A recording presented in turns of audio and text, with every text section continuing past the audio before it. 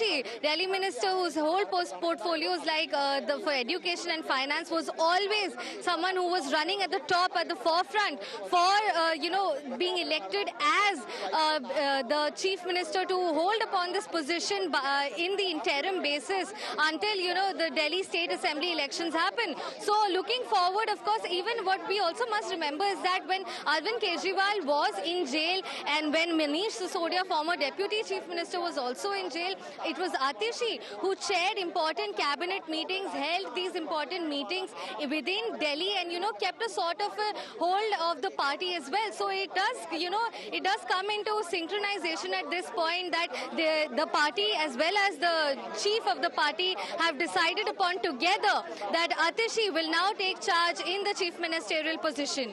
Well, Atishi's rise as far as the Aadmi party is concerned has been a meteoric one. Tanushka, you've been covering the party and the Delhi government very closely. When the 15th August flag controversy broke out, remember it was Arvind Kejriwal who had nominated Atishi to hoist the flag on behalf of the Delhi chief minister. So I think if there were any telltale signs, they were right there. Hiding in plain sight, perhaps for everybody to see.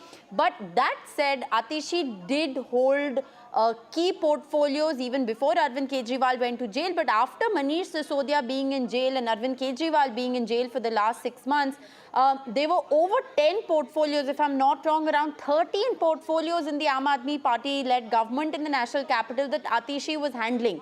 Therefore, she was always the front runner. As far as picking this interim chief minister is concerned, what is the larger message that Arvind Kejriwal is trying to send out here? At this point, what we're picking up is, of course, that Arvind Kejriwal was the person who, who would decide, who has decided upon this chief ministerial position. It was his call. It was his sudden announcement to decide upon resignation, resigning from his post. And he said that he's doing this to, gauge the people's mandate. What Arvind Kejriwal announced earlier on Sunday was that he's letting the people decide at this point who should the chief minister be. He's letting the people decide into an honest or into choosing an honest or a corrupt person as their chief ministerial candidate. He said that his image was being portrayed as that of a corrupt person by the BJP is what these claims were. So therefore he left. This is a major reason why he resigned from his chief ministerial post. However, understanding that, of course, the basic question that comes up next, that who would be taking charge of the party in the meanwhile. And Atishi has, as you also rightly mentioned, has always held important portfolios, even before this whole jail fiasco happened, and especially when the chief minister was in jail. It's not just taking charge of education and finance, presenting the budget for the Delhi government, but also taking charge of water situations, of sanitation situations, the Delhi Jal Board. She's also been someone who we've prominently seen who's gone and visited these water treatment plants as well. So she has been someone who has, wrecked these places by herself. So it was, sort of speculated or anticipated that her name would finally be decided upon. And what we are understanding from Arvind Kejriwal at this point is that it was his sole decision, and he proposed Atishi's name, and all the other MLAs agreed upon his decision. Right. I think that's the other key question here, that, was this unanimous? Was there support? Because what, Tanushka, you've been reporting is that while that legislative party took place, the party chief whip, Dilip Pandey, in fact, said that it should be Arvind Kejriwal who should decide finally who will replace him in the, in the interim months till an election takes place. And when he proposed Atishi's name, was there unanimous acceptance for it? And, there were other top runners as well. There was Saurabh Bharadwaj who was in the running. There was Kailash Gehlot who was in the running. There was even Sunita Kejriwal, who many had said, was perhaps in the reckoning, but I think she made it pretty clear that she's not interested. So I think it's important to also see how her leadership is accepted within the government in Delhi. At this point, what we're also picking up is that it was a unanimous decision. Arvind Kejriwal did propose the name of Atishi. However, all the MLAs were on board with it and on agreement with it as well.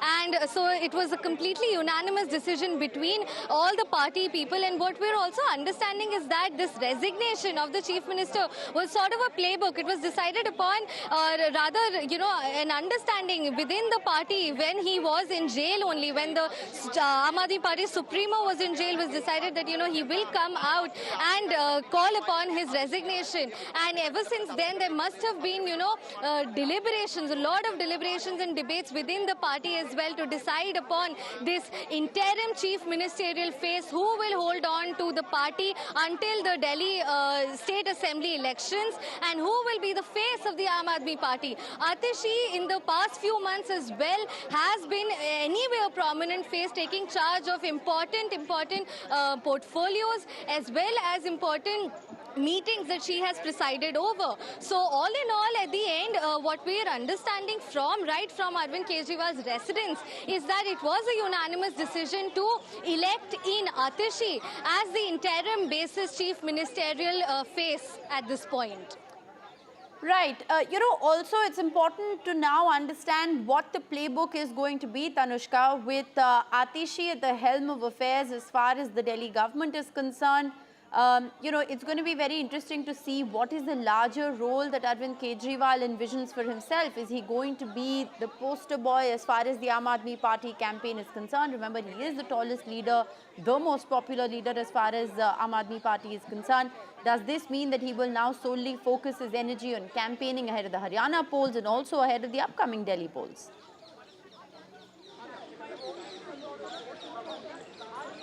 That's precisely what we're also understanding right now, is that it could be, most of these possible scenarios wherein Atishi takes charge of, the administration of the Delhi government here and the Aam Aadmi Party, of course, here in Delhi. While Arvind Kejriwal, as we already know, that the Supreme Court has put in conditions upon him on his participation as well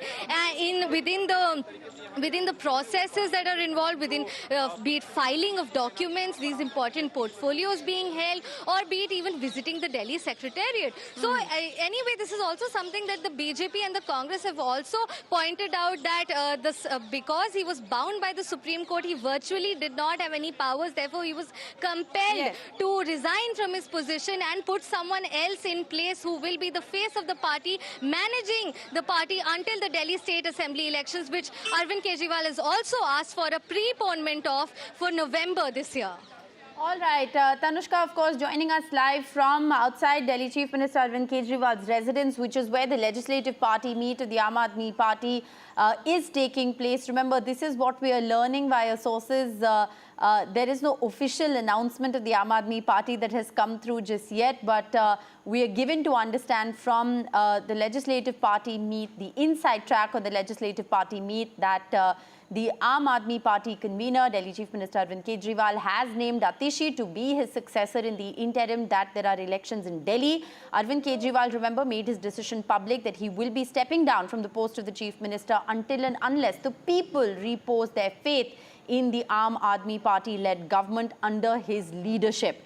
Ishika is also joining us live from the national capital at the moment. Ishika, there have been sharp reactions coming in from the quarters of the opposition. Atishi was always believed to be the front runner as far as the post of the Delhi Chief Minister is concerned, considering the fact that she's pretty much de facto been running the Aam Aadmi Party government in Arvind Kejriwal and Manish Sisodia's absence, Ishika.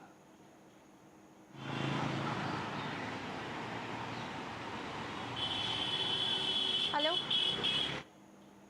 All right, we'll try and reconnect with Ishika in just a bit. Tanushka, if I can come back to you at the moment. We're expecting a formal announcement from the Aam Aadmi Party to follow soon, post which we will be seeing the Delhi Chief Minister Arvind Kejriwal meeting the Lieutenant Governor after 4 p.m. this afternoon to tender his resignation. But there will have to be an official process of Atishi taking oath and subsequently taking charge of the government. Right, exactly. That's what we're also awaiting at this point outside Arvind Kejriwal's residence for, the delegation of these leaders to come out and give in a formal announcement on the election of Atishi as the chief minister for the time being until the Delhi State Assembly polls happen and until there is a formal decision as well on who will be the next chief minister, who the people vote in as the next chief minister. And for that time being, Atishi has been elected. However, we still await a formal response on this, a formal statement on this from the Aadmi party right outside Arvind Kejriwal's residence. And this is also looking forward to Arvind Kejriwal's formal tender to his resignation that will happen later in the afternoon at 4:30 p.m. when he goes to meet the Delhi Lieutenant Governor V.K. Saxena, wherein formally he will be resigning from his chief minister's post. And as of now, of course, what we understand is that Atishi will be taking charge in the time being as the chief ministerial face. All right. Well, Ishika is also back with us. Ishika, Atishi has seen a meteoric rise within the rank and file of the Aadmi party, holding 13 portfolios in the Delhi government. We're going to come to you in just a moment. Shazia Ilmi of the BJP also joining us for a quick reaction. Shazia, thanks very much for speaking with NDTV. Your first reaction to all the twists and turns in the Delhi government? Like I said earlier, it's yet another political stunt by Aadmi Party, Arvind Kejriwal. He could have resigned earlier. Now it's up to them. It's their prerogative. Who the team of, it's not even the team of MLAs or the Vidhayak Dal who will decide. It is Arvind Kejriwal all the way. So this is clearly his decision because it's a one-man ruled party. So I guess it's his prerogative and his choice. One cannot comment on that, and I'm sure Atishi will prove herself to be a good administrator and a CM face as she's being projected. But the fact of the matter is that the entire matter is mired in so much confusion and, the whole legal battles. If you see, very soon the trial will begin. And then Arvind Kejriwal knows that he is taking this big chance, this big gamble, because that means creation of a new power center when you do that. So the trial will begin and that will go on for a while. Yes. So whether Atishi will be also the CM candidate for the elections is also something that is to be seen. All right. Well, Shazia, as far as the BJP is concerned, of course, your party has come out and criticized this as a political gimmick. Whether it's a political gimmick or a political masterstroke, we'll know soon enough. But I also want to ask you, as far as the BJP is concerned, would the party be willing to and prepared to hold elections in November, as Arvind Kejriwal has demanded? No, Arvind Kejriwal can't, demand and do things and expect us to follow his agenda. And he has to dissolve the assembly first, right? Yes. So unless the assembly is dissolved and then he goes to LG, nothing is possible. The very fact that he is making Atishi the interim CM means that he doesn't intend to dissolve the assembly. So I think there is a lot of confusion again on this matter. So unless and until he dissolves the assembly and there is a resolution to that effect, and then he takes it to LG and says that, he wants the elections to be done, none of it is, it's all mere speculation. Well, Shazia, the Delhi Assembly session has been scheduled for September 26th and 27th. That's in about 10 days from now. So we'll have more clarity then. But I also want to understand from you, Arvind Kejriwal has proposed early elections. Would the BJP be willing to have early elections in Delhi? The elections are anyway slated for February. Because the narrative that the Aadmi party has constantly drummed up against the BJP in the national capital is Arvind Kejriwal versus who? Do you have an answer to that question, and would you therefore be, No, Arvind Kejriwal has been posing many questions. It is Manish Sisodia, who was going to jail, was saying that it is ED and CBI officials are asking him to join BJP. When we said that Manish Sisodia barely won his own seat, they became quiet. Not just that, Atishi has been implying and saying that, oh, they are offering bribes to me and they want us to join, they want me to join BJP. But she has not been able to give a name. So they like to throw these things around. They're known to be liars and flip-floppers. They never come up with any evidence. That has been the mainstay of their politics. You remember the famous cases. Be that as it may, be that as it may, I think, yes. They had to apologize. So they can say anything, anytime. And it's totally up to the LG to decide, take a call on this after the assembly is resolved. Be that as it may, Shazia Ilmi, my question to you remains on the idea of a November election. Is it amenable to the BJP, and would you be willing to consider putting up a face against Arvind Kejriwal this time around? That is Arvind's idea. Why would he want to consider that? Okay. Yeah, why would he want to consider everything Kejriwal says? Okay. Well, only looking for a reaction. Arvind accuses LGs, all three LGs he's had a problem with. Yes. So every time he says something, do we need to answer that? Okay. We don't have to honor everything that is being uttered by Aam Aadmi Party. Okay. Well, the Chief Minister is going to be resigning at 4:30 this evening is what we're told. He's going to be meeting the Lieutenant Governor. He's proposed Atishi to be the interim Chief Minister of Delhi. While, of course, we will continue to track when elections will be held. Arvind Kejriwal proposing early polls in November. Is that a reality, or will elections take place in February, which is when they're originally expected to take place? Thanks very much, Shazia, for joining us with that reaction from the BJP. The BJP, of course, has continuously questioned Arvind Kejriwal's resignation as a political gimmick. Now also raising questions on whether Atishi will be the face of the next election, or will it continue to be Arvind Kejriwal. They've also talked about how there is a technicality and a process to be followed as far as early polls is concerned. So the BJP continuing to remain tight-lipped on whether or not they're prepared for an early election. But needless to say, the politics of the national capital got a whole lot more interesting. Let's go right back to Tanushka, joining us live outside Arvind Kejriwal's residence at the moment. Tanushka, that was an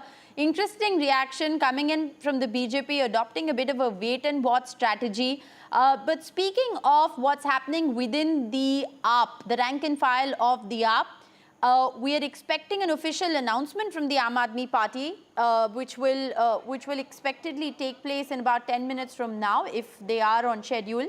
And then we will see Arvind Kejriwal going ahead and tendering his resignation. Right, exactly.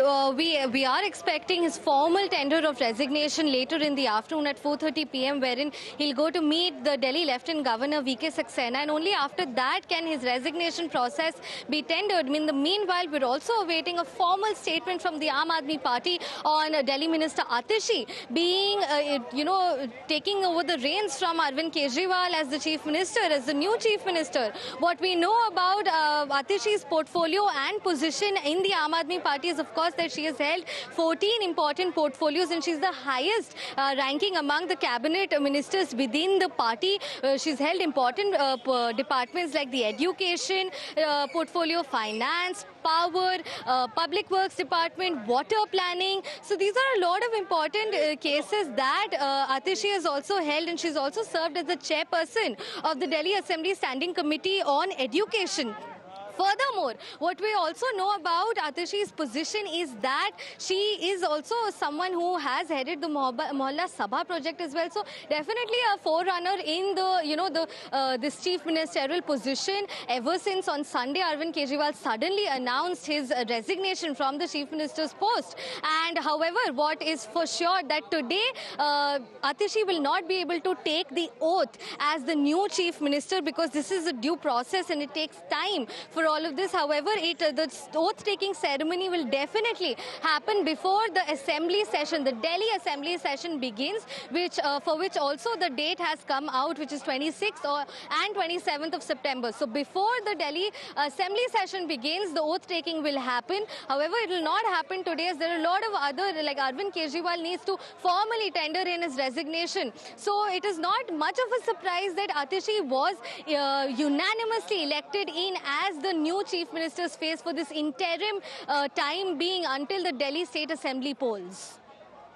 Right. Well, Arvind Kejriwal expected to resign in a few hours from now, but in a few minutes from now, Atishi will be announced as the next chief minister, or rather Arvind Kejriwal will propose the name of Atishi as the next chief minister of Delhi. She was the front runner, administratively in charge of running the Delhi government at a principal level in the absence of Arvind Kejriwal, who's been housed in the Tihar jail for the last 6 months.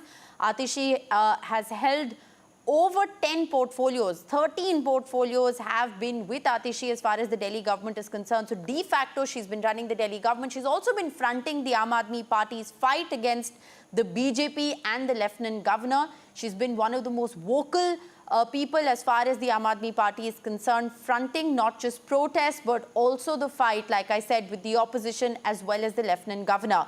Atishi has been seen at all major protests. Atishi has been seen at all major situations, Tanushka, in a certain sense, where the Aam Aadmi Party wanted to project a leader, whether it was taking stock of, flood relief situation or waterlogging, or, like I said, fronting the fight against the Lieutenant Governor. And, of course, in charge of key portfolios, including PWD, finance, education, etc. Atishi has pretty much been running the Delhi government, along, of course, with others like Saurabh Bharadwaj, Sanjay Singh, etc.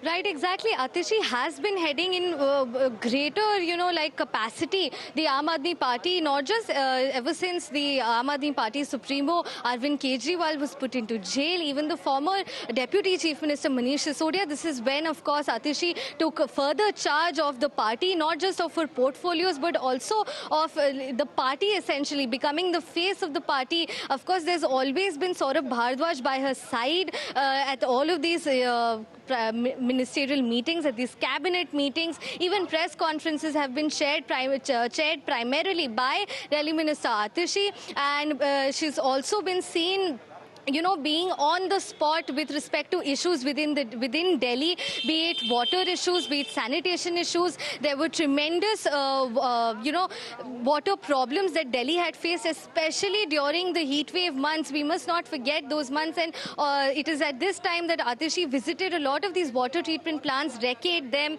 and as well as, when the question came on to education and the supply of books at these schools that have been set up, the model schools that have been set up. So a lot of charge that Atishi was already taking, and not just in terms of portfolio, but also in terms of hitting out at the Delhi Lieutenant Governor as well. All of the claims, we know that there's been a constant political tussle between the Aam Aadmi Party and the Delhi Lieutenant Governor. The share of power has been constantly being tugged at from both the sides, which Atishi has managed from the Aam Aadmi Party's end, while the Delhi Lieutenant Governor holds his own constitutional and statutory powers. So this is also something that has been managed by Atishi, of course, alongside other Aam Aadmi Party leaders, which is why it makes sense that this was a cohesive and a unanimous decision for her name to be put forward by Arvind Kejriwal as the next sitting chief minister until the Delhi Assembly polls.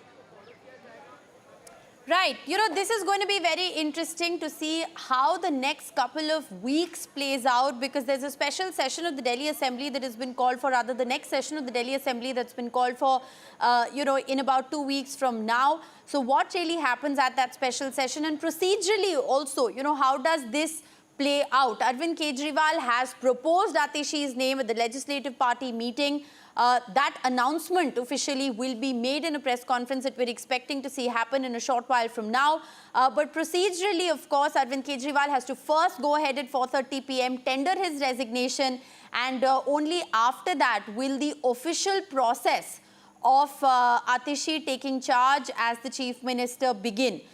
In the interim, Tanushka, it's going to be very interesting to see the political reactions coming in, because, like you've been reporting, both the BJP and the Congress have questioned this move. So whether it's a political gimmick or a political masterstroke, we'll know soon enough. But needless to say, huge churning in the politics of the national capital with Arvind Kejriwal's surprise announcement. I think he surprised most people when he made that announcement to step down, handing over the reins now to Atishi. Tanushka.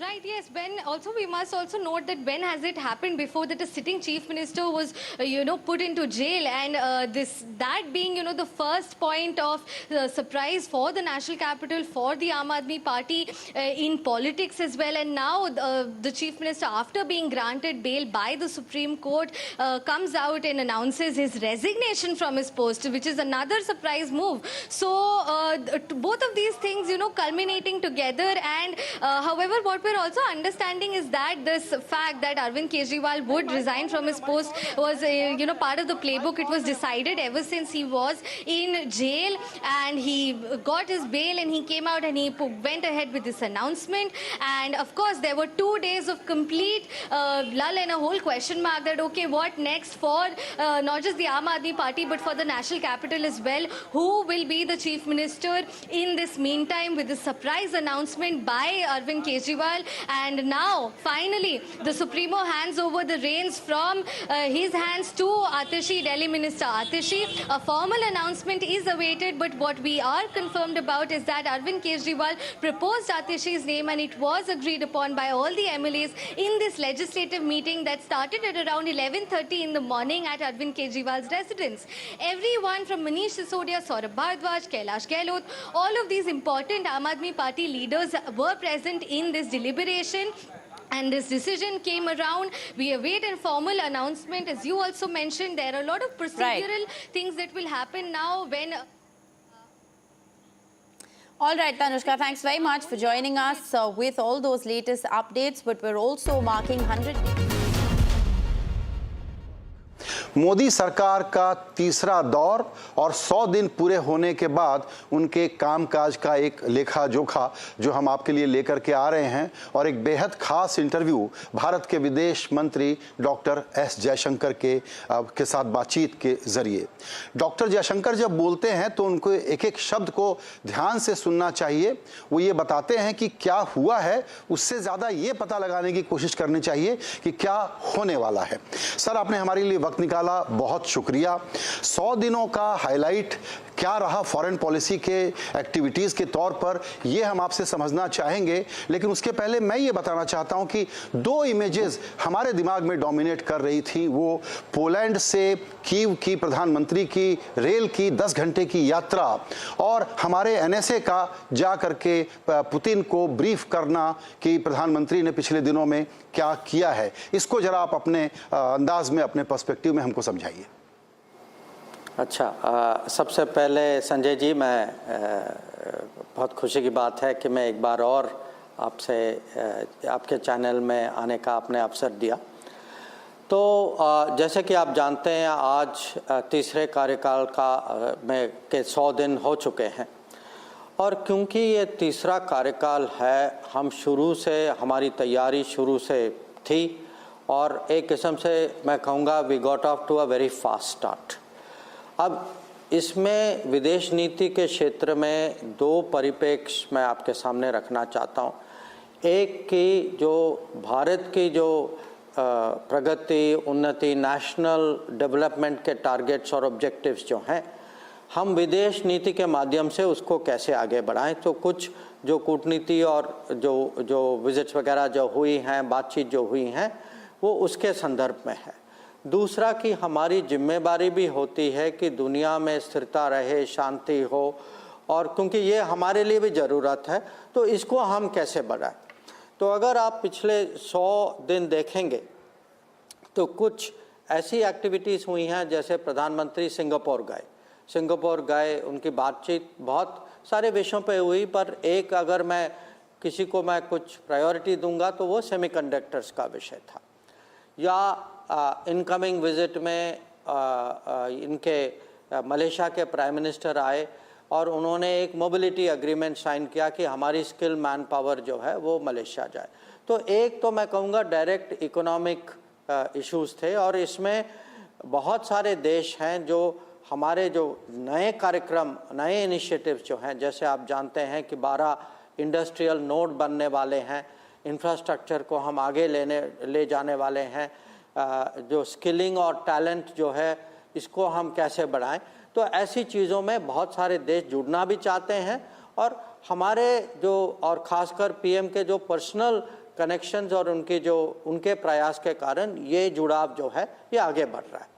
दूसरा विषय, और आपने Ukraine और Moscow की बात की, मैं कहूँगा कि हमारे योगदान जो है कि हम क्या कर सकते हैं कि ये युद्ध अब तीसरे साल, इसका अब तीसरा साल है।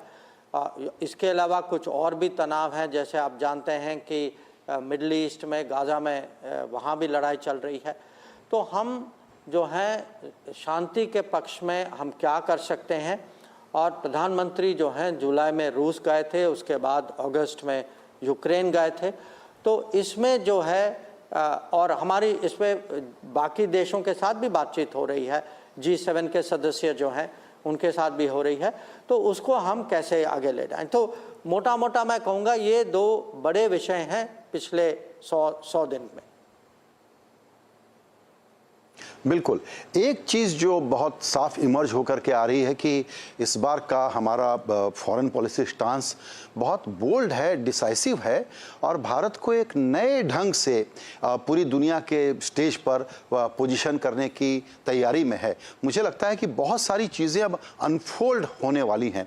तो हम आपसे वो समझना चाहेंगे कि भारत अपने को पोजीशन कैसे कर रहा है, जबकि हम देखते हैं कि अमेरिका की डेमोक्रेसी की अपनी क्या समस्याएं हैं, चीन जिस तरीके से एक आइसोलेशन में अपना चलते रहता है, उसको देखते हुए यूरोप की एक गिरावट है, एशिया का एक इमरजेंस और उसमें भारत का रोल। तो ये डॉट्स हम कैसे कनेक्ट करें? देखिए, अगर आप भारत की पोजीशनिंग समझना चाहते हैं, ये 100 दिन आप देखिए कि पीएम का पहला दौरा जो था वो G7 जो पश्चिमी देशों की संगठन जो है उनके साथ मुलाकात के लिए वो इटली गए। उसके बाद क्योंकि संसद की सत्र चल रही थी तो वो खुद जा नहीं पाए, पर उनके ओर से मैं प्रतिनिधि था। SCO की मीटिंग हुई, SCO की शिखर सम्मेलन हुई अस्थाना में। तो ये जो हैं ज़्यादातर रूस, चीन, सेंट्रल एशिया, ईरान, ये देश हैं।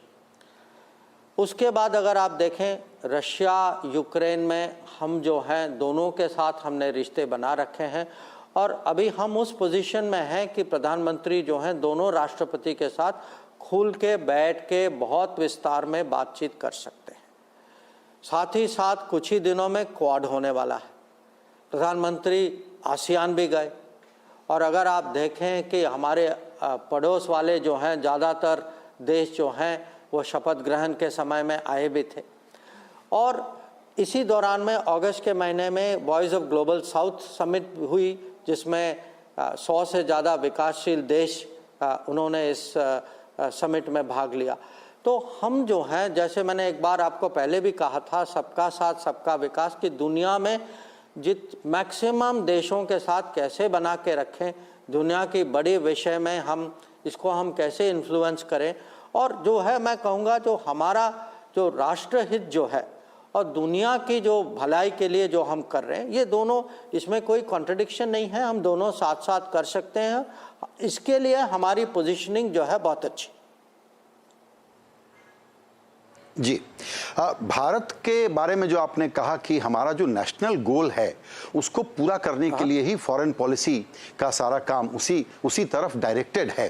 तो मैं ये समझना चाहूँगा, एक आपका बहुत ही इंटरेस्टिंग बयान आया कि चीन के साथ हमने अपने 75% इश्यूज जो हैं वो रिजॉल्व कर लिए हैं, और दूसरी इंपॉर्टेंट बात आपने कही कि जो ट्रेड का इम्बैलेंस है उसको बैलेंस करने की ज़रूरत है। हम में से बहुत सारे लोग ऐसा मानते हैं कि भारत और चीन की कुछ भी समस्याएं हो सकती हैं, लेकिन इंडिया के इकोनॉमिक ग्रोथ के लिए दुनिया भर में जिस तरह का कारोबार और यहां पर इन्वेस्टमेंट की जरूरत है, जाहिर है कि फॉरेन पॉलिसी इसको भी बहुत बड़े पैमाने पर पावर कर रहा है। तो इकोनॉमिक एक्टिविटी और उस रोड मैप के बारे में अगर आप कुछ बताना चाहें तो।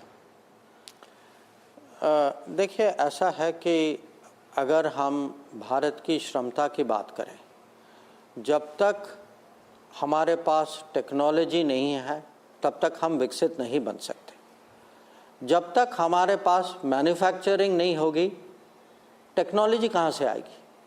तो हमें जो है, मैं कहूँगा एक किस्म से जो फाउंडेशन जो है, आधार जो है वो मैन्युफैक्चरिंग है। हमें मैन्युफैक्चरिंग को आगे बढ़ाना ही चाहिए। ऑर्थोडॉक्स माने जो नॉर्मल मैन्युफैक्चरिंग और कल की मैन्युफैक्चरिंग जो आपको लगता है न्यू एमर्जिंग टेक्नोलॉजीज, जैसे सेमीकंडक्टर हैं, जैसे ड्रोन है, जैसे स्पेस है, जैसे इलेक्ट्रिक मोबिलिटी है, पर साथ ही साथ आपको अपनी इंजीनियरिंग गुड्स, आपके जो बाकी मैन्युफैक्चरिंग जो है उसको भी ले जाना चाहिए। अब हमारा दुर्भाग्य है कि पिछले बहुत दशकों से मैं कहूँगा कि कहीं ना कहीं मैन्युफैक्चरिंग में हम पीछे रह गए हैं। जो हमारे यहाँ इस पे अभी भी डिबेट होती है, कुछ लोग का कहना है कि हम मैन्युफैक्चरिंग के काबिल हैं ही नहीं। कुछ लोग जो हैं एनवायरनमेंट के एक किस्म का वो कारण तो कहते हैं, पर एनवायरनमेंट के तर्क पे वो बाधाएं डालते हैं। तो अभी जो है हमें मैन्युफैक्चरिंग कैसे, क्योंकि जब तक मैन्युफैक्चरिंग नहीं बढ़ेगी आपके यहाँ रोजगार ही नहीं बढ़ेगी। तो मैन्युफैक्चरिंग बढ़ाने के लिए आज जो है मोदी सरकार ने प्राथमिकता दी है कि ये 12 इंडस्ट्रियल नोड्स पूरे देश भर में बने, और साथ ही साथ इसके लिए जो स्किल्स की ज़रूरत जो है, जो आपने देखा होगा कि जो फॉर्मल बजट, जो फुल ईयर की बजट जो थी, उसमें भी प्राथमिकता स्किलिंग के लिए दी थी कि इंडस्ट्रियल नोड्स भी आगे बढ़े, साथ उसकी इंफ्रास्ट्रक्चर आगे बढ़े ताकि गुड्स, रॉ मटेरियल आए, फिनिश गुड्स निकले, और जो ह्यूमन रिसोर्स की तैयारी जो है उसको कैसे आगे बढ़े। और मैं ये कह सकता हूँ आपको, मैं अभी मैं जर्मनी और स्विट्ज़रलैंड से आया हूँ कि दुनिया में अभी जो है भारत के बारे में बहुत उत्साह है। दुनिया की कंपनी जो है आजकल भारत को बहुत सीरियस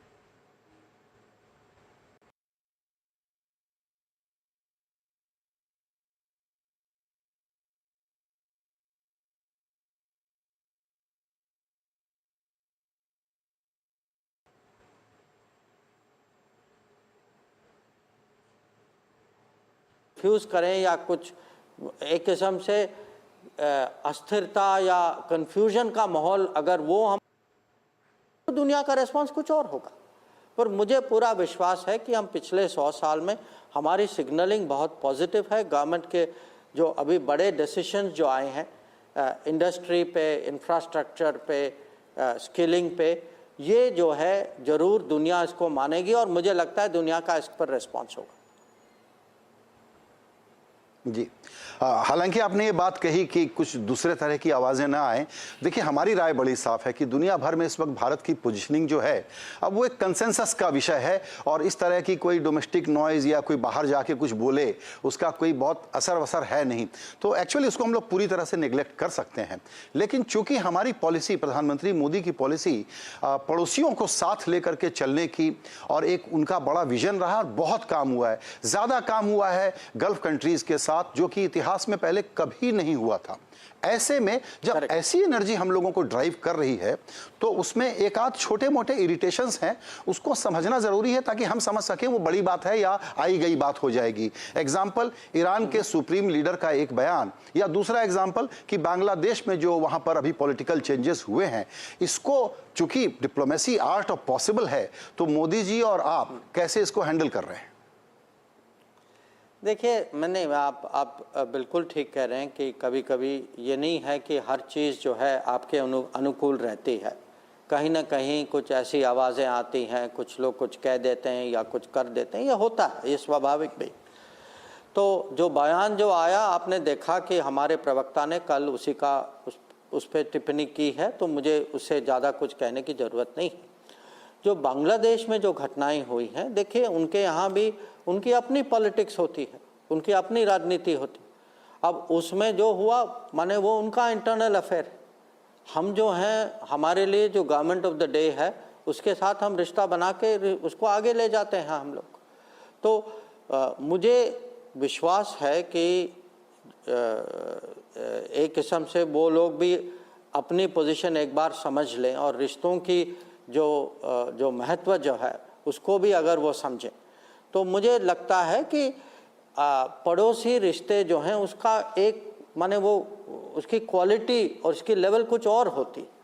पड़ोसी जो हैं दोनों या जितने भी हैं वो एक दूसरे पे निर्भर होते हैं। तो मुझे पूरा विश्वास है कि इसमें जैसे बाकी जो हमारे पड़ोसी जो हैं, जहाँ भी पहले कुछ राजनीतिक घटनाएं हुई थी और आपने देखा उसके बाद सेटल हो गया था। तो ये जो है वहाँ बांग्लादेश में उनके यहाँ जो इंटरनली होगा वो उस पर हमें टिप्पणी करना ठीक नहीं होगा। पर हमारे रिश्ते जो हैं हमारी ओर से तो हम इसको स्टेबल रखना चाहते हैं, इसको हम आगे बढ़ाना चाहते हैं। अच्छा कोऑपरेशन है, हमारा व्यापार अच्छा है, पीपल टू पीपल कोऑपरेशन अच्छा है, तो मैं तो इसी रास्ते पे जाना चाहूँगा। बिल्कुल सर, आपने हमको 15 मिनट दिया है तो मैं आपसे एक आखिरी सवाल पूछना चाहूँगा और वो है फॉरवर्ड लुकिंग, क्योंकि अब आगे का एजेंडा भी फॉरेन पॉलिसी का बहुत एक्शन पैक्ड है और एक जो बड़ा माइलस्टोन होगा वो होगा न्यूयॉर्क जाना और यूएन जनरल असेंबली, और उसके अलावा साइडलाइंस में बहुत सारी मुलाकातें।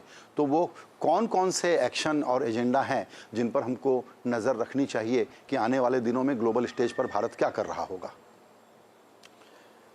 देखिए, अभी तो मैं कहूँगा कि आने वाले दिनों में दो बड़े घटनाएं हैं। एक तो वो समिट ऑफ द फ्यूचर है। समिट ऑफ द फ्यूचर, क्योंकि जो आप जानते हैं ये सस्टेनेबल डेवलपमेंट गोल्स जो खासकर जो विकासशील देश जो हैं उनकी तरक्की की एक किस्म से ये असेसमेंट है। इनको टारगेट्स दिया गया था कि आप 2030 तक आप ये टारगेट्स आप वहाँ तक पहुँचेंगे। अब कोविड के कारण और कुछ और भी कारण हैं, उसके कारण आप सब लोग जो हैं ये टारगेट से काफ़ी पीछे हैं। ये चिंताजनक विषय। अब उसकी तैयारी जो है हमने देखा था कि जब अगस्त में हमारे प्रधानमंत्री ने ये वॉइस ऑफ ग्लोबल समिट, ये तीसरा वॉइस ऑफ ग्लोबल समिट था, तो उसकी जब बैठक उन्होंने बुलाई थी तो जो विकासशील देश जो हैं उनके एक किस्म से मैं कहूँगा उनके जो कंसर्न्स हैं उसका निचोड़ उन्होंने निकाला था। और मुझे लगता है कि हम समिट ऑफ द फ्यूचर में जो प्रधानमंत्री जो बोलेंगे वो दुनिया बहुत ध्यान से सुनेगी। दूसरा जो है वो क्वाड की बैठक है। ये आप जानते हैं कि राष्ट्रपति बाइडेन का आखिरी क्वाड होगा। जापान के प्रधानमंत्री भी आगे उनका भी कार्यकाल अब अंत में आ गया है।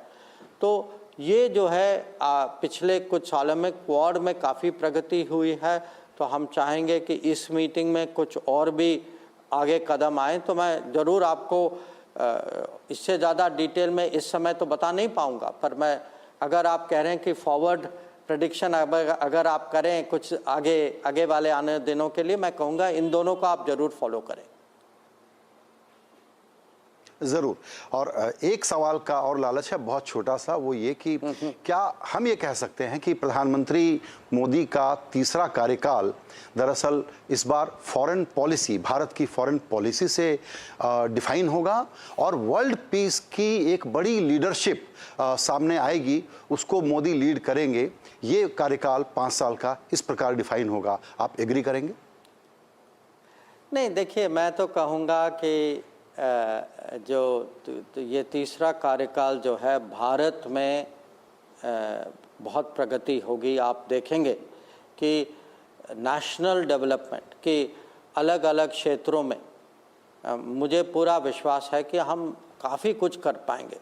कि अगर हम पिछले 10 साल में इतना इंफ्रास्ट्रक्चर, इतने एजुकेशनल इंस्टीट्यूशंस हमने खड़े कर रखे हैं, आप कुछ भी आंकड़े देखें, एयरपोर्ट्स के देखें, रेलवे के देखें, रोड्स की देखें, तो ये सब इसको हम एक किस्म से अगले 5 साल में डबल कर पाएंगे। तो मेरे मन में तो है कि हर देश जो है, हर कार्यकाल जो है वो अल्टीमेटली, जो आपने कहा कि आप डिफ़ाइन इसको कैसे करेंगे, मैं तो कहूँगा कि ये हम नेशनल डेवलपमेंट के माध्यम से डिफ़ाइन करेंगे। परंतु मैं ये भी कहूँगा कि क्योंकि अभी जो है दुनिया में मोदी जी जो हैं खासकर डेमोक्रेटिक वर्ल्ड में एक किस्म से सबसे सीनियर या सबसे सीनियर में से एक हैं लीडर्स, और उनकी जो है लोग कदर करते हैं,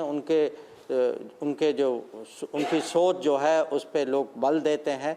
तो आज जो दुनिया जो है ये युद्ध और संघर्ष और तनाव से जो गूंज रही है, मुझे लगता है कि इसमें भारत को और ख़ासकर प्रधानमंत्री को व्यक्तिगत रूप में उनका एक योगदान हो सकता है और आप इसका एक किस्म से पहले 100 डेज में आपको थोड़ा बहुत इसमें दिखाई दे रहा है।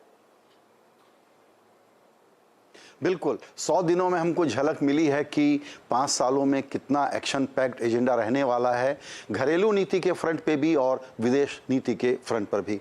आपको बहुत बहुत बधाई और हमारे लिए समय निकालने के लिए धन्यवाद विदेश मंत्री जी। थैंक यू, नमस्कार।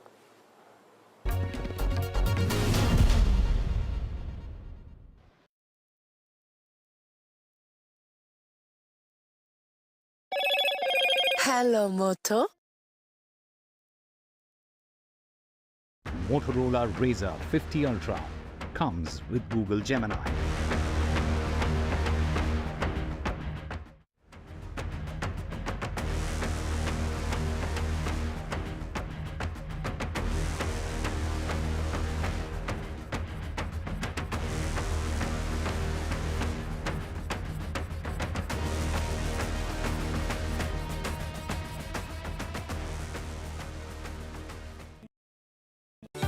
Stay informed and entertained with the new and updated NDTV News app.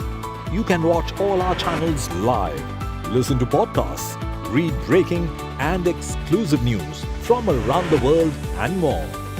Download the NDTV app today and get access to the best journalism and storytelling on your smartphone or tablet. The NDTV app. News that matters to you.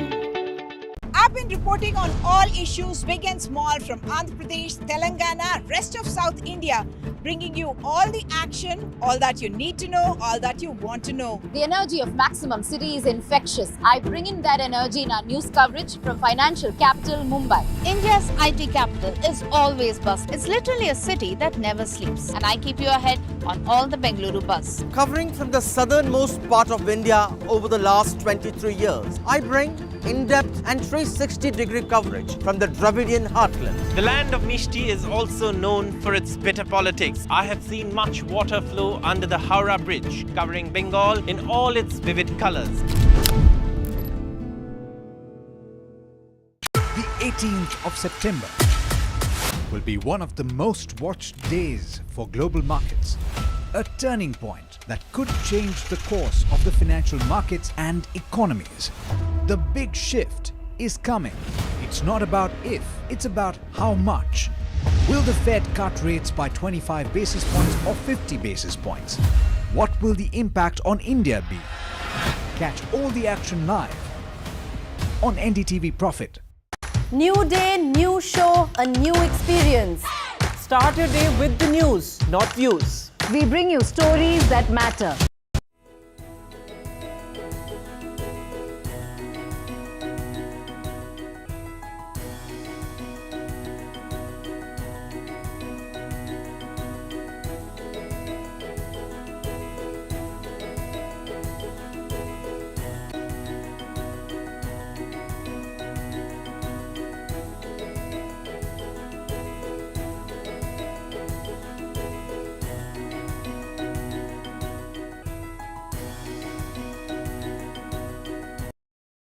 I've been reporting on all issues big and small from Andhra Pradesh, Telangana, rest of South India, bringing you all the action, all that you need to know, all that you want to know. The energy of Maximum City is infectious. I bring in that energy in our news coverage from financial capital Mumbai. India's IT capital is always buzz. It's literally a city that never sleeps. And I keep you ahead on all the Bengaluru buzz. Covering from the southernmost part of India over the last 23 years, I bring in-depth and 360-degree coverage from the Dravidian heartland. The land of Mishti is also known for its bitter politics. I have seen much water flow under the Howrah Bridge, covering Bengal in all its vivid colors.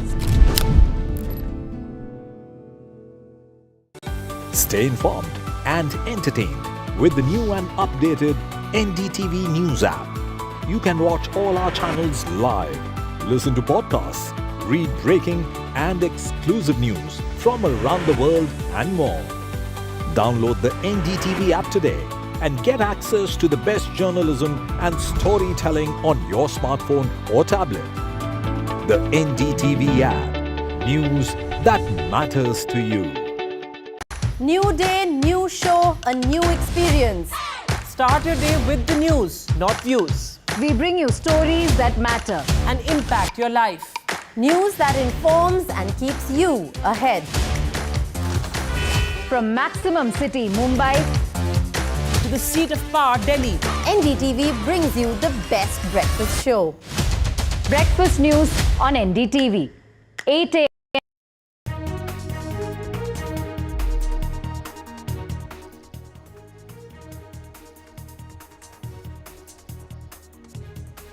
Welcome back. You're watching our continuous coverage of the twists and turns in Delhi. Well, on expected lines, Arvind Kejriwal has nominated Atishi to be the next Chief Minister of Delhi. This is Arvind Kejriwal himself is expected to tender his resignation post 4 p.m. He's going to meet the Lieutenant Governor. Atishi was the front runner. As far as the next Delhi Chief Minister is concerned, the modalities, of course, now remain to be seen. A special session of the Delhi Assembly has also been called. So when will Atishi stake claim? All of those are details that are still being worked out. We will continue to get you the latest from ground zero as well as our team of reporters track this story. Ankit Tyagi joining me live at the moment. Ankit, on expected lines, it is Atishi who was the front runner for the top job, and Arvind Kejriwal has nominated her. What more do we know at the moment in terms of what the chronology of events is going to be going forward?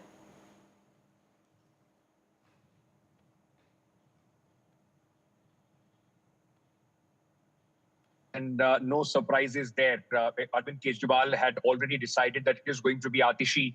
And with that respect, what happened today was just a formality that had to go through with the MLAs, and of course being taken on board, because there is a provision, a constitutional provision, where only the legislative, the MLAs have to in fact vote for a leader. But it was in fact proposed by Arvind Kejriwal, which was upheld, or which was in fact seconded by all the MLAs unanimously. Now, what we know at this moment, that apart from Atishi, there are going to be two new ministers who will also be sworn in. But as you know, that is also the prerogative of the chief minister to, in fact, decide who the ministers are. So the Aam Aadmi Party is not going to possibly, reveal who the process now rolls, submit his resignation, and then a Lieutenant Governor, which will, in fact, tell the Lieutenant Governor that Atishi has the support of all the MLAs. Now, look at the Atishi story. Rishika, when Manish Sisodia, apart from Arvind Kejriwal, and Arvind Kejriwal ruled out Manish Sisodia as well, she's somebody who's literally running the government at this moment in the national capital, has the maximum number of portfolios, is seen as a very, very close confidant. Remember, she came into the Aam Aadmi Party, or before the Aam Aadmi Party, in the IAC. She was, ironically brought in the fold of the party, a Rhodes Scholar, who was brought in by Prashant Bhushan and Yogendra Yadav.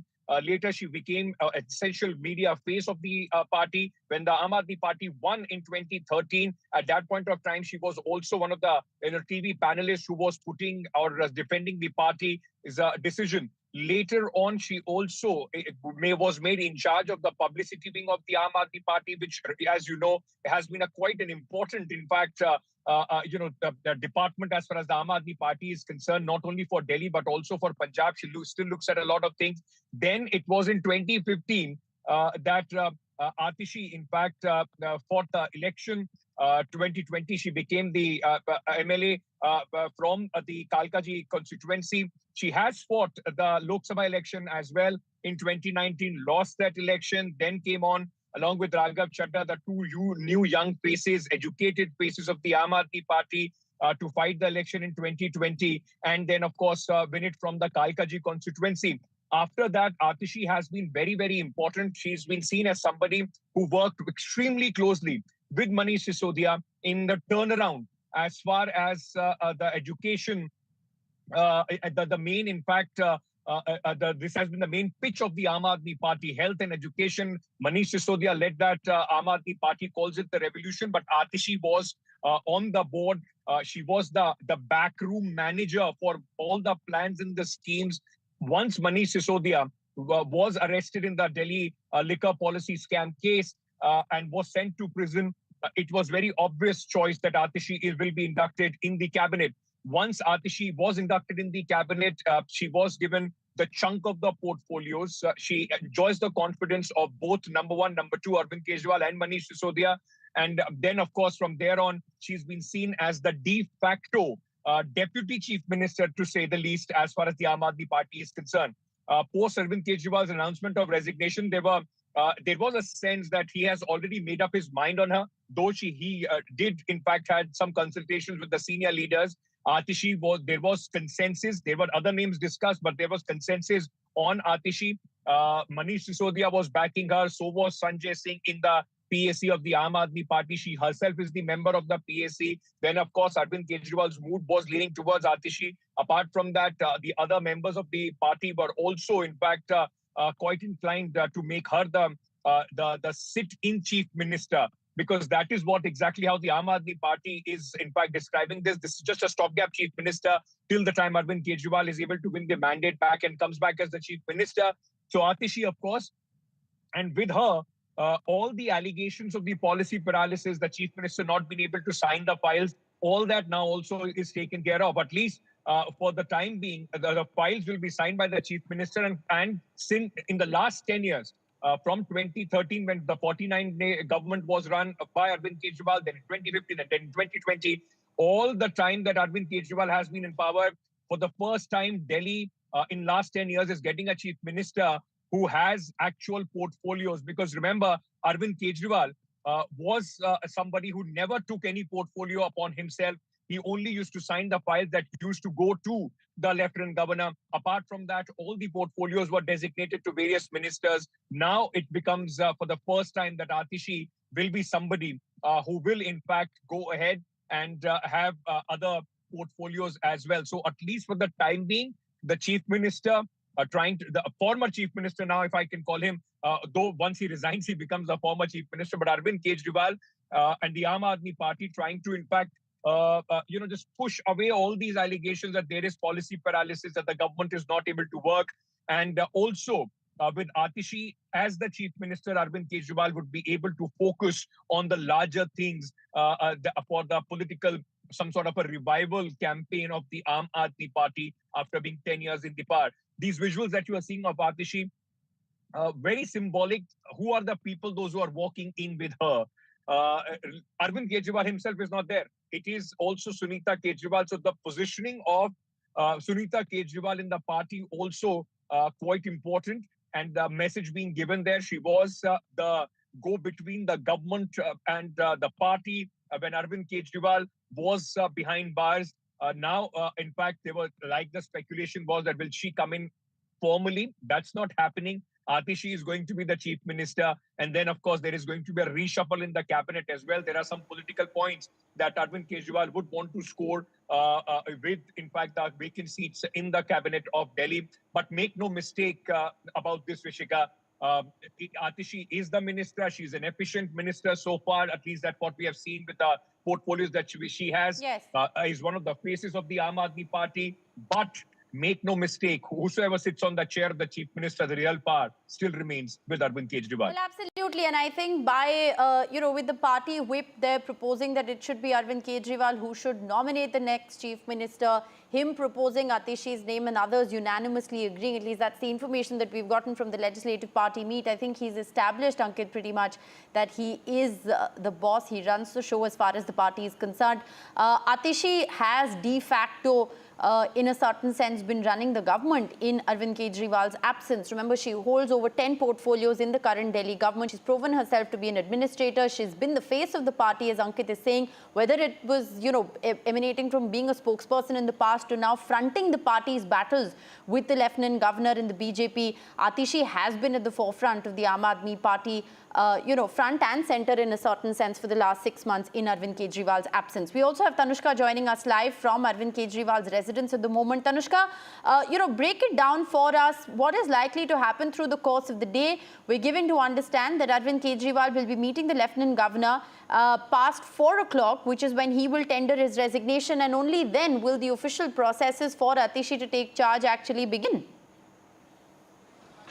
Right, exactly. So just after this announcement, what we were awaiting is that, of course, Gopal Rai came outside and he addressed all the media people who were present here. And in his address, he formally announced that Delhi Minister Atishi will be taking over as the Chief Minister in place until and taking over the reins from Arvind Kejriwal after his resignation until the Delhi State Assembly polls. Now, looking forward to the day, what Gopal Rai also told us is that Arvind Kejriwal will go in and tender his resignation. The resignation will be given in to the Delhi Lieutenant Governor V.K. Saxena at around 4:30 this evening. And before that, so basically what today entails is the resignation tendering happening for sure. That is something that will set into process today itself. The oath taking of Atishi as the current chief minister until the polls will happen later.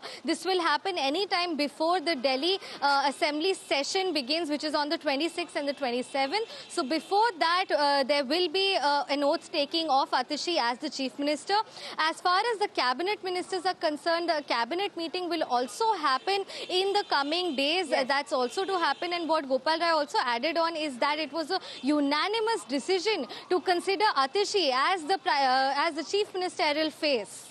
Right. Ishika also joins us live from the BJP headquarters in the national capital. We'll get in a reaction from the BJP, but just before we go back to Ishika, I just want to very briefly play out for our viewers what Gopal Rai said outside the Chief Minister's residence, laying out the roadmap and also, announcing that decision officially. Let's just listen in to Gopal Rai. विधायक दल की बैठक में सर्वसम्मति से निर्णय हुआ है कि अगले चुनाव तक हम चाहते हैं कि ये चुनाव अक्टूबर-नवंबर में कराए जाए, जल्द से जल्द कराए जाए। जब तक चुनाव नहीं होता है, अरविंद केजरीवाल जी को प्रचंड बहुमत से जनता दिल्ली का मुख्यमंत्री नहीं बनाती है, तब तक के लिए आतिशी जी को दिल्ली के मुख्यमंत्री के रूप में जिम्मेदारी निभाने के लिए प्रस्ताव सर्वसम्मति से पारित हुआ है। All right. So those, of course, are the latest political reactions coming in. Gopal Rai, of course, making that official announcement. But my colleague Ishika is joining us live at the moment as well. Ishika, how is the opposition, how is the BJP reacted to this announcement? They've, of course, hit out in the past, calling all of this nothing but a political gimmick.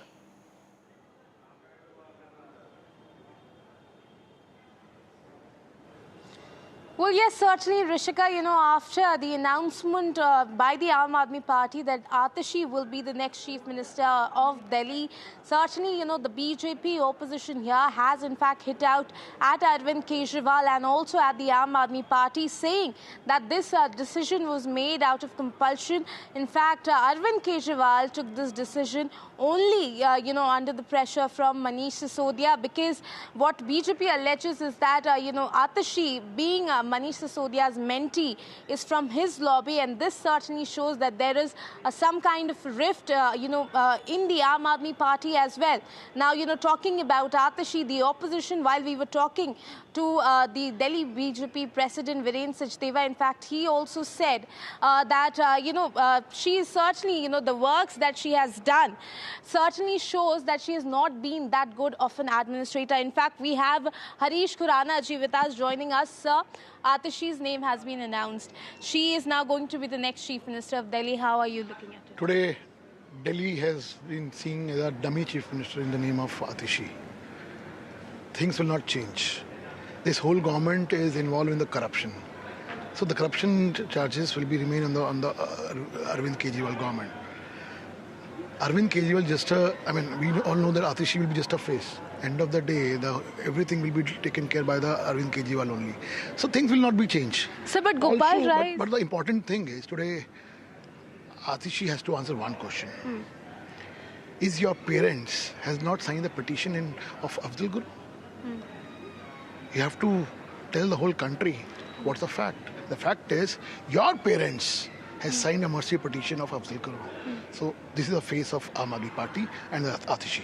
So now Gopal Rai has said, in fact, that this decision was taken because there were conspiracies, that were done by the BJP to break the Aam Aadmi Party using the agencies as well. And that is why, this decision was taken that a chief minister will be appointed for the time. See, the fact is, Arvind Kejriwal has to resign for the compulsion, not by his own will.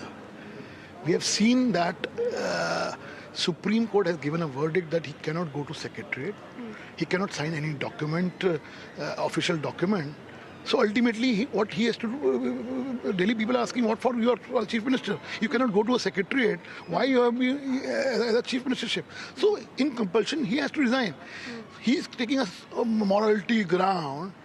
Where was the morality ground at that point of time when he was in jail for last 6 months before?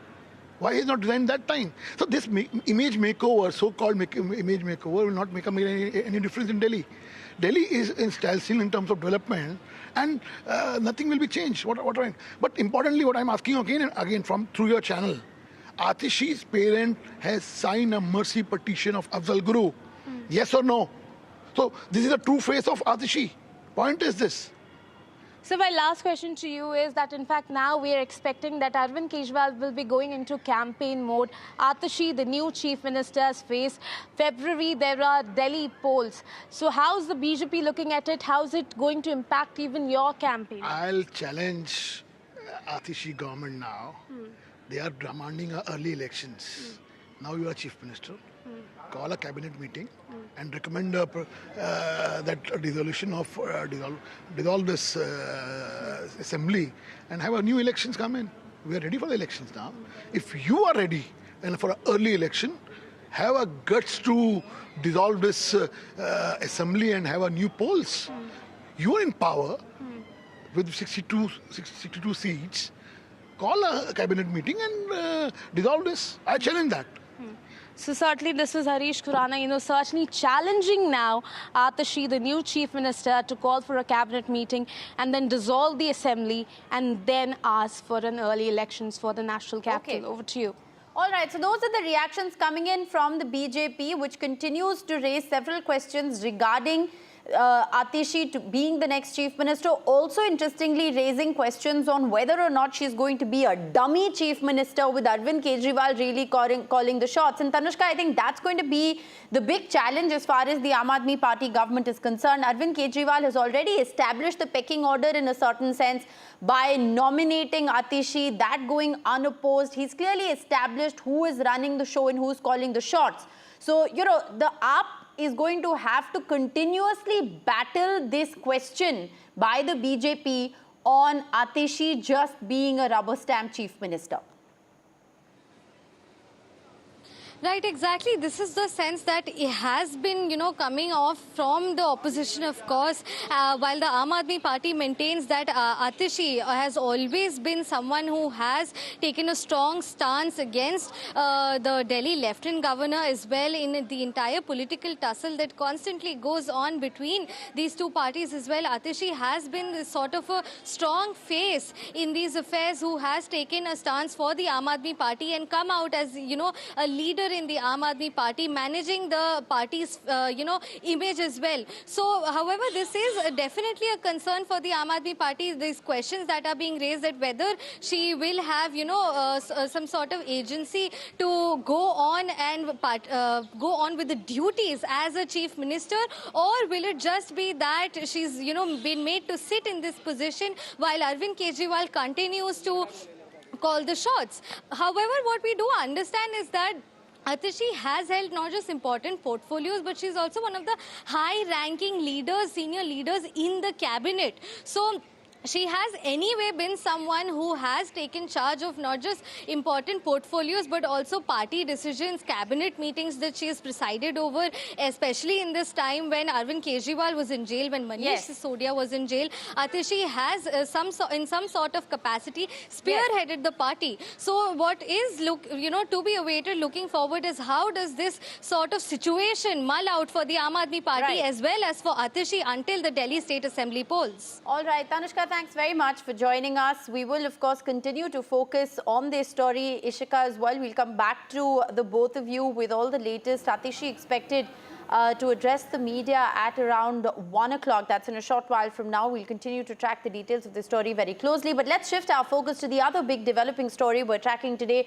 which is the Kolkata rape and murder horror case that is being heard in the Supreme Court. This is a crucial hearing that is taking place as the top court continues its hearing in the RG medical case. The Supreme Court has now said that disclosing the CBI status report will jeopardize the probe. The CBI report is disturbing and therefore it cannot be discussed in a courtroom. The Supreme Court has said that the Kolkata cops must cooperate with the CBI. The Supreme Court also talked about how the victim's father has raised many issues in the letter that he's written to the CBI. So several aspects of the probe being looked into. The Supreme Court also saying that we will not stop the live streaming. It is in the interest of the public.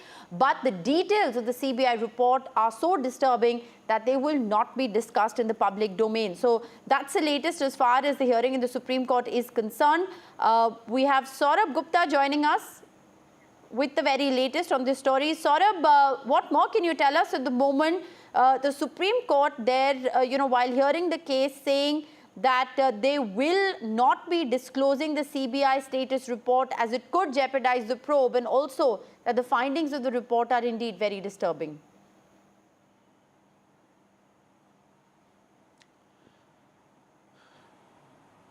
Well, obviously there is something in that report the court has found disturbing, but obviously there is also an information vacuum, because there is, like I said, in this case, a lot of, unverified information that's also been, going around. And in fact, one of the suggestions that was made in court was an anonymous portal. But again, the court there also said that, that would lead to a lot of irrelevant also, information or perhaps, material that would come. And then the CBI would perhaps just have to allot one person to sift through that all day.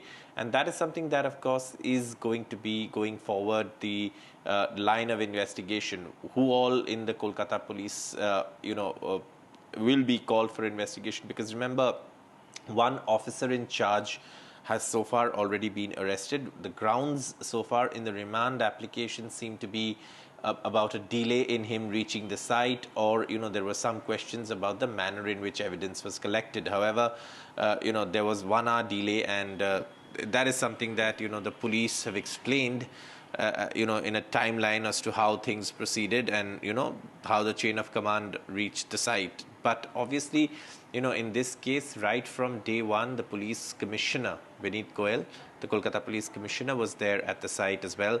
And therefore, this is going to be it seems it's going to be another investigation that's going to take some time.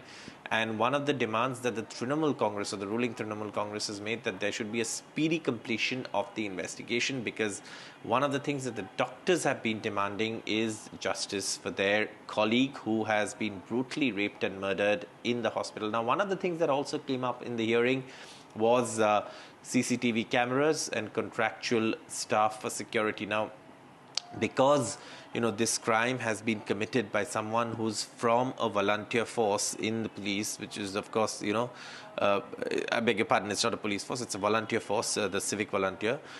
There is considerable amount of caution over contractual security staff, even though contractual, security people are the norm in several places, even, very, very secure places. A lot of contractual people handle security, and security agencies often hire contractual staff. But in this case, because there has been a crime that has been committed by someone from a volunteer force, the issue of reappointing volunteer force, etc., is something that came up for discussions. And in terms of security, what the court has said is that there will be that why not sort of have a regular security, which includes police, and of course the State Council, Kapil Sibal, also informed the court that the CISF is there, regular police, women police force are, and other police force are undergoing training.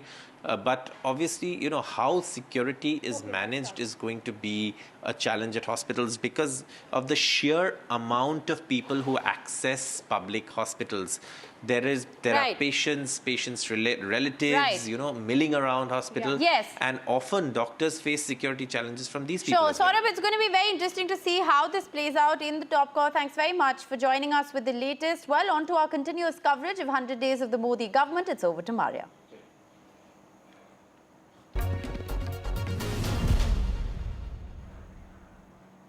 And joining me now for a very special conversation is Union Law Minister Arjun Ram Meghwal. Meghwal जी, आपकी सरकार के 100 दिन पूरे हुए और आपका जो मंत्रालय है उसमें सबसे ज्यादा काम हुआ है। आप अपने 100 दिन कैसे देखते हैं? देखिए मारिया जी, पहले तो मैं आपके माध्यम से आज का दिन क्यों महत्वपूर्ण है, पहले तो मोदी जी के तीसरे कार्यकाल के 100 दिन पूरे हुए हैं। एज ए प्राइम मिनिस्टर तीसरा कार्यकाल चला जो, उसके 100 दिन पूरे हुए। दूसरा, आज विश्वकर्मा जयंती भी है, तो जितने भी लोग हाथ से काम करने वाले लोग हैं उनके लिए आज बड़ा दिन है। तीसरा, हमारे प्रधानमंत्री जी का भी जन्मदिन है, नरेंद्र मोदी जी का। और चौथा, आज पूर्णिमा भी है, फुल मून डे भी है। तो ऐसा सुखद संयोग बन रहा है, इस अवसर पर आपसे बात करके अच्छा लग रहा है। सबसे बड़ा जो हमारे इस कालखंड में जो न्यू क्रिमिनल लॉज लागू हुए 1 जुलाई 2024 से, ये बहुत ही एक महत्वपूर्ण ये कालखंड रहा है कि औपनिवेशिक काल के जो हमारे आईपीसी, सीआरपीसी, एविडेंस एक्ट थे, उनकी जगह भारतीय न्याय संहिता, भारतीय नागरिक सुरक्षा संहिता और भारतीय साक्ष्य अधिनियम, ये तीनों 1 जुलाई 2024 से लागू हो गए। तो ये एक बहुत बड़ा अचीवमेंट हम मानते हैं। इसके अलावा भी हमारे लॉ एंड जस्टिस डिपार्टमेंट में चाहे जुडिशियल अपॉइंटमेंट का विषय हो, सुप्रीम कोर्ट में सभी जजों के अपॉइंटमेंट का मामला हो, चाहे हमारे जो नालसा, सालसा, उसमें न्याय बंधु लीगल सर्विसेज का मामला हो, चाहे हमारे नोटरी को हम ऑनलाइन करके और डिजिटल सर्टिफिकेट देने का मामला हो, ऐसे कई मामले हैं जिससे हमें लगता है कि ये 100 दिन का जो कालखंड रहा है लॉ एंड जस्टिस डिपार्टमेंट के लिए, ये अभूतपूर्व रहा है और अच्छा रहा है। मेघवाल जी, क्योंकि शुरुआत हुई है सरकार की और 100 दिन में आप लोगों ने इतने काम कर लिए हैं, तो आगे का क्या रास्ता होगा और क्या जो वक्फ बिल है जो जिस पर अब जेपीसी बैठ गई है, बहुत सारे राउंड्स ऑफ मीटिंग्स हो चुके हैं, वो आपके लिए बहुत अहमियत रखता है, लेकिन जो आपके सहयोगी दल हैं, जो एनडीए के पार्टनर्स हैं, वो लोग भी उसका विरोध कर रहे हैं।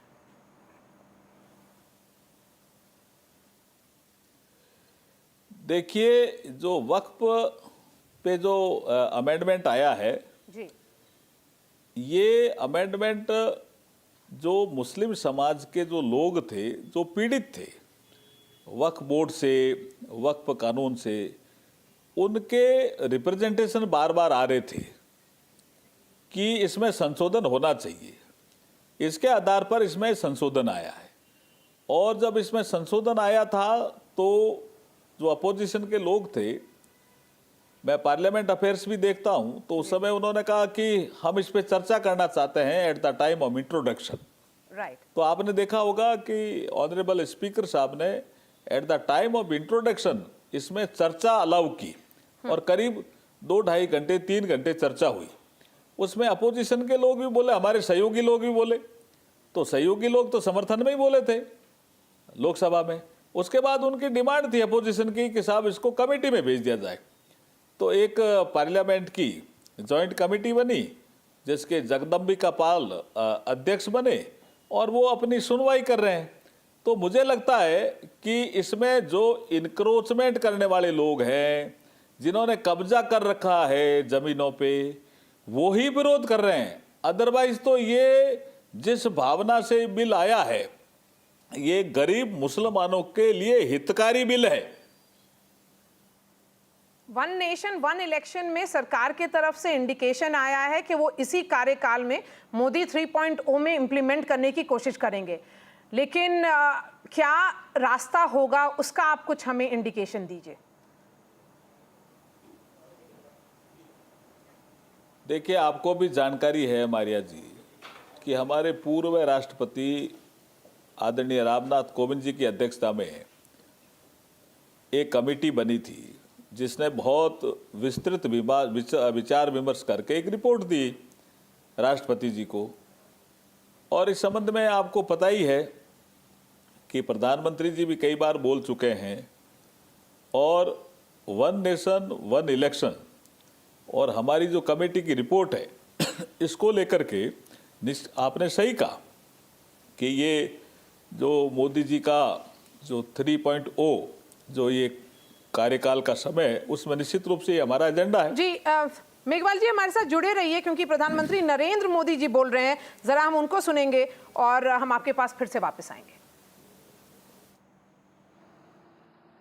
जब भगवान जगन्नाथ जी का आशीर्वाद बरसता है, तब भगवान जगन्नाथ की सेवा के साथ ही जनता जनार्दन की सेवा का भी भरपूर अवसर मिलता है।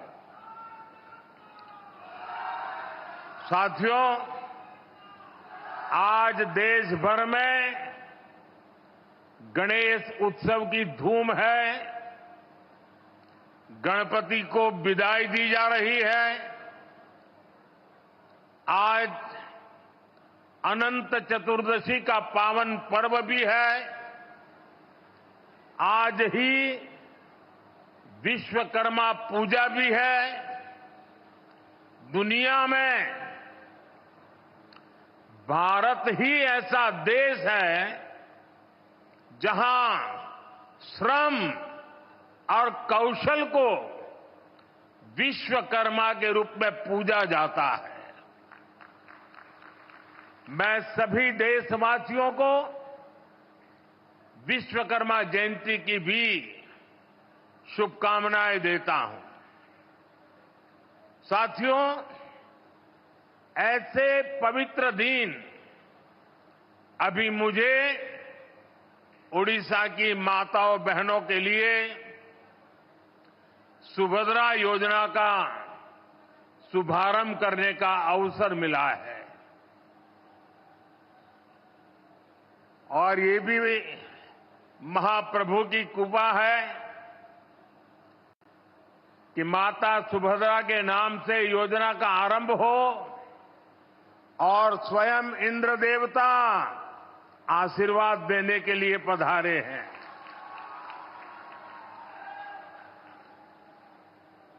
आज देश के 30 लाख से ज्यादा परिवारों को यहीं भगवान जगन्नाथ जी की धरती से देश भर के अलग अलग गांवों में लाखों परिवारों को पक्के घर भी दिए गए हैं।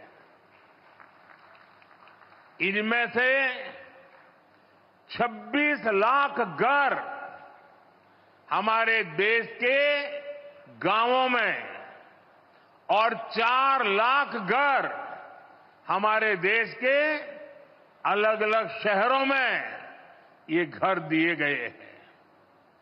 यहां ओडिशा के विकास के लिए हजारों करोड़ की विकास परियोजनाओं का भी लोकार्पण और शिलान्यास हुआ है। मैं आप सबको, उड़ीसा के सभी लोगों को, सभी देशवासियों को इस अवसर पर बधाई देता हूं।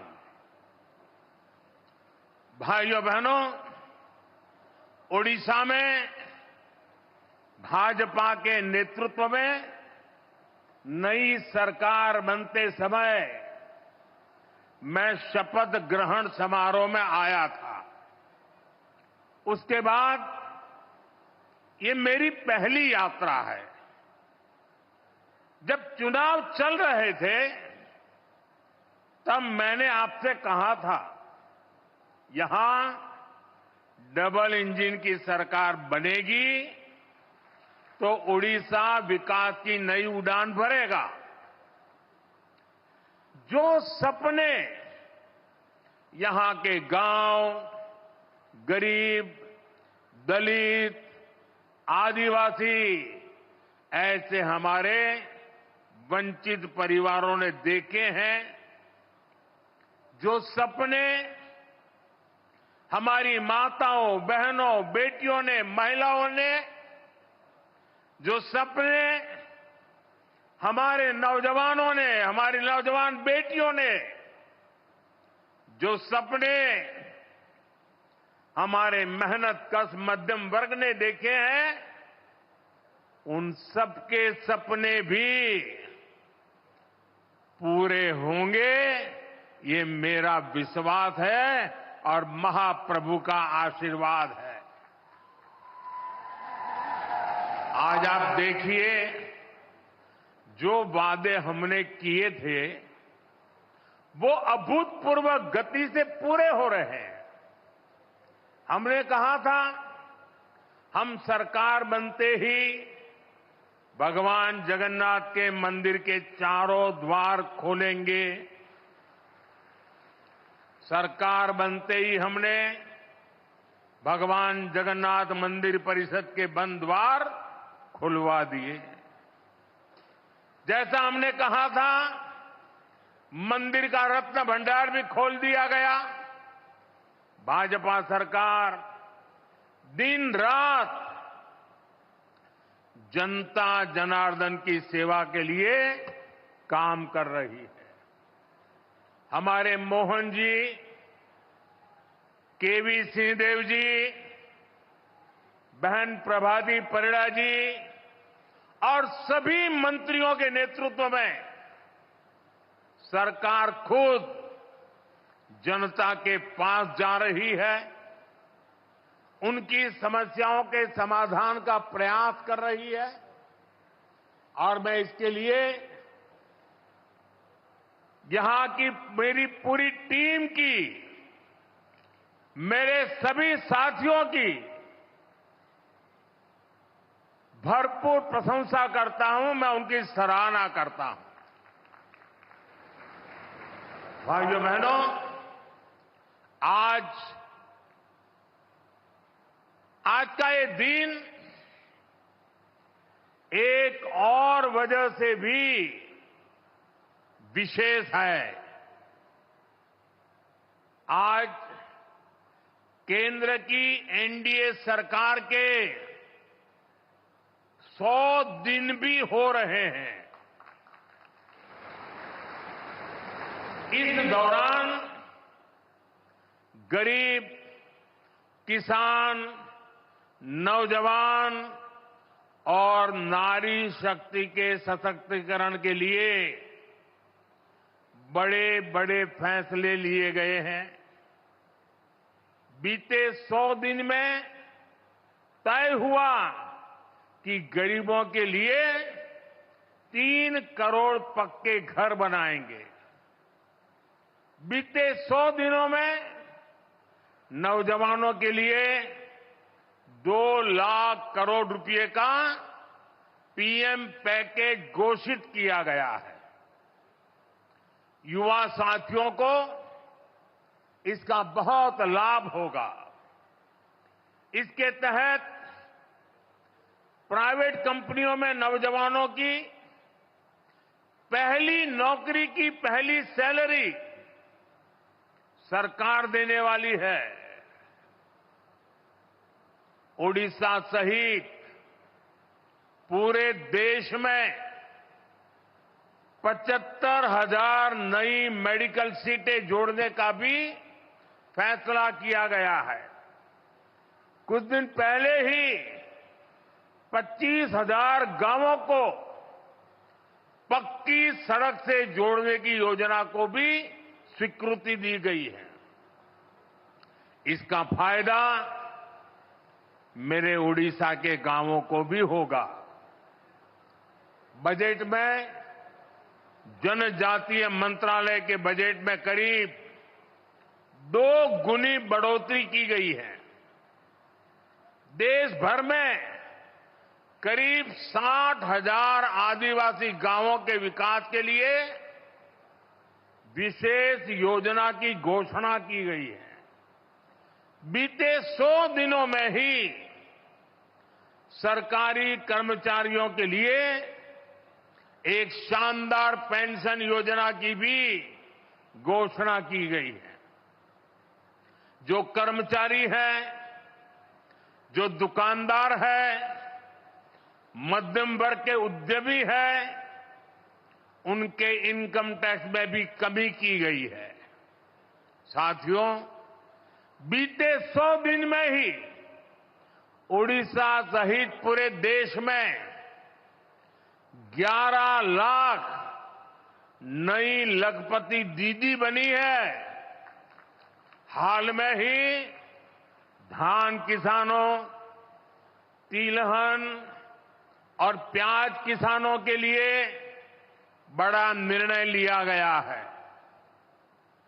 विदेशी तेल के आयात पर शुल्क बढ़ाया गया है ताकि देश के किसानों से ज्यादा कीमत पर खरीद हो। इसके अलावा बासमती के निर्यात पर लगने वाला शुल्क घटाया गया है। इससे चावल के निर्यात को बल मिलेगा और बासमती उगाने वाले किसानों को ज्यादा फायदा होगा। खरीफ की फसलों पर एमएसपी बढ़ाया गया है। इससे देश के करोड़ों किसानों को करीब 2 लाख करोड़ रुपए का फायदा होगा। बीते 100 दिन में सबके हित में ऐसे कई बड़े कदम उठाए गए हैं। साथियों, कोई भी देश, कोई भी राज्य तभी आगे बढ़ता है जब उसके विकास में उसकी आधी आबादी यानी हमारी नारी शक्ति की बराबर भागीदारी होती है। इसलिए महिलाओं की उन्नति, महिलाओं का बढ़ता सामर्थ्य ये ओडिशा के विकास का मूल मंत्र होने वाला है। यहां तो भगवान जगन्नाथ जी के साथ देवी सुभद्रा जी की मौजूदगी भी हमें यही बताती है, यही सिखाती है। मैं यहां देवी सुभद्रा स्वरूपा सभी माताओं, बहनों, बेटियों को आदरपूर्वक नमन करता हूं। मुझे खुशी है कि भाजपा की नई सरकार ने अपने सबसे शुरुआती फैसलों में ही सुभद्रा योजना की सौगात हमारी माताओं, बहनों को दी है। इसका लाभ उड़ीसा की 1 करोड़ से ज्यादा महिलाओं को मिलेगा। इस योजना के तहत महिलाओं को कुल 50,000 रुपये की राशि दी जाएगी। ये पैसा समय समय पर आपको मिलता रहेगा। ये राशि सीधे माताओं, बहनों के बैंक खाते में भेजी जाएगी। बीच में कोई बिचौलिया नहीं, सीधा आपके पास। आरबीआई की डिजिटल करेंसी के पायलट प्रोजेक्ट से भी इस योजना को जोड़ा गया है। इस डिजिटल करेंसी को आप सभी बहनें जब मन आए डिजिटल तरीके से खर्च भी कर पाएगी। देश में डिजिटल करेंसी की अपनी तरह की इस पहली योजना से जुड़ने के लिए मैं उड़ीसा की माताओं, बहनों, बेटियां, सभी महिलाओं को बहुत बहुत बधाई देता हूं। सुभद्रा योजना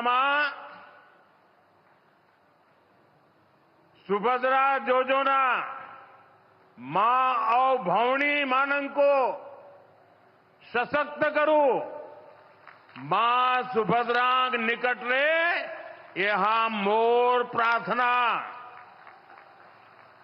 भाइयों बहनों, मुझे बताया गया है सुभद्रा योजना को ओडिशा की हर माता, बहन, बेटी तक पहुंचने के लिए पूरे प्रदेश में कई यात्राएं भी निकाली जा रही हैं। इसके लिए माताओं, बहनों को जागरूक किया जा रहा है। योजना से जुड़ी सारी जानकारी दी जा रही है। भारतीय जनता पार्टी के, भाजपा के लाखों कार्यकर्ता भी इस सेवा अभियान में पूरे जोर शोर से जुटे हैं। मैं इस जन जागरण के लिए सरकार, प्रशासन के साथ साथ भाजपा के विधायक, भाजपा के सांसद और भाजपा के लाखों पार्टी कार्यकर्ताओं को भी बहुत बहुत बधाई देता हूं। साथियों, भारत में महिला सशक्तिकरण का एक और प्रतिबिंब है प्रधानमंत्री आवास योजना। इस योजना के कारण छोटे से छोटे गांव में भी अब संपत्ति महिलाओं के नाम होने लगी है। आज ही यहां देश भर के लगभग 30 लाख परिवारों का गृह प्रवेश करवाया गया है। अभी तीसरे कार्यकाल में हमारी सरकार के कुछ महीने ही हुए हैं। इतने कम समय में ही 15 लाख नए लाभार्थियों को आज स्वीकृति पत्र भी दे दिए गए हैं। 10 लाख से ज्यादा लाभार्थियों के बैंक खातों में पैसे भेजे गए हैं।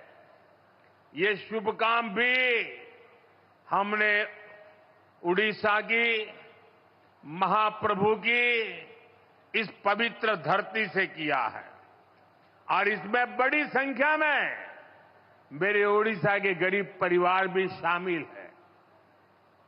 जिन लाखों परिवारों को आज पक्का घर मिला है या पक्का घर मिलना पक्का हुआ है, उनके लिए ये जीवन की नई शुरुआत है और पक्की शुरुआत है। भाइयों बहनों, यहां आने से पहले मैं हमारे एक आदिवासी परिवार के गृह प्रवेश के कार्यक्रम में उनके घर भी गया था।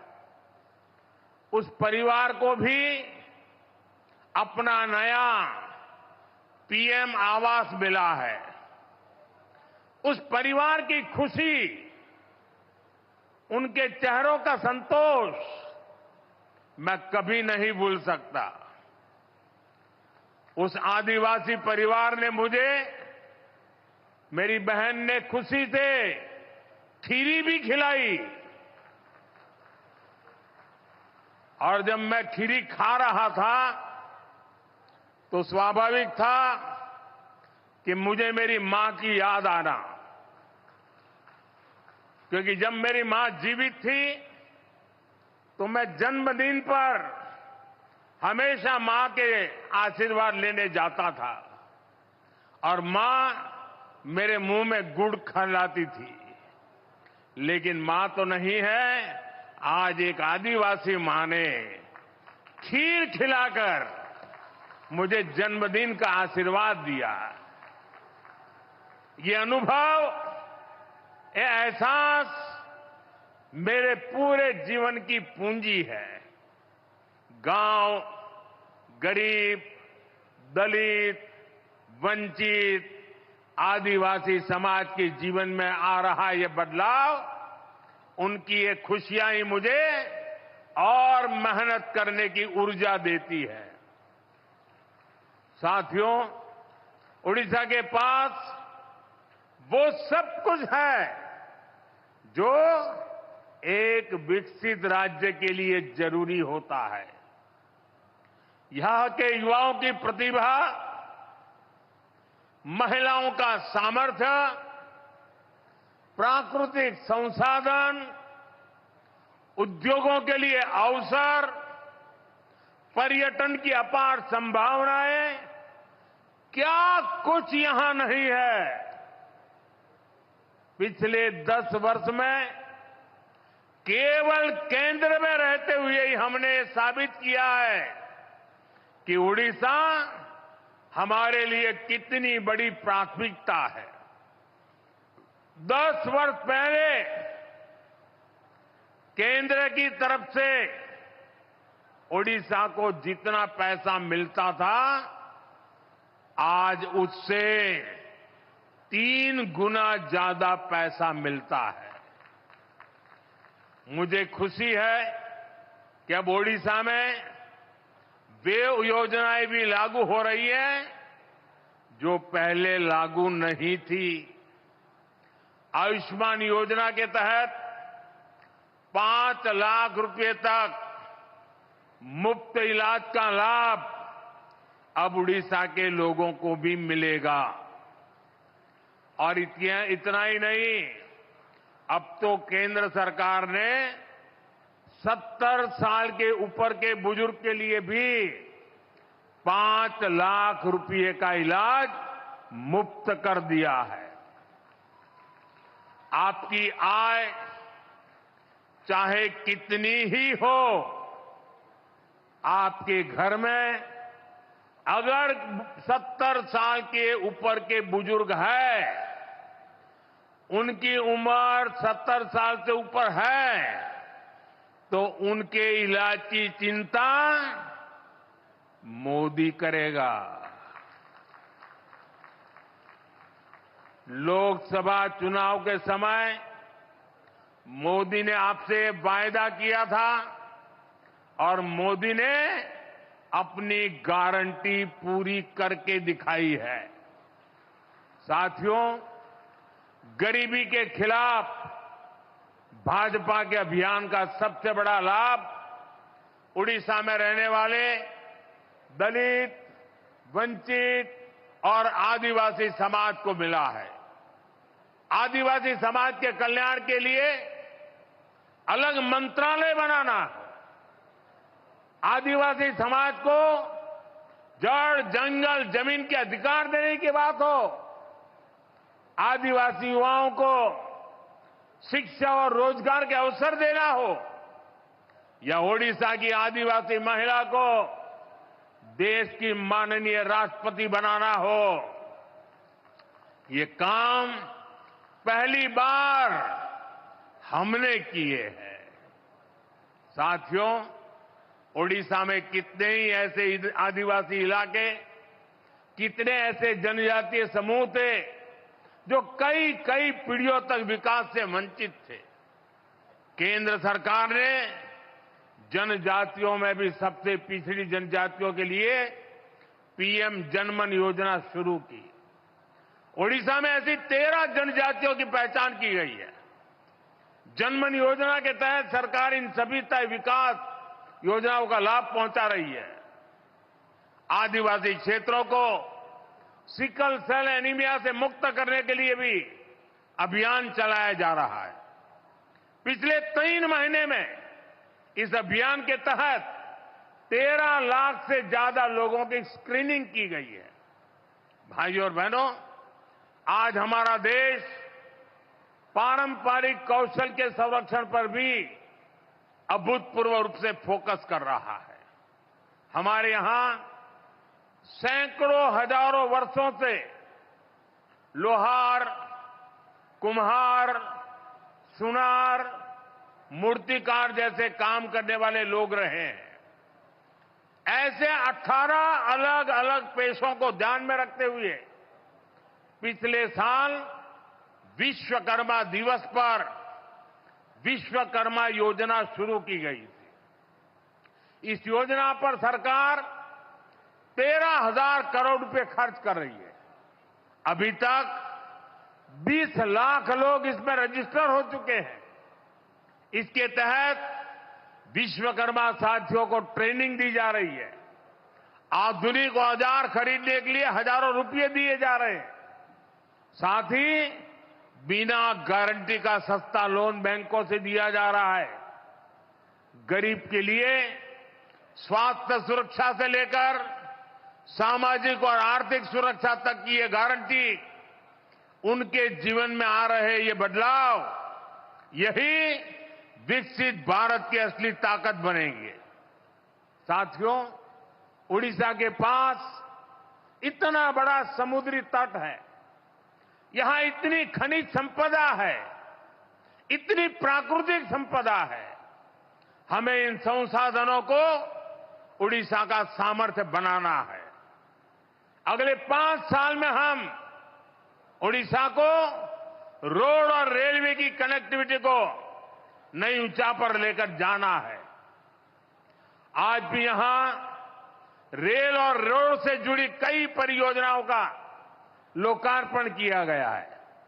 आज मुझे लांजीगढ़ रोड, अंबोदला डोईकालू रेल लाइन देश को समर्पित करने का सौभाग्य मिला है। लक्ष्मीपुर रोड, सिंगराम टिकरी रेल लाइन भी आज देश को समर्पित की जा रही है। इसके साथ ही Dhenkanal, Sadashivpur, Hindol road rail line भी राष्ट्र को समर्पित किए जा रही है।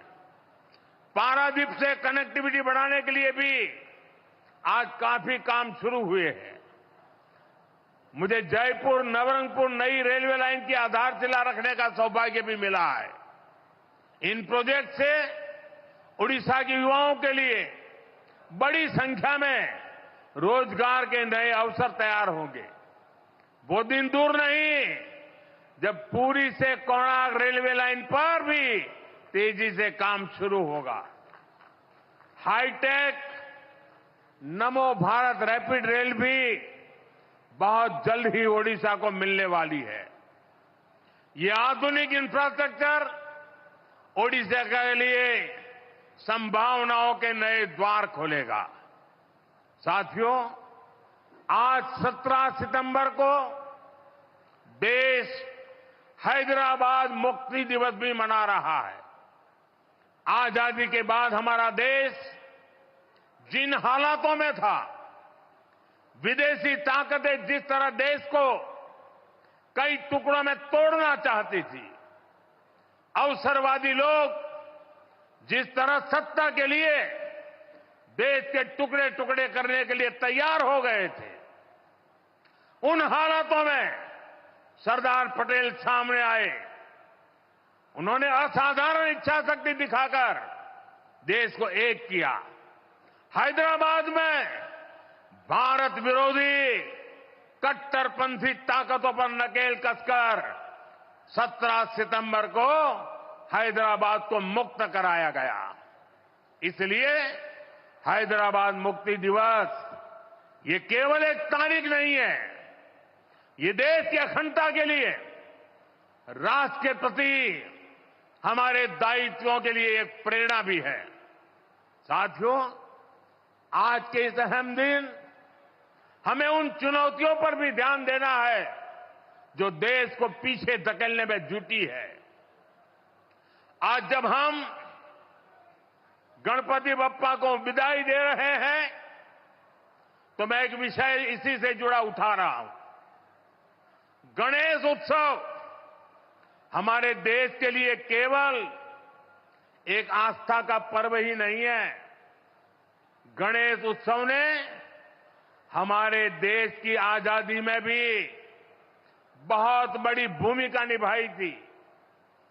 जब सत्ता की भूख में अंग्रेज देश को बांटने में लगे थे, देश को जातियों के नाम पर लड़वाना, समाज में जहर घोलना, बांटो और राज करो, ये अंग्रेजों का हथियार बन गया था। तब लोकमान्य तिलक ने गणेश उत्सव के सार्वजनिक आयोजनों के जरिए भारत की आत्मा को जगाया था। ऊंच नीच, भेदभाव, जात पात, इन सब से ऊपर उठकर हमारा धर्म हमें जोड़ना सिखाता है। गणेश उत्सव इसका प्रतीक बन गया था। आज भी जब गणेश उत्सव होता है, हर कोई उसमें शामिल होता है।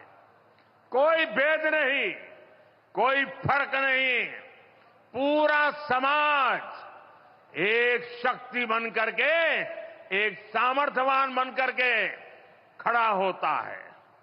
भाई और बहनों, बांटो और राज करो की नीति पर चलने वाले अंग्रेजों की नजरों में उस समय भी गणेश उत्सव खटकता था। आज भी समाज को बांटने और तोड़ने में लगे सत्ता के भूखे लोगों को गणेश पूजा से परेशानी हो रही है। आपने देखा होगा, कांग्रेस और उसके इकोसिस्टम के लोग पिछले कुछ दिनों से इसलिए भड़के हुए हैं क्योंकि मैंने गणपति पूजन में हिस्सा लिया था। और तो और कर्नाटका में जहां इनकी सरकार है, वहां तो इन लोगों ने और भी बड़ा अपराध किया। इन लोगों ने भगवान गणेश की प्रतिमा को ही सलाखों के पीछे डाल दिया। पूरा देश उन तस्वीरों से विचलित हो गया। ये नफरत भरी सोच, समाज में जहर घोलने की ये मानसिकता, ये हमारे देश के लिए बहुत खतरनाक है। इसलिए ऐसी नफरती ताकतों को हमें आगे नहीं बढ़ने देना है। साथियों, हमें साथ मिलकर अभी कई बड़े मुकाम हासिल करने हैं। हमें उड़ीसा को, अपने देश को सफलता की नई ऊंचाइयों पर लेकर जाना है। ओडिशा बांसी करो समर्थनो पोइमो चिरऋणी मोदी रो अस्सा, सारा भारत को ही वो सुन्ना रो ओडिशा। मुझे विश्वास है विकास की रफ्तार आने वाले समय में और तेज होगी। मैं एक बार फिर आप सबको बहुत बहुत बधाई देता हूं। मेरे साथ बोलिए, जय जगन्नाथ, जय जगन्नाथ, जय जगन्नाथ। भारत माता की, भारत माता की। बहुत बहुत धन्यवाद।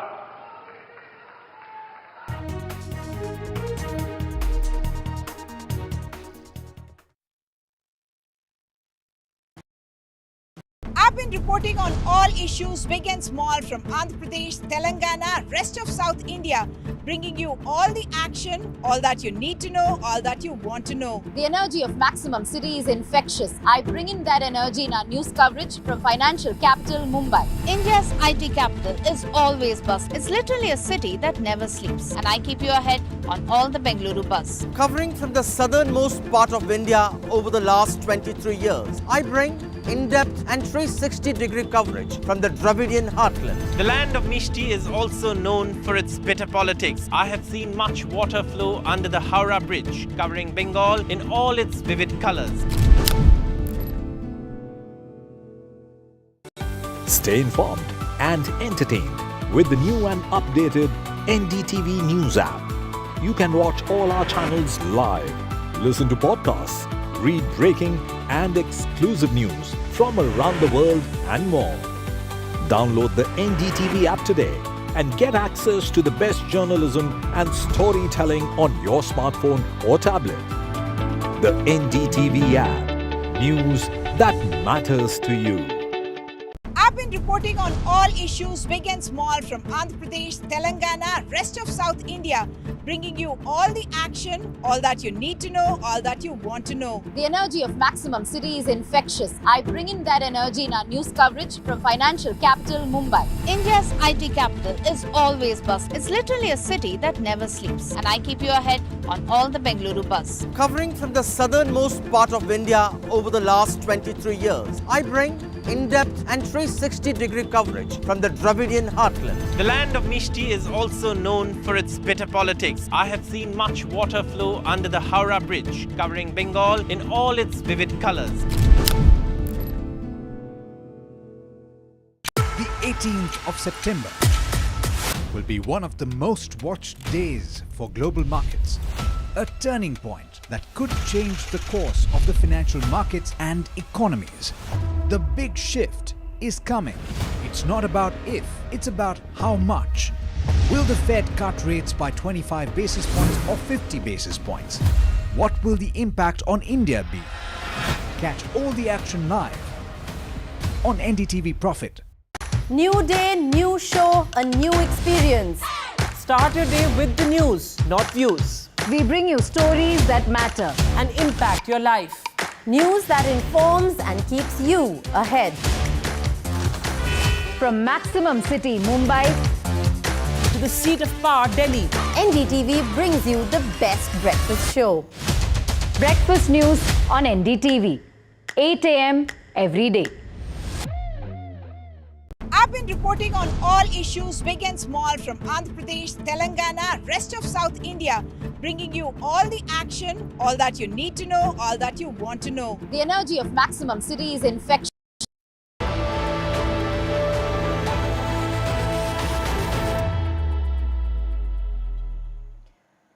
Welcome back onto the big story we've been tracking for you. Arvind Kejriwal has proposed Atishi's name to be the next Chief Minister of Delhi, and while Aam Aadmi Party has picked the front runner Atishi to lead the Delhi government, the BJP has hit out at the Aam Aadmi Party, calling the party confused and accusing Atishi of just being a rubber stamp Chief Minister.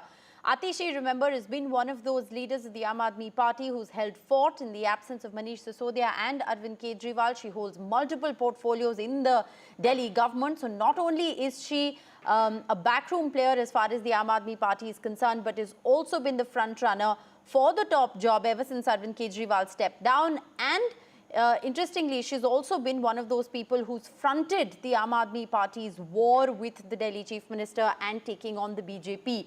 Atishi has spoken out in that press conference that she addressed just a short while ago. She has come out and said that she is very happy to have been entrusted with the responsibility. However, has struck a somber note where she's in fact said that she doesn't want to be garlanded or congratulated, as it is a sad day that Delhi Chief Minister Arvind Kejriwal has had to step down. Let's listen in to the reactions. Delhi के लोग, आम आदमी party के विधायक और मैं अगले कुछ महीनों तक, चुनाव तक मुख्यमंत्री होने के नाते अब एक ही उद्देश्य से काम करेंगे कि हमें अरविंद केजरीवाल जी को फिर से दिल्ली का मुख्यमंत्री बनाना है। जब तक मैं इस बड़ी जिम्मेदारी को संभाल रही हूँ, मेरा एक ही मकसद रहेगा। मुझे पता है कि भारतीय जनता पार्टी अपने एलजी साहब के थ्रू दिल्ली वालों के खिलाफ षड्यंत्र रचेगी। तो अगले कुछ महीने तक, जब तक ये जिम्मेदारी मेरे पास है, मैं दिल्ली की लोगों की रक्षा करने की कोशिश करूंगी और अरविंद केजरीवाल जी के मार्गदर्शन में दिल्ली की सरकार चलाऊंगी। Sir, Atishi's name has been announced. She is now going to be the next Chief Minister of Delhi. How are you looking at it? Today, Delhi has been seen as a dummy Chief Minister in the name of Atishi. Things will not change. This whole government is involved in the corruption. So the corruption charges will be remain on the Arvind Kejriwal government.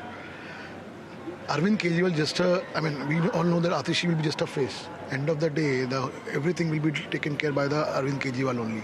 So things will not be changed. Sir, but Gopal Rai... But the important thing is today, Atishi has to answer one question. Is your parents has not signed the petition of Afzal Guru? You have to tell the whole country what's the fact. The fact is, your parents has signed a mercy petition of Afzal Guru. So this is the face of Aam Aadmi Party and Atishi. All right, let's go right across. 20TV's Tanushka joining us live from outside Arvind Kejriwal's residence. Tanushka, the action may all be all but over because, you know, the legislative party meet has concluded. Gopal Rai stepped out to make the announcement official, and then Atishi, of course, coming out and accepting the responsibility, striking a somber note, saying she doesn't want to be congratulated because it's a sad day that Arvind Kejriwal steps down. What happens next? We're given to understand in about 3 hours from now, we'll see Arvind Kejriwal stepping down, and then the official processes of Atishi to take charge will begin.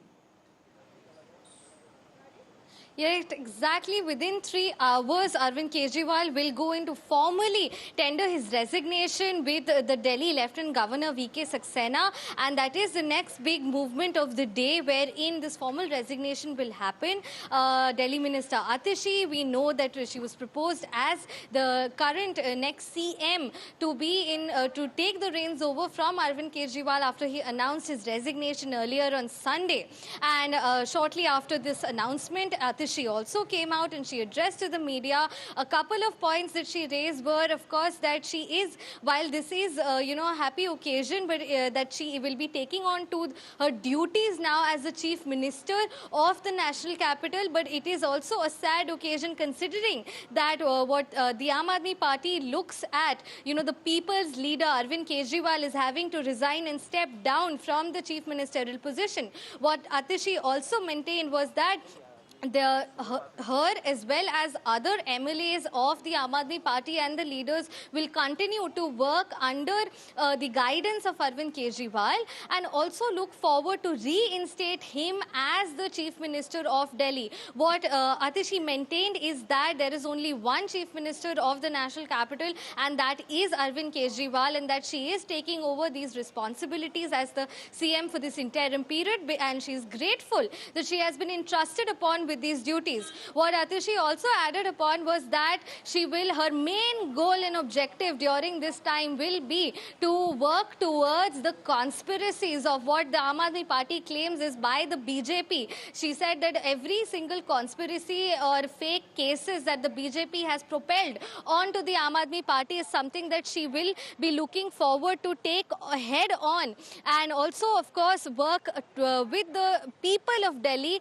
and let the people decide their mandate to reinstate Arvind Kejriwal as their Chief Minister. However, as of now, of course, Atishi will be taking on these responsibilities, as she has also previously been charge of important portfolios in the Delhi government and also maintained or been rather the face of the Aam Aadmi Party while the Chief Minister was in jail. The former Deputy Chief Minister Manish Sisodia also, when he was in jail. Atishi has headed the party, has chaired important cabinet meetings. So it did not come as much of a surprise that Atishi was the forerunner in the face of the Chief Minister. Looking forward, of course, today won't be an oath taking on part of Atishi as the next Chief Minister.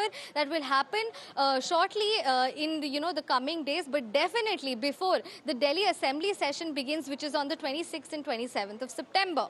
But today, a lot of procedural things that are will be, looking forward to, which is mainly the resignation of Arvind Kejriwal, and how does that pan out at the Lieutenant Governor's office. All right. So those of course, are going to be, some of the key things to watch out for. Tanushka, you've of course been covering the details of the story since the morning. Break it down for us in terms of government formation. Now we're given to understand that a special session of the Delhi Assembly has also been called. Will the new Chief Minister Atishi stake claim to power immediately? Does she have the support of all of the MLAs? The official processes that will take place now. Well, when Gopal Nair came outside as senior Aam Aadmi Party leader to address the media, he made it very clear that it was a unanimous decision across board with all the MLAs of the Aam Aadmi Party that Atishi to be, going forward as the next chief minister.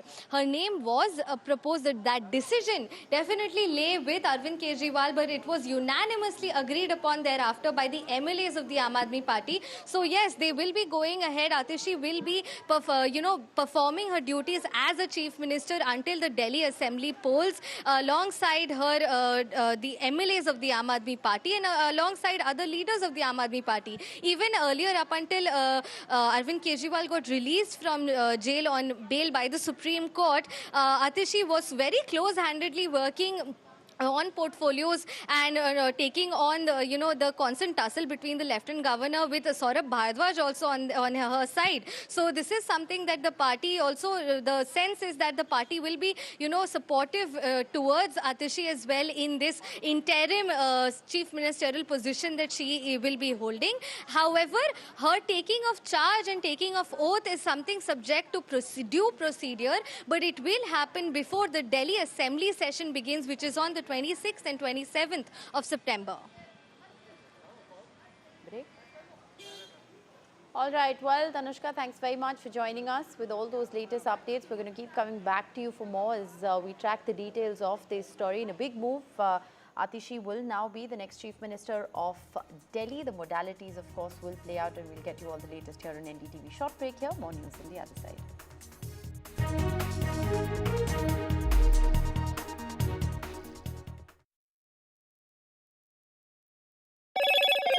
Hello, Moto. Motorola Razr 50 Ultra comes with Google Gemini.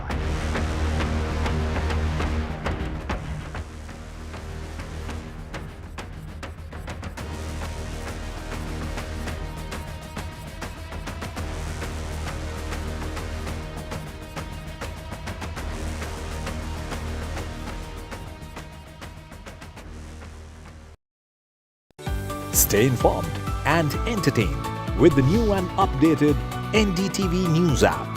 You can watch all our channels live, listen to podcasts, read breaking and exclusive news from around the world and more. Download the NDTV app today and get access to the best journalism and storytelling on your smartphone or tablet. The NDTV app. News that matters to you. New day, new show, a new experience. Start your day with the news, not views. We bring you stories that matter and impact your life. News that informs and keeps you ahead. From Maximum City, Mumbai, to the seat of power, Delhi, NDTV brings you the best breakfast show. Breakfast news on NDTV, 8 a.m. every day.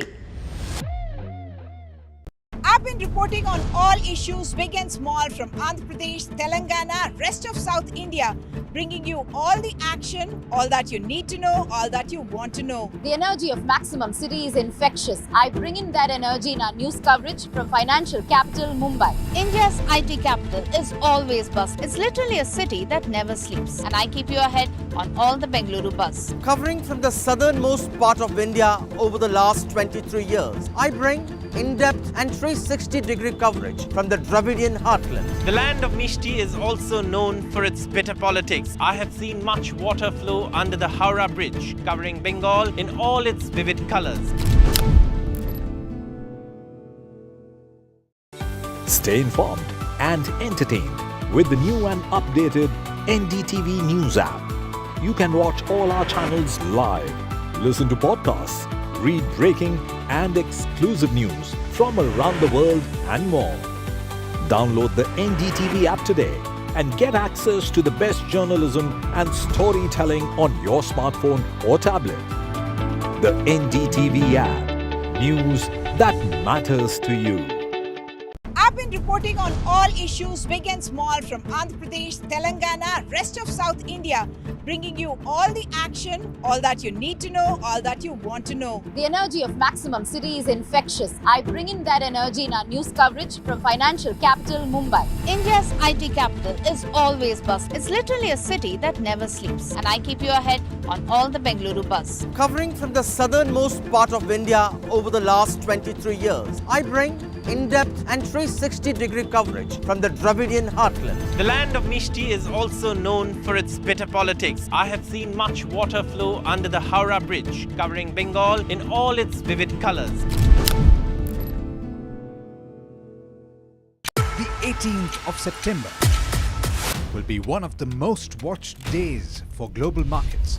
A turning point that could change the course of the financial markets and economies. The big shift is coming. It's not about if, it's about how much. Will the Fed cut rates by 25 basis points or 50 basis points? What will the impact on India be? Catch all the action live on NDTV Profit. New day, new show, a new experience. Start your day with the news, not views. We bring you stories that matter and impact your life. News that informs and keeps you ahead. From Maximum City, Mumbai, to the seat of power, Delhi, NDTV brings you the best breakfast show. breakfast news on NDTV, 8 a.m. every day. I've been reporting on all issues big and small from Andhra Pradesh, Telangana, rest of South India, bringing you all the action, all that you need to know, all that you want to know. The energy of Maximum City is infectious. I bring in that energy in our news coverage from financial capital Mumbai. India's IT capital is always buzz. It's literally a city that never sleeps. And I keep you ahead on all the Bengaluru buzz. Covering from the southernmost part of India over the last 23 years, I bring in-depth and 360-degree coverage from the Dravidian heartland. The land of Mishti is also known for its bitter politics. I have seen much water flow under the Howrah Bridge, covering Bengal in all its vivid colors. Stay informed and entertained with the new and updated NDTV News app. You can watch all our channels live, listen to podcasts, read breaking and exclusive news from around the world and more. Download the NDTV app today and get access to the best journalism and storytelling on your smartphone or tablet. The NDTV app. News that matters to you. New day, new show, a new experience. Start your day with the news, not views. We bring you stories that matter and impact your life. Hello, Moto.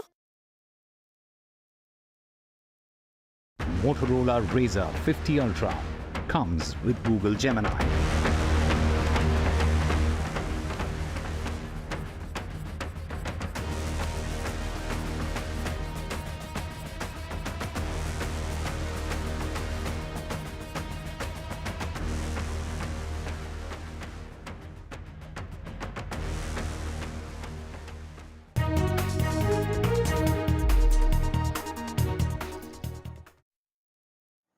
Well, welcome back. The Supreme Court has been hearing the RG Kar case, and while the Supreme Court heard the case today, it said that disclosing the CBI status report will in fact jeopardize the probe. Now, the Supreme Court has said that the CBI report is disturbing and therefore it cannot be discussed in the courtroom.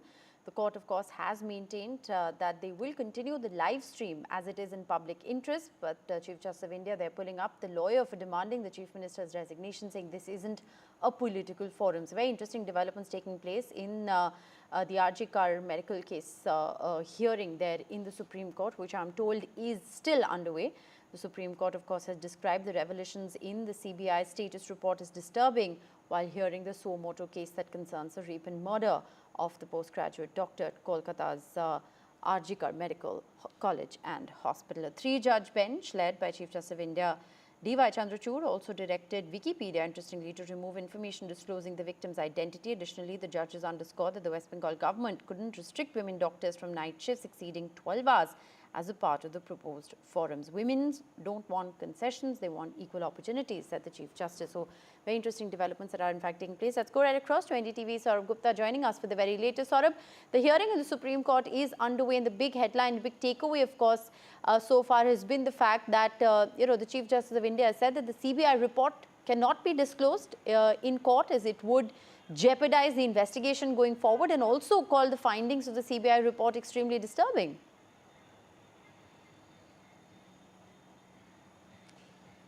That's right. There's obviously something in that report that is not something that the Chief Justice and, of course, the judiciary feels that should be in the public domain, given the sensitive nature of this investigation. And the CBI, of course, has arrested, as you know, Shundip Ghosh, the former principal of RG Kar Medical College and Hospital, and the Tala police station officer in charge, Abhijit Mondal. Now, the CBI in its remand application also hasn't gone into the details of what evidence it's uncovered. Remember, there have been allegations of a cover-up and evidence tampering right from the beginning in this case, but that's largely been in the realm of speculation and social media theories. Now, of course, it's come into the picture in the investigation, where the CBI has alleged that there was some sort of a nexus and also a delay in evidence, in the registration of the FIR. And that is something that the courts have also flagged earlier, the demand in the delay in the registration of the FIR. But what the disturbing element of this status report is something that obviously will not be in the public domain. However, there were other observations as well. For example, the CBI had alleged that it had not been given all the footage, something that Kapil Sibal countered, saying that there was a signed document which the CBI, of course, signed off on, and took, the footage, etc. Regarding the challan, an issue that was raised earlier by the court on, on the collection of evidence for forensic, and what was sent, this particular document that the court was referring to, was informed that the police don't use that document anymore. Now, there are several aspects of this investigation, and there are parallel threads to it. And therefore, the court was dealing with each issue one by one. But the larger message to the junior doctors of the court also, I believe, has been that, to return to work, if one can interpret it as so. However, the actual order is awaited, and that actual order will make it clear what actually the court says regarding their returning to work. But the lawyer for the West Bengal government, Kapil Sibal, informed the court that, most of their demands have been met, and cited the minutes of the meeting from yesterday, which of course we've also reported on, and obviously other steps like removal of Kolkata Police Commissioner, etc., have all been addressed.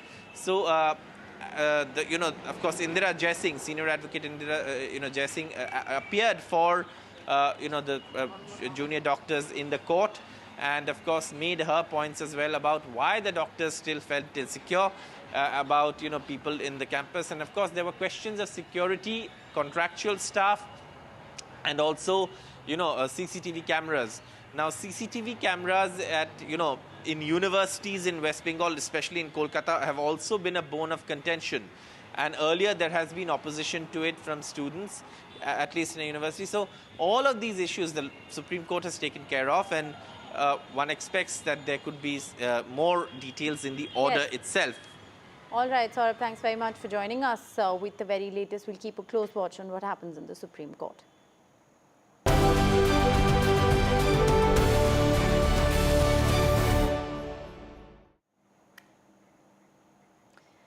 Well, moving on to the other big development that we're tracking, the Modi government has completed its 100 days in power. This, of course, is the NDA 3.0. It is the Modi government and a coalition avatar, and the government has, in fact, launched a series of initiatives in order to make public its achievements and plan of action going forward.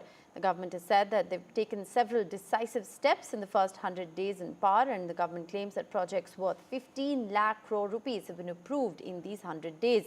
The government's also enlisted details in terms of affordable housing push, and Amit Shah and Union Minister Ashwini Vaishnav presenting the government's report card this morning has also enlisted achievements in terms of foreign policy, saying that India's foreign policy finally has a spine. Amit Shah also reiterating the government's semiconductor push, and also interestingly talking about the jobs that the government is trying to create as a part of its policies. The government's also enlisted its schemes for starting MSMEs. The opposition, of course, has said that 100 days of Modi 3.0 has been marked by several U-turns.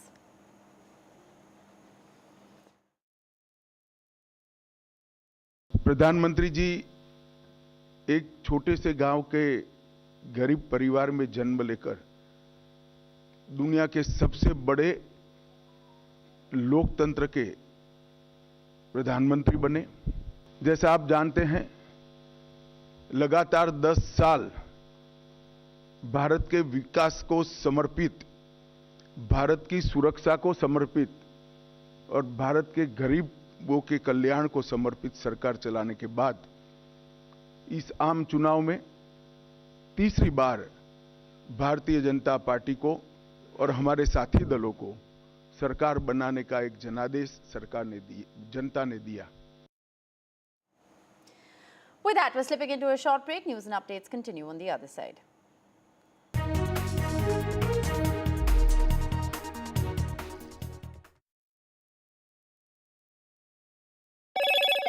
Hello, Moto. Motorola Razr 50 Ultra comes with Google Gemini.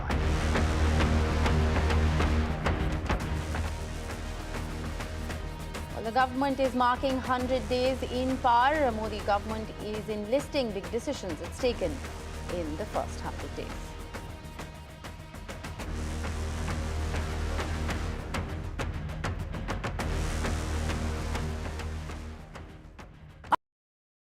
I've been reporting on all issues big and small from Andhra Pradesh, Telangana, rest of South India, bringing you all the action, all that you need to know, all that you want to know. The energy of Maximum City is infectious. I bring in that energy in our news coverage from financial capital Mumbai. India's IT capital is always buzz. It's literally a city that never sleeps. And I keep you ahead on all the Bengaluru buzz. Covering from the southernmost part of India over the last 23 years, I bring in-depth and 360-degree coverage from the Dravidian heartland. The land of Mishti is also known for its bitter politics. I have seen much water flow under the Howrah Bridge, covering Bengal in all its vivid colors.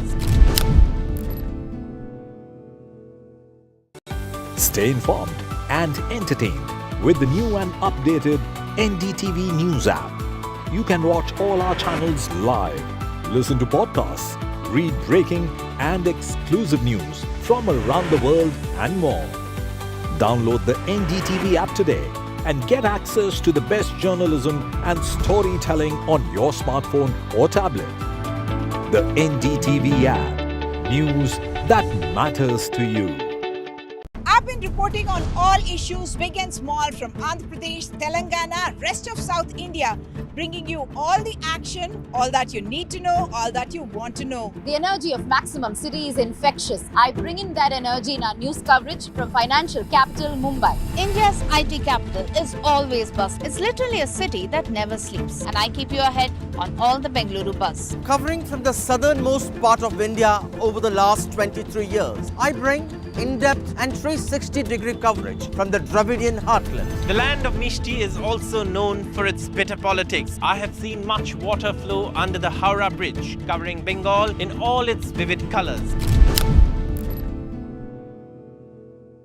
The 18th of September will be one of the most watched days for global markets. A turning point that could change the course of the financial markets and economies. The big shift is coming. It's not about if, it's about how much. Will the Fed cut rates by 25 basis points or 50 basis points? What will the impact on India be? Catch all the action live on NDTV Profit. New day, new show, a new experience. Start your day with the news, not views. We bring you stories that matter and impact your life. News that informs and keeps you ahead. From Maximum City, Mumbai, to the seat of power, Delhi, NDTV brings you the best breakfast show. breakfast news on NDTV, 8 a.m. every day. I've been reporting on all issues big and small from Andhra Pradesh, Telangana, rest of South India, bringing you all the action, all that you need to know, all that you want to know. The energy of Maximum City is infectious. I bring in that energy in our news coverage from financial capital Mumbai. India's IT capital is always buzz. It's literally a city that never sleeps. And I keep you ahead on all the Bengaluru buzz. Covering from the southernmost part of India over the last 23 years, I bring in-depth and 360-degree coverage from the Dravidian heartland. The land of Mishti is also known for its bitter politics. I have seen much water flow under the Howrah Bridge, covering Bengal in all its vivid colors. Stay informed and entertained with the new and updated NDTV News app. You can watch all our channels live, listen to podcasts, read breaking and exclusive news from around the world and more. Download the NDTV app today and get access to the best journalism and storytelling on your smartphone or tablet. The NDTV app. News that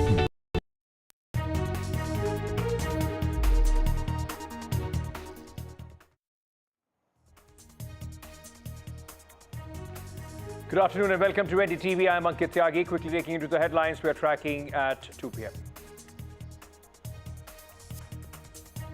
Atishi is going to be the next Chief Minister of Delhi. Aadmi Party names Atishi as the Chief Minister designate. Atishi says we'll have to make Arvind Kejriwal Delhi Chief Minister again soon.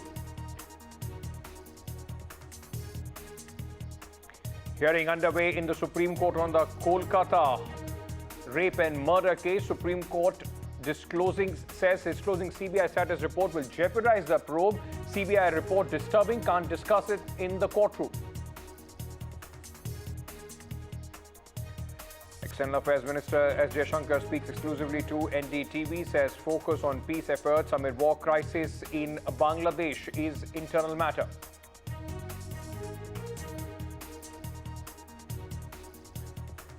Modi Government 3.0 completes 100 days. Union Home Minister presents Modi Government's report card. Amit Shah says unprecedented growth under Modi Government.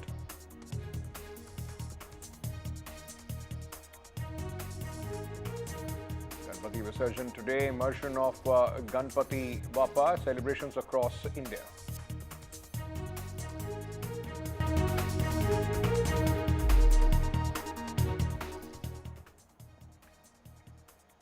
Now, Arvind Kejriwal has proposed the name of Atishi as the next pick for the government, the Chief Minister of the government of Delhi. Remember, Arvind Kejriwal had announced his resignation on Sunday, and today at 4:30 he's going to go and submit his resignation to the Lieutenant Governor. Today at the Aam Aadmi Party Legislative Party meeting, Arvind Kejriwal proposed the name of Atishi, and it was unanimously, in fact, seconded and supported by the MLAs of the party.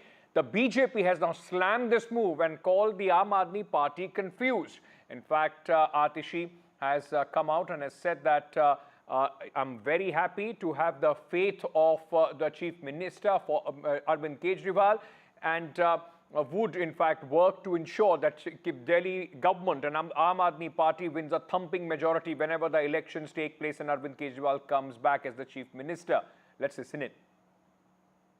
लोग आम आदमी party के विधायक और मैं अगले कुछ महीनों तक चुनाव तक मुख्यमंत्री होने के नाते अब एक ही उद्देश्य से काम करेंगे कि हमें अरविंद केजरीवाल जी को फिर से दिल्ली का मुख्यमंत्री बनाना है। जब तक मैं इस बड़ी जिम्मेदारी को संभाल रही हूं, मेरा एक ही मकसद रहेगा। मुझे पता है कि भारतीय जनता पार्टी अपने एलजी साहब के थ्रू दिल्ली वालों के खिलाफ षड्यंत्र रचेगी। तो अगले कुछ महीने तक, जब तक ये जिम्मेदारी मेरे पास है, मैं दिल्ली के लोगों की रक्षा करने की कोशिश करूंगी और अरविंद केजरीवाल जी के मार्गदर्शन में दिल्ली की सरकार चलाऊंगी। विधायक दल की बैठक में सर्वसम्मति से निर्णय हुआ है कि अगले चुनाव तक हम चाहते हैं कि ये चुनाव अक्टूबर-नवंबर में कराए जाए, जल्द से जल्द कराए जाए। जब तक चुनाव नहीं होता है, अरविंद केजरीवाल जी को प्रचंड बहुमत से जनता दिल्ली का मुख्यमंत्री नहीं बनाती है, तब तक के लिए आतिशी जी को दिल्ली के मुख्यमंत्री के रूप में जिम्मेदारी निभाने के लिए प्रस्ताव सर्वसम्मति से पारित हुआ है। Atishi's name has been announced. She is now going to be the next Chief Minister of Delhi. How are you looking at it? Today, Delhi has been seen as a dummy Chief Minister in the name of Atishi. Things will not change. This whole government is involved in the corruption.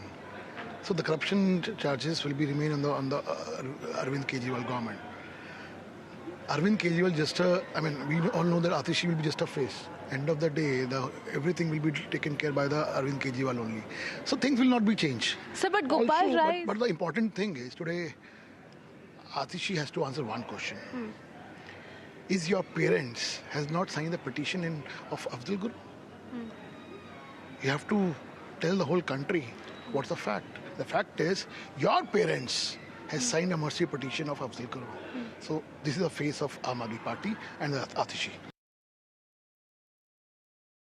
We bring in my colleague Ishika, who's joining us at this moment for more on this story. Let's go across to her at this moment. Ishika, the BJP, of course, reacting sharply, but on the expected lines at this moment. The fact remains that Arvind Kejriwal has tried to pull out this gambit of resignation. Whether it works or not, the elections will tell. But as far as Atishi is concerned, is it the BJP now trying to dig in the past to try and discredit the Chief Minister designate?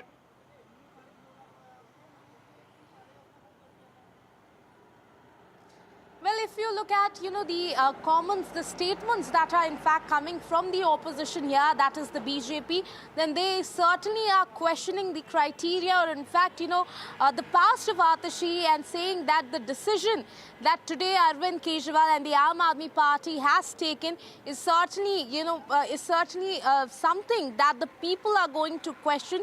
Of course, relating to how her parents, how her parents had in fact fought for Afzal Guru. All of these statements, in fact, are coming from the BJP. Now, apart from that, also now what the BJP goes on to say is that Atishi is going to be the dummy chief minister, and this very clear is, from Saurabh Bhardwaj's statement early this morning, where he in fact said that whoever the new chief minister will be working as the Bharat from Ramayana. Not just that, they're also now saying, the BJP here alleges that after this, Atishi in fact has been chosen by Arvind Kejriwal under the pressure of Manish Sisodia because she belongs to his lobby, and this somewhere will create a rift. In fact, there is already a rift, is what the BJP goes on to claim. So certainly all of these claims and statements certainly coming from the opposition here, and BJP continues to attack Arvind Kejriwal and the Aam Aadmi Party government over this decision of selecting Atishi as the new Chief Minister face. Over to you.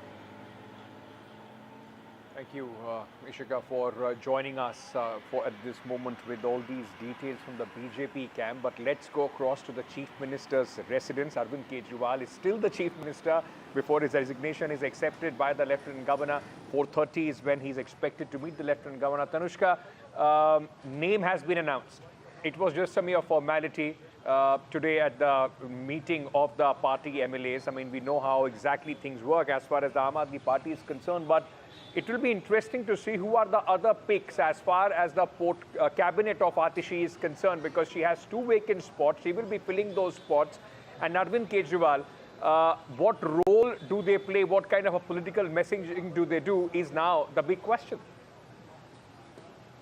Right, exactly, Ankit. This is something that we'll be, looking forward to in the coming days, especially before the Delhi Assembly session begins on 26th and 27th, as to who will be these people, taking charge of the portfolios now, the cabinet ministers, especially the 2 vacant positions at this point. Even Gopal Rai was asked about this when he came out to announce that Atishi has been unanimously elected as the chief ministerial face until the State Assembly polls.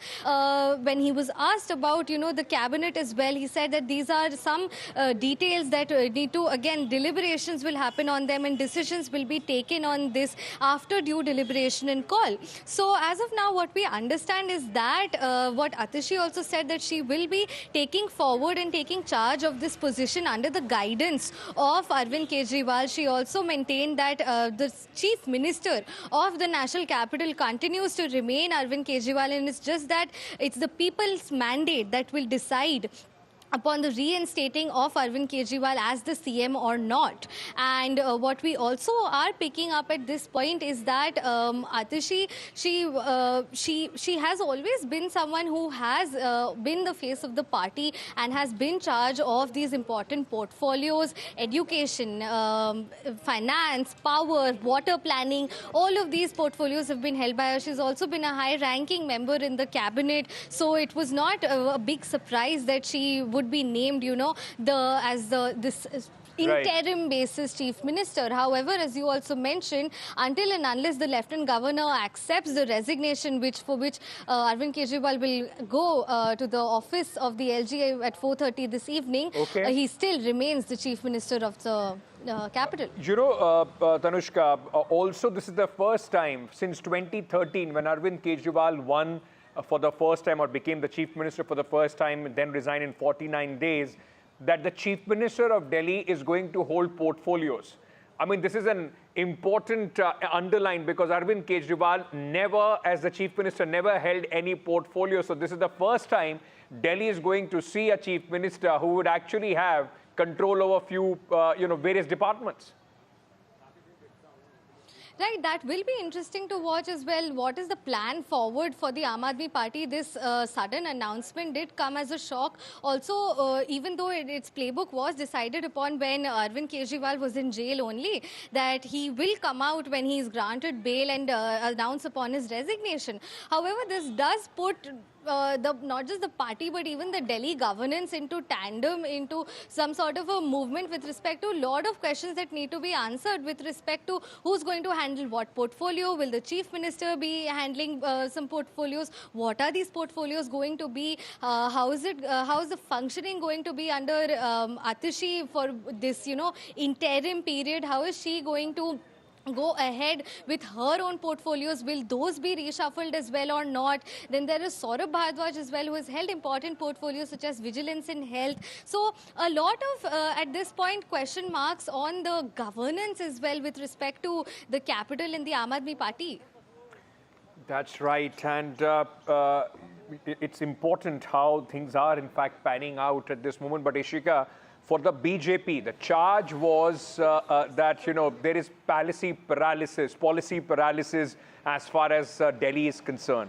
The BJP kept saying at this moment that, he's a chief minister who cannot sign files. At least that is what Arvind Kejriwal has been able to counter with the new chief minister that he has named. BJP as well as well, the Ankit, till now, in Congress fact, also, the BJP goes on to say, that the announcement that came from Arvind Kejriwal, it was nothing but it was only out of compulsion.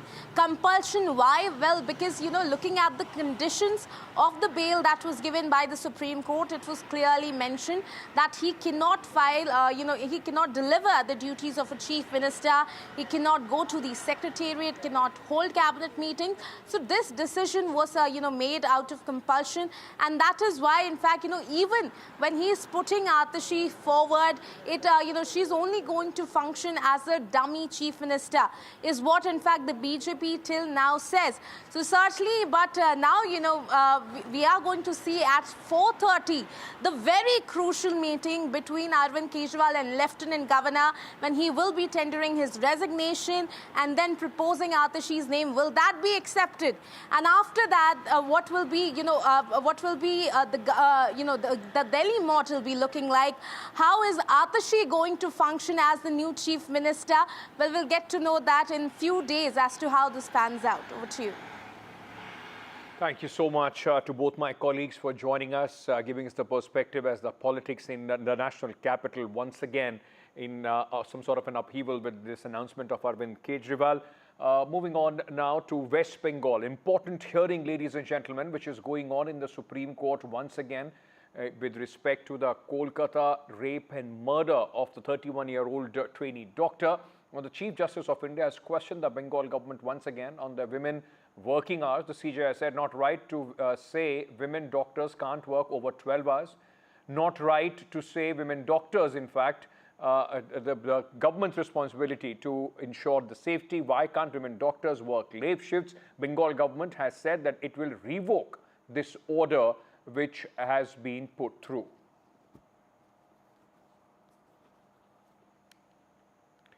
Remember, the hearing has been going on in the Supreme Court. Quite an important hearing, ladies and gentlemen, as we speak in the Supreme Court regarding what is happening with the investigation as far as Kolkata is concerned.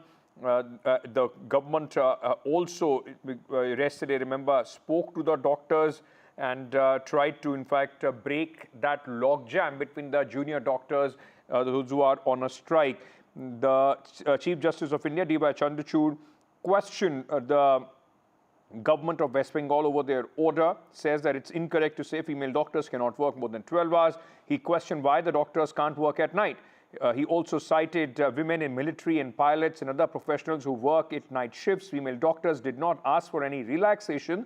The West Bengal government assured the court that it would withdraw the directive and also ensure safety as far as the government is concerned. Let me go across to my colleague Saurabh Gupta, who is joining us at this moment. Saurabh, yesterday there was a very serious attempt made by the government to try and break the logjam as far as the protesting doctors are concerned. But it seems the Supreme Court still has some pertinent questions as far as the government of West Bengal goes in terms of this entire matter.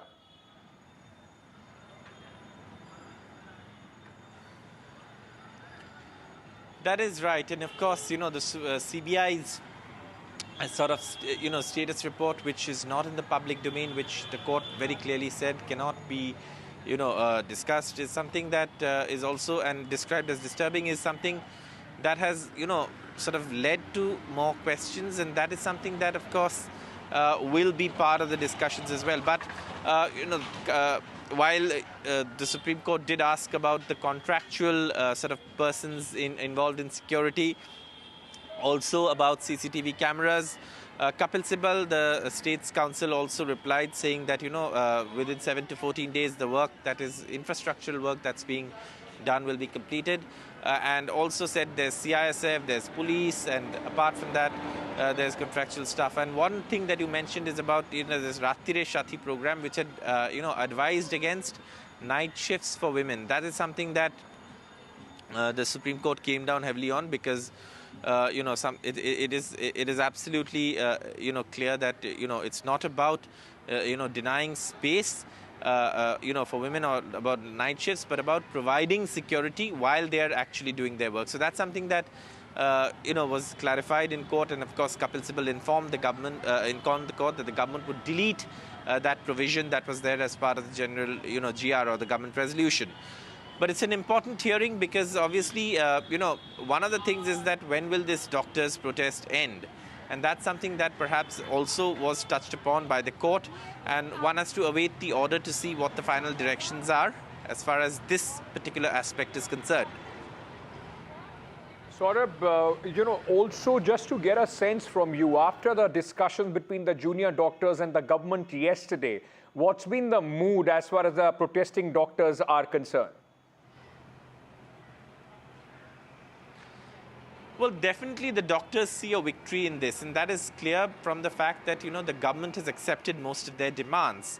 Also, in the last few days, we've seen a very different Mamata Banerjee. We've seen from being an aggressive, and very a very aggressive political leader to someone who's been more accommodative. She's adopted a more accommodative stance in, repeatedly reaching out to the doctors. And that is something that we've seen in her, and that is something that's also played out in terms of the number of meetings they've had. And the doctors definitely see it as a victory, and the government also is saying that, yesterday when Mamata Banerjee explained at that press conference at midnight at her house, she said that, look, we've given in to most, or we've agreed to most of their demands because we believe that we have to show that we are in sort of the larger person here, and also address their fears and address their issues. But however, one demand was not met, which is, of course, the removal of the health secretary, which the government said that, look, there has to be continuity in government and we can't clean out an entire department in one go. But largely, the government sees its stance as an accommodative one to address the issue of the junior doctors.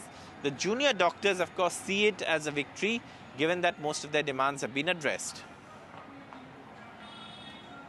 All right. Before I let you go, Saurabh, what about the doctors' strike? I mean, is there some sort of consensus or mood, at least with the doctor community, that it's time to go back to work? The Supreme Court had also been asking them to do so.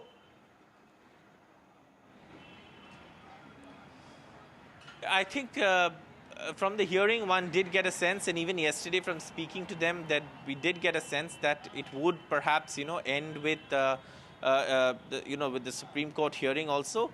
Also, remember the demand. Yesterday, Chief Minister Mamata Banerjee said around 4 p.m. is when they would issue the notification for removal of police commissioner. So one presumes that they would time their announcements to the announcements, that will be made. And one can expect, of course, one shouldn't jump the gun on announcements, but one can expect that perhaps by this evening we would see something happen in terms of them calling off the protest, and of course the police commissioner's removal will happen. May I request you to, thank you for joining us at this moment. I have to, in fact, go across to our colleague Vasudha Venugopal, who is at this moment, in fact, with Union Minister Ashwini Vaishnaw, speaking to him on the 100 days of the Modi government 3.0. Listen in.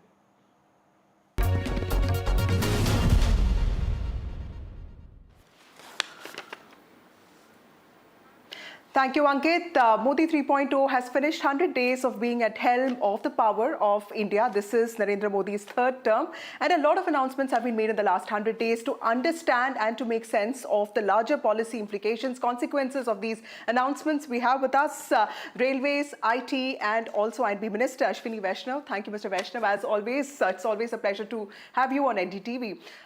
One of the most important mantras that the Prime Minister has been talking about is perform, reform, transform, and inform. You're the person in charge of information flow.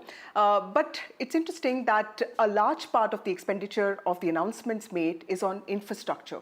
You also hold the railways portfolios. What, according to you, are the key policy announcements that you think have the potential to change the future of India made in the last 100 days? If you look at the first and second terms of Prime Minister Shri Narendra Modi ji, he took many historic initiatives which have basically set the foundation of our country to become a developed country by 2047. And during the election process, Prime Minister Modi ji called all the bureaucrats and told them that the country's progress should not stop. We will be busy in the elections, but you keep planning for further work, for projects, for infrastructure, for schemes welfare schemes, everything. So as a result, because of this vision of Prime Minister, we, in the first 100 days itself, we have been able to announce many new programs, start many new works, and implement many projects. If you take the case of railways itself, within 100 days, 12 new projects, about 50,000 crore rupees investment, 11 new lines which will practically go through the tribal areas, and one multi-tracking project, total 1,300 kilometers have been sanctioned. 16 new Vande Bharat trains have actually been launched, and the first 20 coach Vande Bharat has been launched. In the general coach category, which affects the travel of lower income and lower middle class income, 108 trains have been augmented with new general coaches. 12,500 new general coaches manufacturing is going on. Namo Bharat Rapid Rail was inaugurated yesterday. This is going to be a revolutionary train because at a very low cost, a very high quality service will be provided to commuters traveling from one city to another. Vande Bharat sleeper is completed. It's now going for testing and trials. World's highest rail arch bridge, Chenab Bridge, has been commissioned. 900 kilometers of new tracks have been commissioned. 100 digital stations, 309 locomotives, 1,600 coaches manufactured, 10,000 wagons manufactured, and first direct drive control has been functioned. If you recall, Balasore accident, there was manipulation in the panel which controls the point machines. So we decided to change the entire technology, and the first direct drive technology has now been introduced. Ticketing has been, digital payment at ticketing counters has been enabled. 164 base kitchens have started. 10 multimodal cargo terminals have been operationalized, and 58,642 vacancies have been notified for recruitment in railways. It's a big work. Oh my God, that's a lot of work, Mr. Vaishnav. But there's an interesting statistic: 16 Vande Bharat trains in 100 days. In fact, the Prime Minister said that there is one Vande Bharat train being released every 15 days. In fact, the average works out to one Vande Bharat a week. So clearly, there is Namo Rail. Shorter distances. There's Vande Bharat. The sleeper coach are going to come about. But we also see a lot of people. The demand for railways is growing. Airfares have really gone up. Festive season is coming up. How are you trying to tackle this increasing demand for railways? So there are 4 aspects to your question. I'll address all of them one by one. For the festive season, we have deployed record number of special trains. In the recently concluded summer season, we had deployed more than 20,000 special trains. In the previous Diwali and Chhath, again there was a record number of special trains. Just recently concluded Ganesh Chaturthi, we had 342 number of specials. So that same spirit we will continue. As you said, rightly pointed out, the demand for railway travel is increasing every day, and we are augmenting our infrastructure in a very big way. Number of trains manufacturing has significantly increased. If you compare with the UPA period and you compare today, we are now manufacturing close to 6,000 coaches a year. And the number of coaches manufactured during UPA period was hardly about 2,000 or 3,000 a year. So that's a significant jump. Number of locomotives, 1,200. That compares to number of electric locomotives during UPA period was about 200, 300. So massive change has happened. New tracks are being laid. For the people traveling with very less income categories, very low income categories, we have introduced Amrit Bharat trains, which are having same features as a Vande Bharat train, but the entire train is basically 11 coaches of sleeper and 11 coaches of general class, and 2 trains were launched in the month of January earlier this year, and now from October onwards every week 1 train will be launched. So we are focusing on the lower income and the middle income. That's where the railway's primary role is. And there is a lot of emphasis on making sure that the capacity increases. That's why last year 5,300 kilometers of new railway tracks were constructed. That is more than the entire network of Switzerland. Okay. In the last 10 years, 31,000 kilometers of railway tracks have been constructed, more than the network of Italy. So that is the kind of focus which Prime Minister Narendra Modi ji has put in augmenting the railway network, the railway facilities, because throughout the 58 years of Congress rule, railway was totally neglected. It was ignored as a means. It was considered as a political tool. It was not considered as a tool, as a department which can bring about a big change in people's lives. Right. That's the change which has happened during Prime Minister's tenure. Mr. Vaishnav, is that also your answer to the fact that there's this criticism that there's so much focus on Vande Bharat that the other trains get ignored? Is that other trains are absolutely getting much higher focus compared to Vande Bharat. It's just that Vande Bharat is catching the imagination of the people. That's why there is so much excitement. But we as railway organization are very much focused on making sure that the lowest income categories of our society, they get very affordable rail travel. As I said, 16 Vande Bharats, but 108 trains in which general coaches have been augmented. Right. See the ratio. Right. Mr. Vaishnav, also, on one hand, we're witnessing this record expansion of tracks, but, we're also looking at facelift of stations, which I think is really important for the country. But on the other hand, we also know that railway accidents keep happening. I know that you've often pointed out, and rightly so, that it used to be around 171 10 years ago, and now the number has come down to 40, which is a significant reduction, but still lives are getting lost. Is there a way by which, I'm sure you've had your learnings from the accidents that have taken place. When will the anti-collision system be put in place in the entire network, and also what are your learnings from the accidents that have happened? We have made sure that each and every incident which happens in railways, whether it is an accident or other incident, we go to the root cause of it. Wherever systemic changes have to be made, we make the systemic changes. Wherever procedural improvements have to be done, we do that. Wherever technology has to be changed, we are changing the technology also. I'll give many examples, how much focus we have put. We have done 97,000 inspections, 90,000 signal plans have been verified, 2,500 kilometers of tracks have been renewed. Ultrasound test is being done for the entire railway network, and this fiscal we have already done 186,000 kilometers of tracks have been checked with ultrasound machines. New technology, phased array ultrasound machines, 20 have been procured and deployed. 990 railway bridges have been rehabilitated.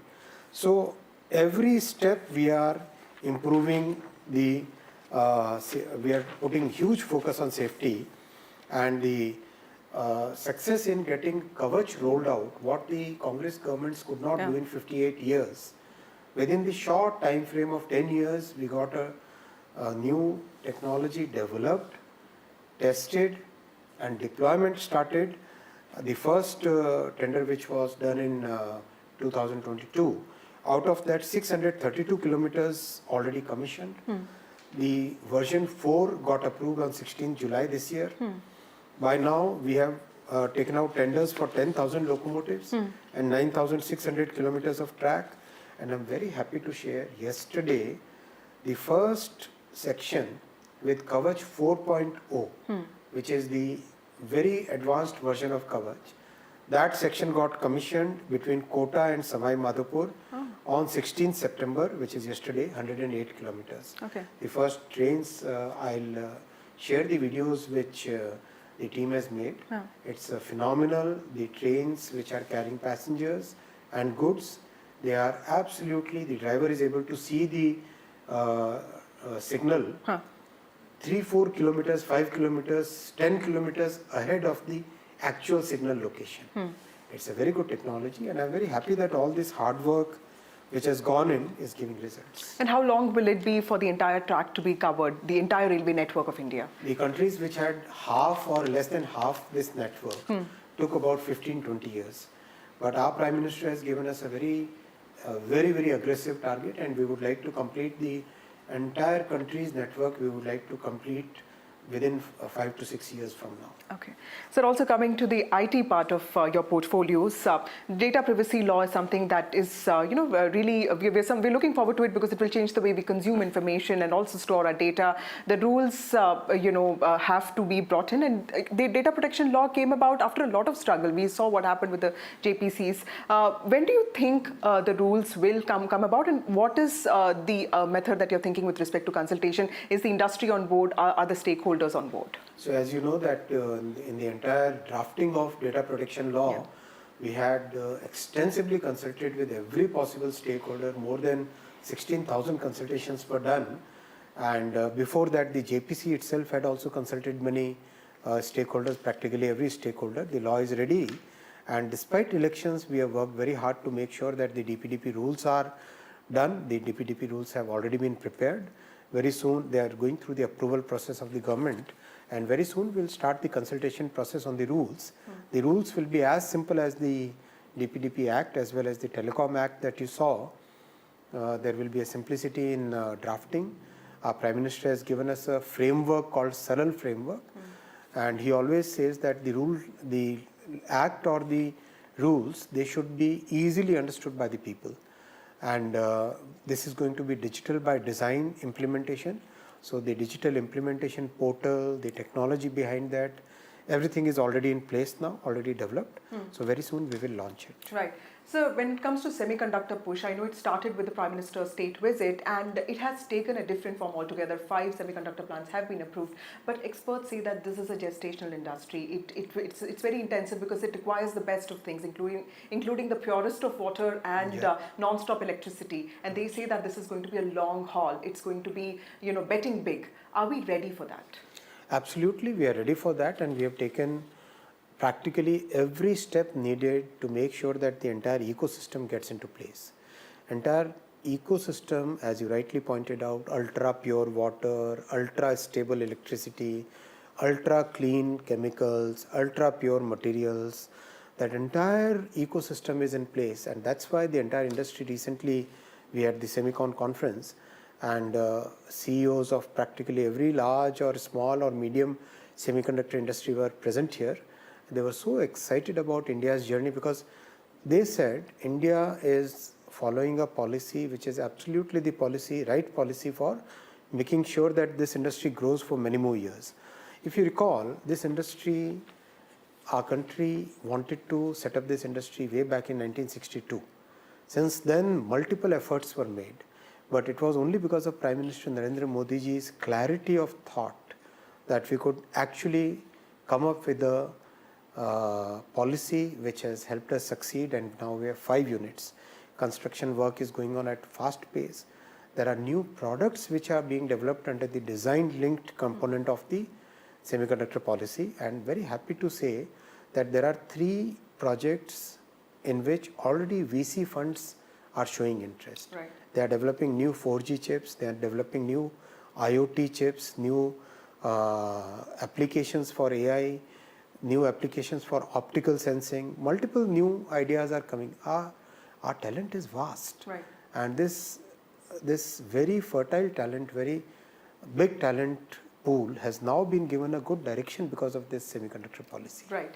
Sir, how do you react to the opposition's claim that this is a U-turn Sarkar and it is something that is submitting to the pressures of opposition and also its own allies? Has the nature of working changed for you as a minister? See, our last 10 years of Prime Minister Modi ji's government, if you look at it, very thoughtful, very consultative, very inclusive growth is what he has always believed in. That's why his focus has been on making sure that every section of the society is able to improve the opportunities they get in their lives, is empowered, and that has been his focus. The same focus continues. The opposition can say whatever they want to say. The fact is that this is a live Sarkar, this is a government which listens to the people, and wherever needed, wherever pivoting is needed, wherever you need to make any modifications in the policy, a government which is listening to the people will make those changes. Right. There's nothing wrong in it. Absolutely. Mr. Vaishnav, I wanted to ask you this. As a former bureaucrat, how do you see Rahul Gandhi's consistent criticism that bureaucracy is not representative of India? It does not include, the deprived sections. It is full of upper castes. There's a halwa picture that he tweeted during the budget session. As a former bureaucrat, do you think that there is a need for bureaucracy to become more representative? Every recruitment that happens in the government, whether it in the civil services, engineering services, technicians, constables, every recruitment which happens in the government follows a principle of reservation which is created by, which is inspired by, which is formalized by, institutionalized by Baba Saheb Ambedkar's constitution. Mr. Rahul Gandhi must understand, must study how the recruitments are happening. If he believes in taking a responsibility, in the UPA government, he had his party, his family was ruling for so many long years. He should have taken a responsibility so that he knows that yes, this is the way the government is run. How can he claim when every recruitment is having the reservation policy? How can he claim that the reservation, some sections of the society are not represented? He is taking the example of secretaries. He did not take the example in the secretaries, he did not include the members of the railway board. Member of a railway board is essentially he or she is an ex officio secretary to the government of India. Till 2 years back, there were 2 members of the railway board who were from the SC community. Okay. One of them got, one of the meritorious candidates became the first SC chairman in the history of railways. Yeah. In the 58 years of their government, did they ever make one single SC member? Did they make any SC chairman of the railway board? Did they make a woman chairman of the board, chairperson of the board? No. They are. It's a question of not being committed to underprivileged sections. We, NDA government is committed to the underprivileged sections. Okay. Modi ji himself has come from a very poor family in a small village. Right. He understands what pain we have to go through. It's a very different mindset, which I don't think people who were born with those riches, they can never understand. Absolutely. My last question to you, sir. You're part of the crack team that was sent to Madhya Pradesh, which was in some ways seen as the most difficult election for BJP, but in some ways it gave very miraculous results for the party. And now you have been deputed to Maharashtra. How difficult is the battle there? Because many people have already given up. There are 6 parties in the fray. How confident and optimistic are you of the BJP's chances? Maharashtra will clearly demonstrate that Prime Minister Shri Narendra Modi ji's inclusive growth policies, a policy where there are no shortcuts, a policy where foundation for a developed nation are being laid, a policy where a way of working where hard work, where absolutely clearly focused, nation first, always first. That thought process is what ultimately wins, and our workers, our Karyakartas are very enthused, our leadership is strong. We definitely will see success. Right. Thank you, Mr. Vaishnav. That was Railways, IT and INB Minister Ashwini Vaishnav elaborating on the policy outcomes and larger consequences of the policy moves and announcements made by Modi 3.0 in the first 100 days of its governance. Time for a short break. More news and updates on the other side.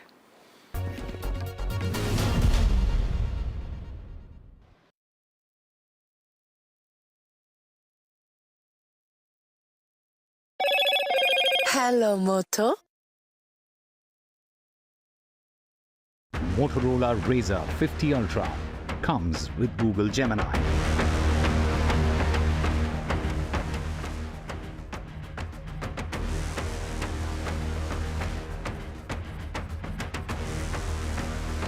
Atishi named as the new Chief Minister designate of Delhi. Arvind Kejriwal to resign at 4:30. Supreme Court asked some tough questions to the government of West Bengal. Once again says, why can't the women doctors work late?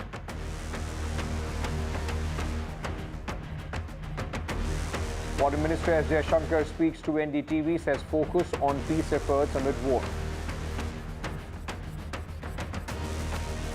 Modi government completes 100 days of its 3rd term.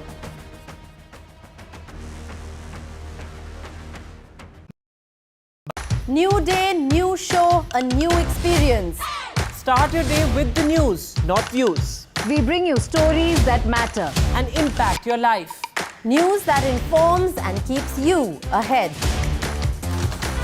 From Maximum City, Mumbai, to the seat of power, Delhi, NDTV brings you the best breakfast show. Breakfast news on NDTV, 8 a.m. every day.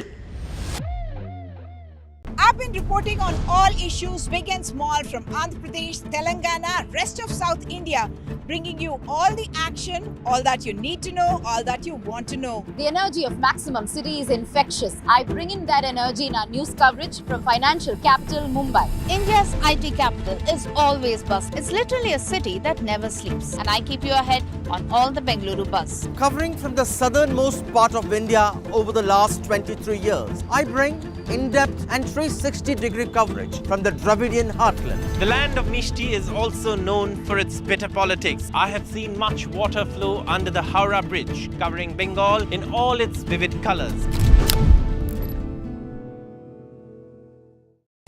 Stay informed and entertained with the new and updated NDTV News app. You can watch all our channels live, listen to podcasts, read breaking and exclusive news from around the world and more. Download the NDTV app today and get access to the best journalism and storytelling on your smartphone or tablet. The NDTV app. News that matters to you. I've been reporting on all issues big and small from Andhra Pradesh, Telangana, rest of South India, bringing you all the action, all that you need to know, all that you want to know. The energy of Maximum City is infectious. I bring in that energy in our news coverage from financial capital Mumbai. India's IT capital is always buzz. It's literally a city that never sleeps. And I keep you ahead on all the Bengaluru buzz. Covering from the southernmost part of India over the last 23 years, I bring in-depth and 360-degree coverage from the Dravidian heartland. The land of Mishti is also known for its bitter politics. I have seen much water flow under the Howrah Bridge, covering Bengal in all its vivid colors. The 18th of September will be one of the most watched days for global markets. A turning point that could change the course of the financial markets and economies. The big shift is coming.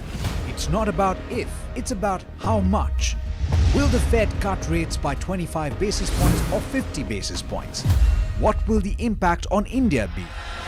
Catch all the action live on NDTV Profit. New day, new show, a new experience.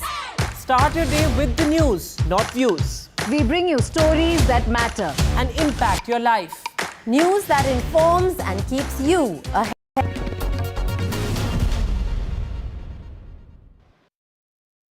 Joining me now for a very special conversation is Union Law Minister Arjun Ram Meghwal. Meghwal जी, आपकी सरकार के 100 दिन पूरे हुए और आपका जो मंत्रालय है उसमें सबसे ज्यादा काम हुआ है। आप अपने 100 दिन कैसे देखते हैं? देखिए मारिया जी, पहले तो मैं आपके माध्यम से आज का दिन क्यों महत्वपूर्ण है, पहले तो मोदी जी के तीसरे कार्यकाल के 100 दिन पूरे हुए हैं। एज ए प्राइम मिनिस्टर तीसरा कार्यकाल चला जो, उसके 100 दिन पूरे हुए। दूसरा, आज विश्वकर्मा जयंती भी है, तो जितने भी लोग हाथ से काम करने वाले लोग हैं उनके लिए आज बड़ा दिन है। तीसरा, हमारे प्रधानमंत्री जी का भी जन्मदिन है, नरेंद्र मोदी जी का। और चौथा, आज पूर्णिमा भी है, फुल मून डे भी है। तो ऐसा सुखद संयोग बन रहा है। इस अवसर पर आपसे बात करके अच्छा लग रहा है। सबसे बड़ा जो हमारे इस कालखंड में जो न्यू क्रिमिनल लॉज लागू हुए 1 जुलाई 2024 से, ये बहुत ही एक महत्वपूर्ण ये कालखंड रहा है कि औपनिवेशिक काल के जो हमारे आईपीसी, सीआरपीसी, एविडेंस एक्ट थे, उनकी जगह भारतीय न्याय संहिता, भारतीय नागरिक सुरक्षा संहिता और भारतीय साक्ष्य अधिनियम, ये तीनों 1 जुलाई 2024 से लागू हो गए जी। तो ये एक बहुत बड़ा अचीवमेंट हम मानते हैं। इसके अलावा भी हमारे लॉ एंड जस्टिस डिपार्टमेंट में चाहे जुडिशियल अपॉइंटमेंट का विषय हो, सुप्रीम कोर्ट में सभी जजों के अपॉइंटमेंट का मामला हो, चाहे हमारे जो नालसा सालसा उसमें न्याय बंधु लीगल सर्विसेज का मामला हो, चाहे हमारे नोटरी को हम ऑनलाइन करके और डिजिटल सर्टिफिकेट देने का मामला हो, ऐसे कई मामले हैं जिससे हमें लगता है कि ये 100 दिन का जो कालखंड रहा है लॉ एंड जस्टिस डिपार्टमेंट के लिए, ये अभूतपूर्व रहा है और अच्छा रहा है। मेघवाल जी, क्योंकि शुरुआत हुई है सरकार की और 100 दिन में आप लोगों ने इतने काम कर लिए हैं, तो आगे का क्या रास्ता होगा और क्या जो वक्फ बिल है जो जिस पर अब जेपीसी बैठ गई है, बहुत सारे राउंड्स ऑफ मीटिंग्स हो चुके हैं, वो आपके लिए बहुत अहमियत रखता है, लेकिन जो आपके सहयोगी दल हैं, जो एनडीए के पार्टनर्स हैं, वो लोग भी उसका विरोध कर रहे हैं?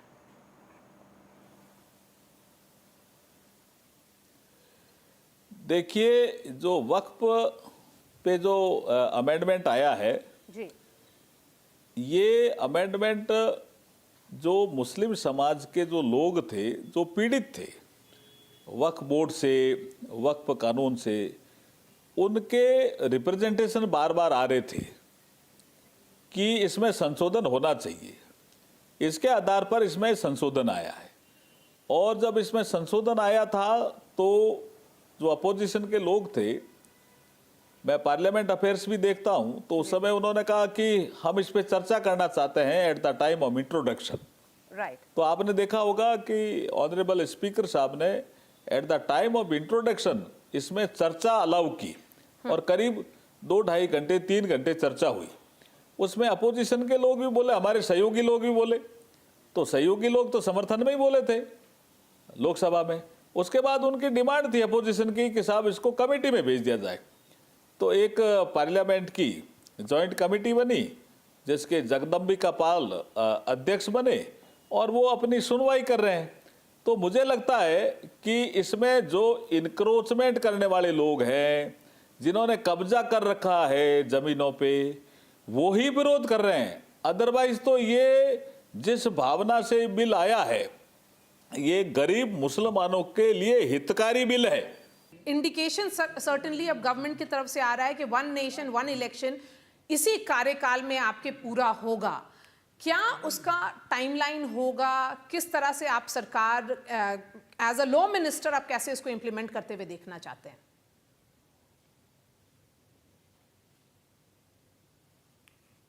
किसको आप 1 नेशन 1 इलेक्शन की बात कर रहे हो क्या मारिया जी? जी जी जी।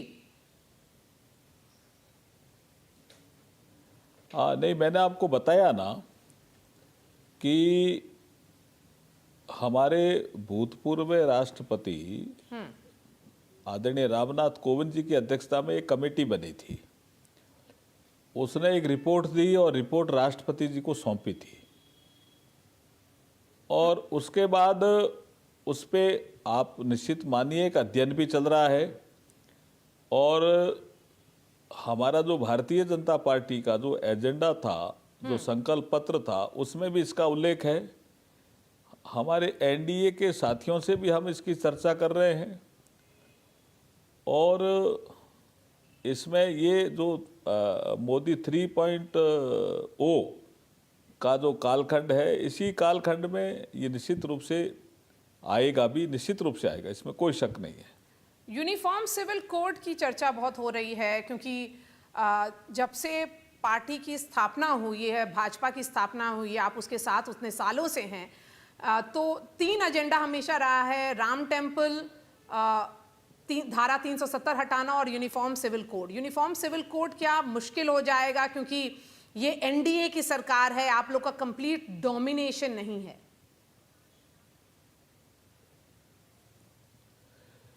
देखिए, ये जो आपने सही कहा कि भारतीय जनसंघ के ज़माने से हमारे ये 3 एजेंडा होते थे, और जब 6 अप्रैल 1980 को भारतीय जनता पार्टी बनी थी, तब भी हमारे एजेंडा थे। भगवान श्री राम का भव्य मंदिर बनना, धारा 370 का समाप्त होना, और यूनिफॉर्म सिविल कोड इस देश में लागू होना। तो 2 एजेंडा तो पूरे हो गए, और तीसरे एजेंडे पे भी काम चल रहा है। अगर हमारे जो साथी दल हैं, जो हमारे एनडीए की सरकार में भागीदार हैं, उनसे भी चर्चा हमारी चल रही है। देखिए, अभी तो ये लॉ कमीशन ऑफ इंडिया के पास एक मैंडेट है और फिर राज्यों ने भी इसमें तेजी से काम किया है। उत्तराखंड में इसमें एक्ट आ गया, गोवा में पहले से ही लागू है, कुछ और राज्य भी इस दिशा में सोच रहे हैं। अभी लाल किले की प्राचीर से भी प्रधानमंत्री जी ने इसके कुछ संकेत दिए हैं। तो ये मानिए कि ये हमारा जो भारतीय जनता पार्टी का जो संकल्प पत्र था उसमें भी हमारा तो ये एजेंडा है ही, लेकिन हम एनडीए के साथी दलों से भी बात करके इस दिशा में हम निश्चित रूप से कदम बढ़ाएंगे। मेघवाल जी, अभी जो RG Kar medical college hospital में जो घटना हुई उसके बाद पूरा देश शर्मसार है। उसके बाद हमने देखा कि ममता बनर्जी की सरकार ने अमेंडमेंट्स सजेस्ट किया और कहा कि वो रेप लॉस को काफ़ी सख्त करेंगी। इस तरह का इनिशिएटिव क्या स्टेट गवर्नमेंट्स अगर लेती है तो सेंटर कितना उनका साथ देगी?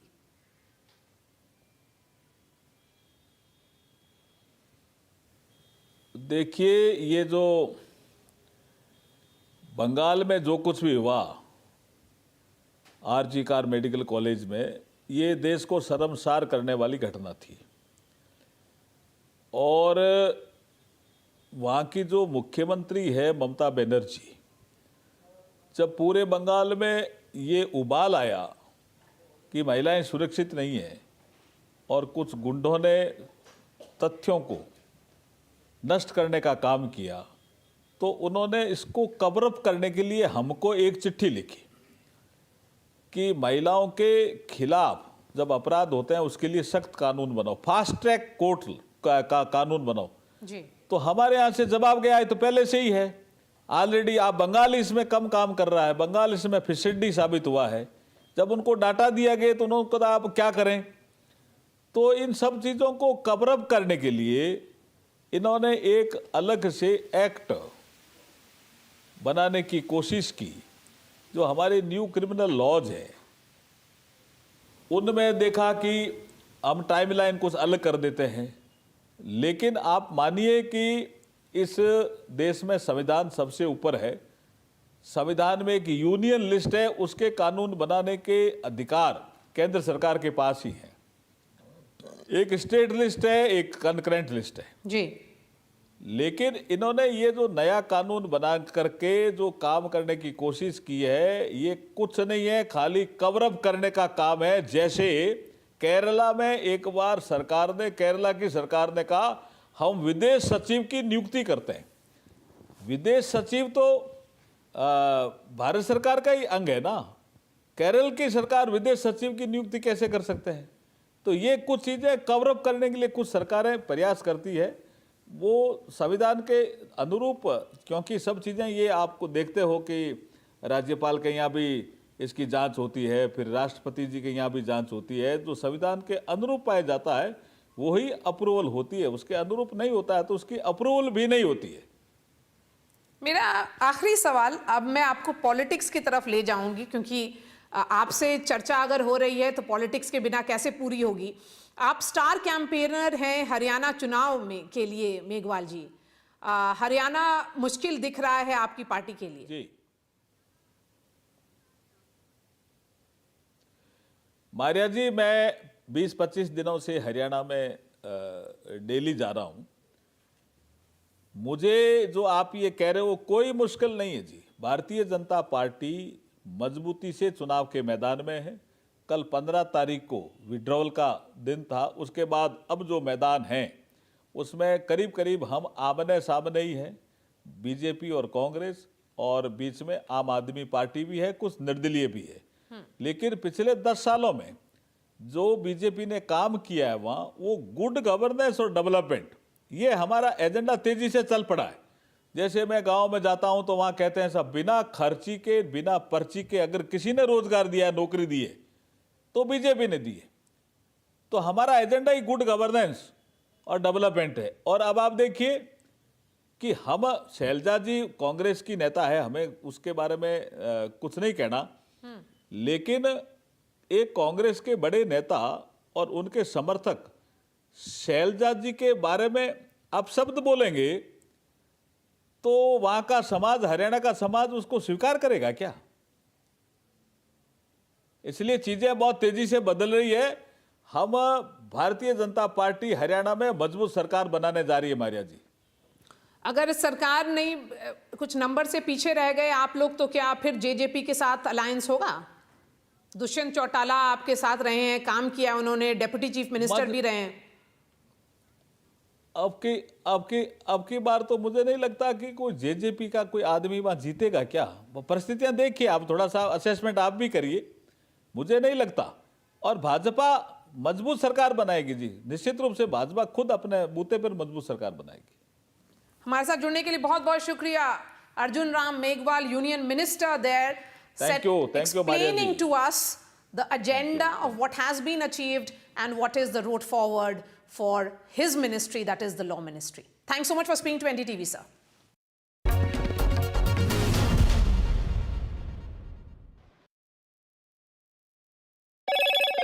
Hello, Moto. Motorola Razr 50 Ultra comes with Google Gemini.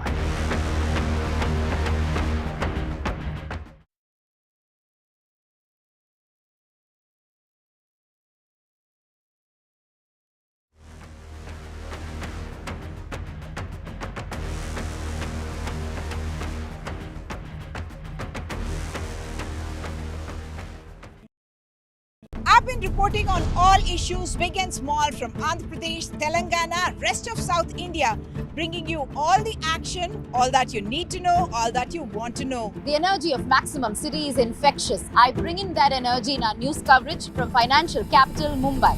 India's IT capital is always buzz. It's literally a city that never sleeps. And I keep you ahead on all the Bengaluru buzz. Covering from the southernmost part of India over the last 23 years, I bring in-depth and 360-degree coverage from the Dravidian heartland. The land of Mishti is also known for its bitter politics. I have seen much water flow under the Howrah Bridge, covering Bengal in all its vivid colors. Stay informed and entertained with the new and updated NDTV News app. You can watch all our channels live, listen to podcasts, read breaking and exclusive news from around the world and more. Download the NDTV app today and get access to the best journalism and storytelling on your smartphone or tablet. The NDTV app. News that matters to you. New day, new show, a new experience.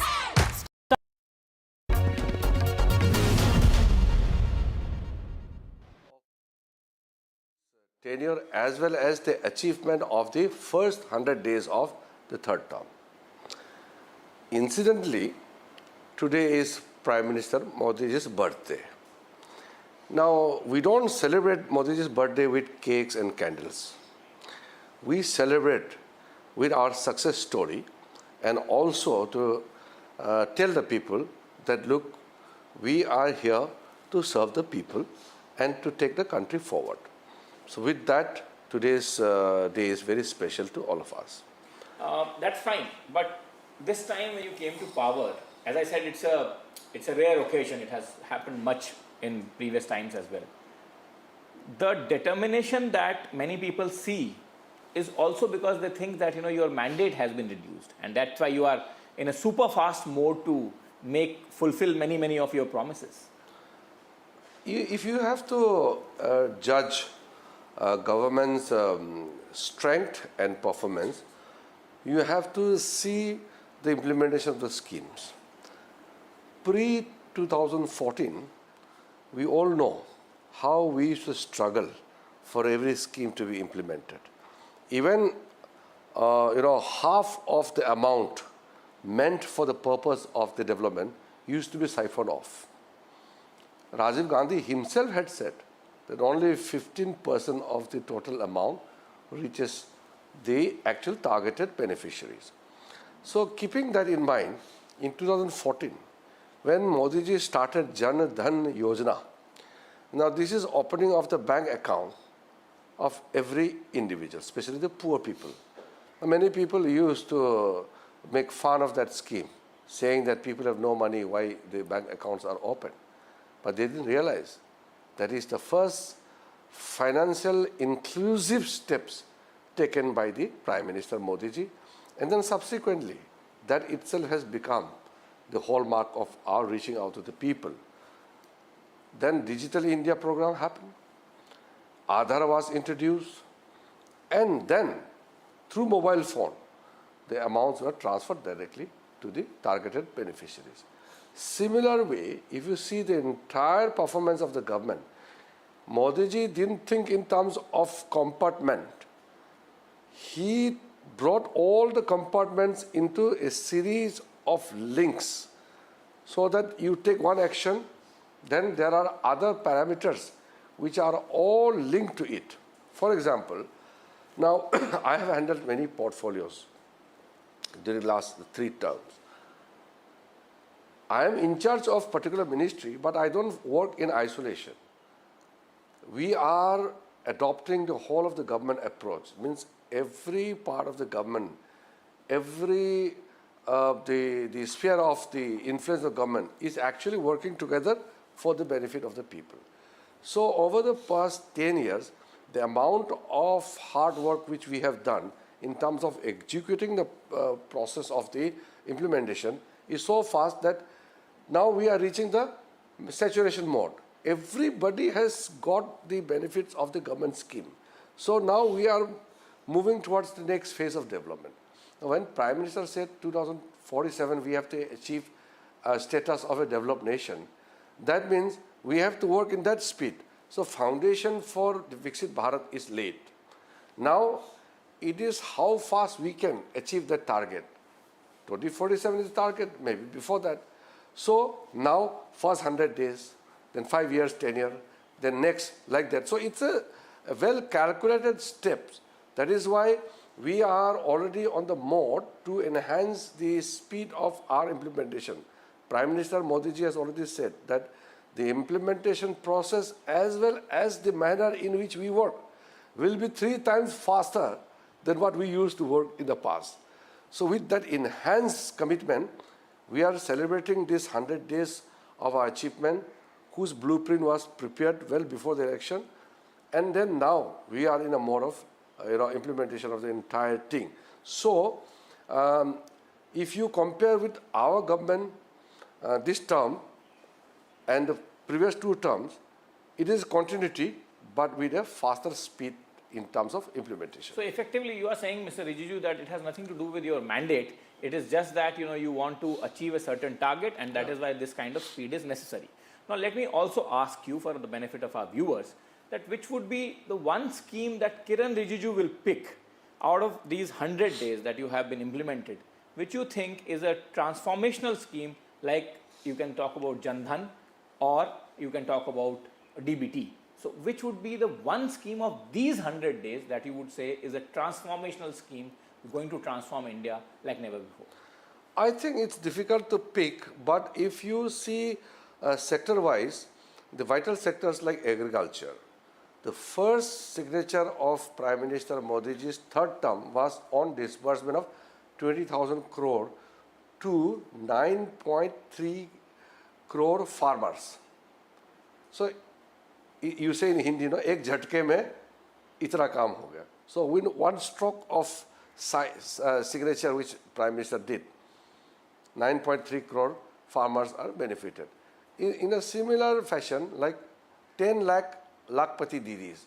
Now, within a short time, Prime Minister has taken so much steps, and then he distributed 10 lakh certificates to the Lakpati Didis. Means the rural, those ladies working in a far-flung villages of the country suddenly becoming Lakpati because of the drones, other agricultural and other stuffs which we are being supported.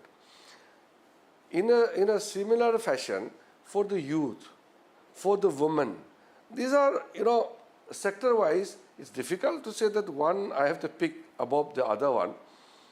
And then you see for the employment generation, the numbers of schemes being taken up to create better employment opportunities for the youth. It's a series. You can't pick up one.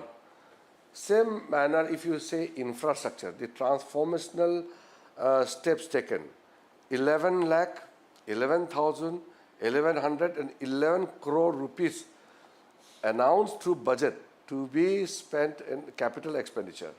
This is a transformation. This is more than the total budget during the UPA time. The Congress time budget used to be 5 lakh, 6 lakhs crore. But that changes with time. Every 10 years, economy has to. No, it's not Every 10 changed years, in 2 it 3%. doubles up. No. You have to understand one thing. How many years India took to become $1 trillion economy? But that also was a different era, Mr. Rijiju. I mean, No, we are in a you of a faster growth. If you World don't, over. if you don't count the quantum jump in particular tenure, then you will miss out the achievement. 2004, Manmohan Singh became Prime Minister. India was rank 11. In 2014, India still ranked 11. So according to your argument, it should have changed. They got 10 years. In 10 years, why did not India change? And 2014 to 2024, India jumped from 11th to 5th. That is why I am saying, you can't miss out the quantum jump you achieve during a tenure. Then only you can qualitatively and quantitatively assess the performance of the government. Now, within the next 3 years, we are most probably, almost certain, going to become the 3rd largest economy. So why did not Congress able to achieve that? So you are saying your policies are better than Congress's policy, or your not only speed of policies, implementation? performance and implementation. Speed of implementation is better. Now let me talk to you about your portfolios, Mr. Rijiju. In the Parliament, we have seen that the level of fight, level of cantankerousness has actually gone up. It should have come down. Why? The Congress party initially thought that from 54 seats, they have got 99 seats. So they have enhanced their power and they are, being given the big mandate by the people of India. They don't realize for 3rd consecutive term, they could not reach 3 digit of seats. In any other democratic setup, no leader will be allowed to lead the party if he loses 3 consecutive elections. Suppose if I lose elections after elections, then my party will change the candidature. If Modi ji doesn't win election for 3 terms, he would not be Prime Minister again. But here is a Congress party. It doesn't matter they win or lose. The same Rahul Gandhi is the leader, he is the boss, he is everything. That is why he doesn't care. He knows that let other people go to the dogs. He will still continue to be the leader of Congress party. That is why we feel that India deserves a better, more efficient and more effective opposition party. As a Parliamentary Affairs Minister, I am very disappointed with the Congress party's performance in the Parliament and outside as an opposition party, because they are not talking about the economic policies, they are not talking about the government's implementation of the schemes. They are talking about democracy is killed. Democracy was killed by the Congress party in 1975. They are talking about judiciary being hijacked. Judiciary was hijacked by the Congress party when top senior 3 judges were superseded and the junior one is made the Chief Justice of India. Judiciary was captured when 17 judges of the High Court was transferred on a single stroke of pen by the Congress party. They don't realize that. But I see that you are making good use of your previous experience of Law and Justice Minister. But let me ask you one question, Mr. Rijiju. It is also incumbent on the government and the treasury benches on so much that now that the opposition has numbers, for the first time after a decade, you have a leader of opposition designated in the country. It's a constitutional post. To show enough respect to that, to the increased mandate, what's the problem with that? I really want that Congress party, after getting the title of the leader of opposition, they will perform better with more responsibilities. The most unfortunate, not for me, for Indian parliamentary democracy, is the leader of opposition, Mr. Rahul Gandhi, is unable to perform his duty. Not only he failed in his duty, but he has miserably misused his position.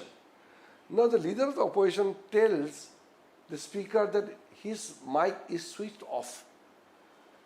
Anybody in the parliament knows that your mic will be switched on when your turn comes. When the speaker calls the name of a particular member of parliament, his mic will be turned on, his or her statement will be recorded. Now Rahul Gandhi shouts out of his lungs out and tells the world that he is not allowed to speak. The person who speaks the most says that he is not allowed to speak. He goes to England and America and elsewhere, and he abuses the country's system. Country's systems are functioning well. It is only the Congress party which is not functioning well. That is why we are in a situation where we have an opposition party, but which is not performing as an opposition party. We have a leader of opposition who doesn't know what is the role of opposition leader. That is why I want to advise the Congress party, we may be adversary, we are opposition parties to each other in terms of political, the strict sense of political democracy. But we are not enemies. Why are you treating government as if it is untouchable? Why are you abusing Prime Minister Modi ji day and night? Now, we are a democracy, so all the ideologies have its own place. Whichever ideology people accept will form the government. Now, Congress says that BJP ideology is not acceptable. It may be unacceptable to you, but people have accepted it. But they have not come to the term that they are rejected and we are elected. So that is fine. Let us say, let's take this argument on its face value that Congress is not behaving as a responsible opposition. But what about you as the Parliamentary Affairs Minister, Mr. Rijiju, and your party BJP making space for opposition? What about that? Yeah, we are giving more space than they deserve. In fact, I had gone to the Congress party president's residence. I met all the prominent opposition parties. I sought their support. But I think some of the opposition parties are trying to be responsible. Some of the opposition leaders are trying to be responsible opposition leaders. But Congress is not allowing them to be responsible. For example, the parliament begins with the election of a pro tem speaker. Now, government chooses one of the senior MPs as the pro tem speaker. The Congress boycotted the proceedings. Can you imagine? Has it happened in the Indian history of parliamentary democracy? The Congress time, then they had made the pro tem speaker to those people who are not the senior most. 2004, before that, 2009. But when we proposed the name of the pro tem speaker, Congress said they are not acceptable to it. It is not their government now, it is our government. Government will propose the business. They are there to cooperate. But they missed the bus.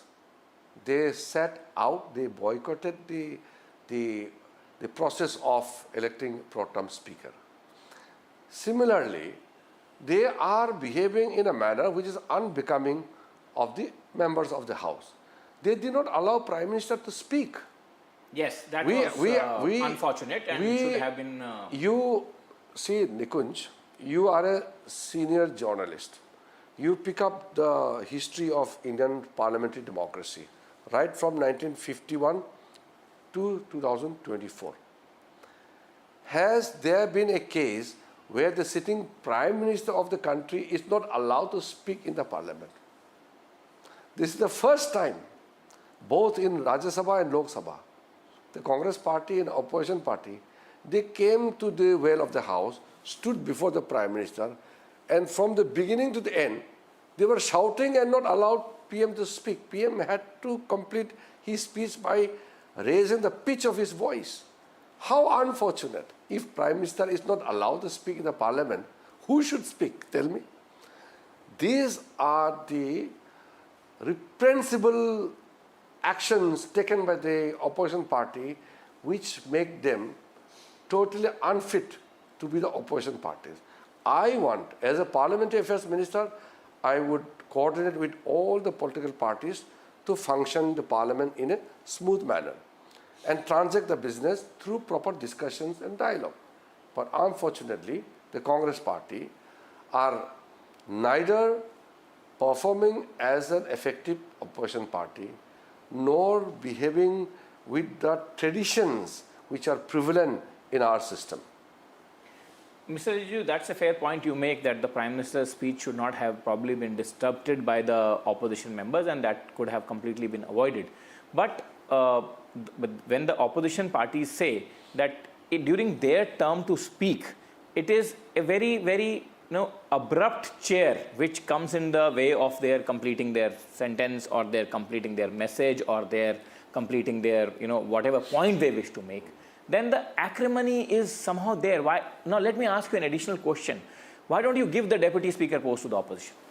Well, that is a matter to be discussed later amongst the parties. It is a subject which requires debates, deliberation, discussion, but these are managed internally. These are discussed. But we can debate and do all kind of political stunts outside. But how you actually clinch the deal, it all depends on the discussion in a closed door. Let me ask you about your other ministry, the other hat you don as the Minority Affairs Minister. There was a contentious bill right in the very beginning, Waqf amendment bill that was proposed by the government. What's the rush, Mr. Rijiju? I think we are very late, too late. Waqf properties in India are to be utilized in a much better possible manner. If you see the Sachar Committee report and the JPC which Congress had constituted, I'm talking about its relevant recommendations with regards to Waqf properties. Everybody said that Waqf boards must be broad-based.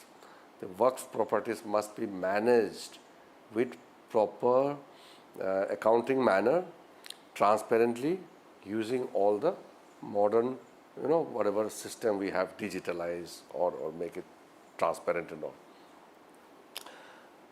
The most critical point with regards to Waqf property is, if majority of the Muslims are poor in this country, then the largest properties available in the country should be utilized for the welfare of the Muslim community. Now, many people in India keep on saying that Waqf boards have the third largest properties in India. That itself is a wrong statement.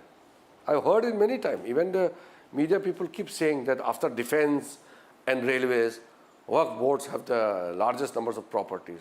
That is so wrong. Railway lines, we have thousands and thousands of kilometers railway tracks. Who use it? It's the people like us, the passengers. The country use the railway tracks and railway platforms. Defense land, it is the country's property. The defense is for what? To defend the country. Our armed forces are using those lands for training, for their camp, for all other purposes to make India secured. How can you compare defense land and railway lands with the Waqf properties? Waqf properties are private properties. Waqf properties in India is tremendously, highly valuable, but they are not being utilized. So that is why the Waqf properties in India are not only highest in India, but it's the highest in the world. Indian Waqf properties are, in a way, you cannot imagine how much valuation it actually has.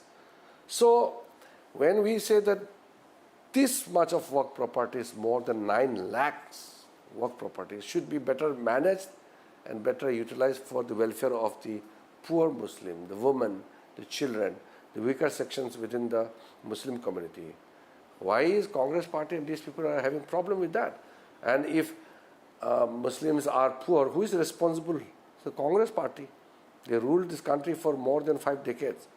You think there is politics behind it? It's only politics. See, now we have sent it to JPC. Yes, there were demands of sending it to JPC. So that more people can provide their views. Yes. Then why some people are going around holding the mics and announcing that, you know, everybody should protest against this work amendment bill and scan the QR code and then send it to the JPC and all. And people like Zakir Naik, Congress party and this ecosystem, why they are all standing in one podium, speaking one language? Actually, they are against the welfare of the Muslims. I straightforward accuse the Congress party, people like Zakir Naik and the Congress ecosystem for deliberately keeping the Muslims poor. They themselves know it. The Sachar committee was constituted by the Congress party. JPC headed by Rahman Khan was constituted by the Congress party. 1976, the work inquiry report was made during Congress government. Then, why did they not take any action based on those recommendations?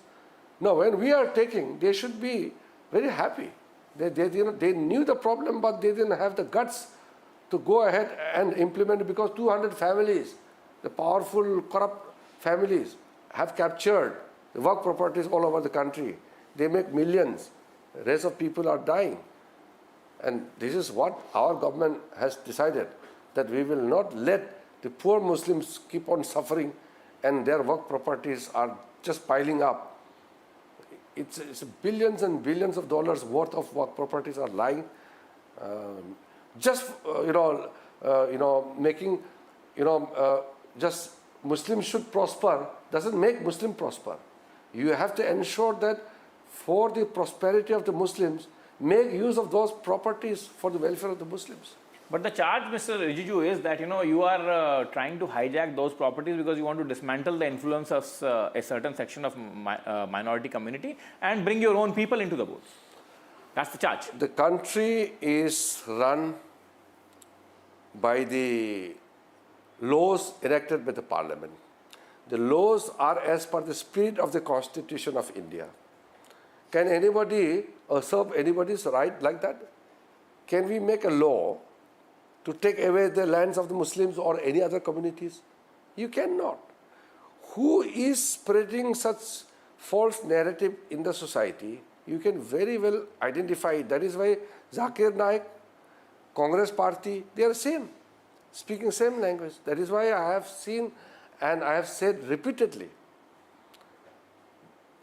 the hardliners, the anti-India elements, Pakistan's language, Congress party's language, and the spirit of the words which we keep on hearing from Zakir Naik, they all are same.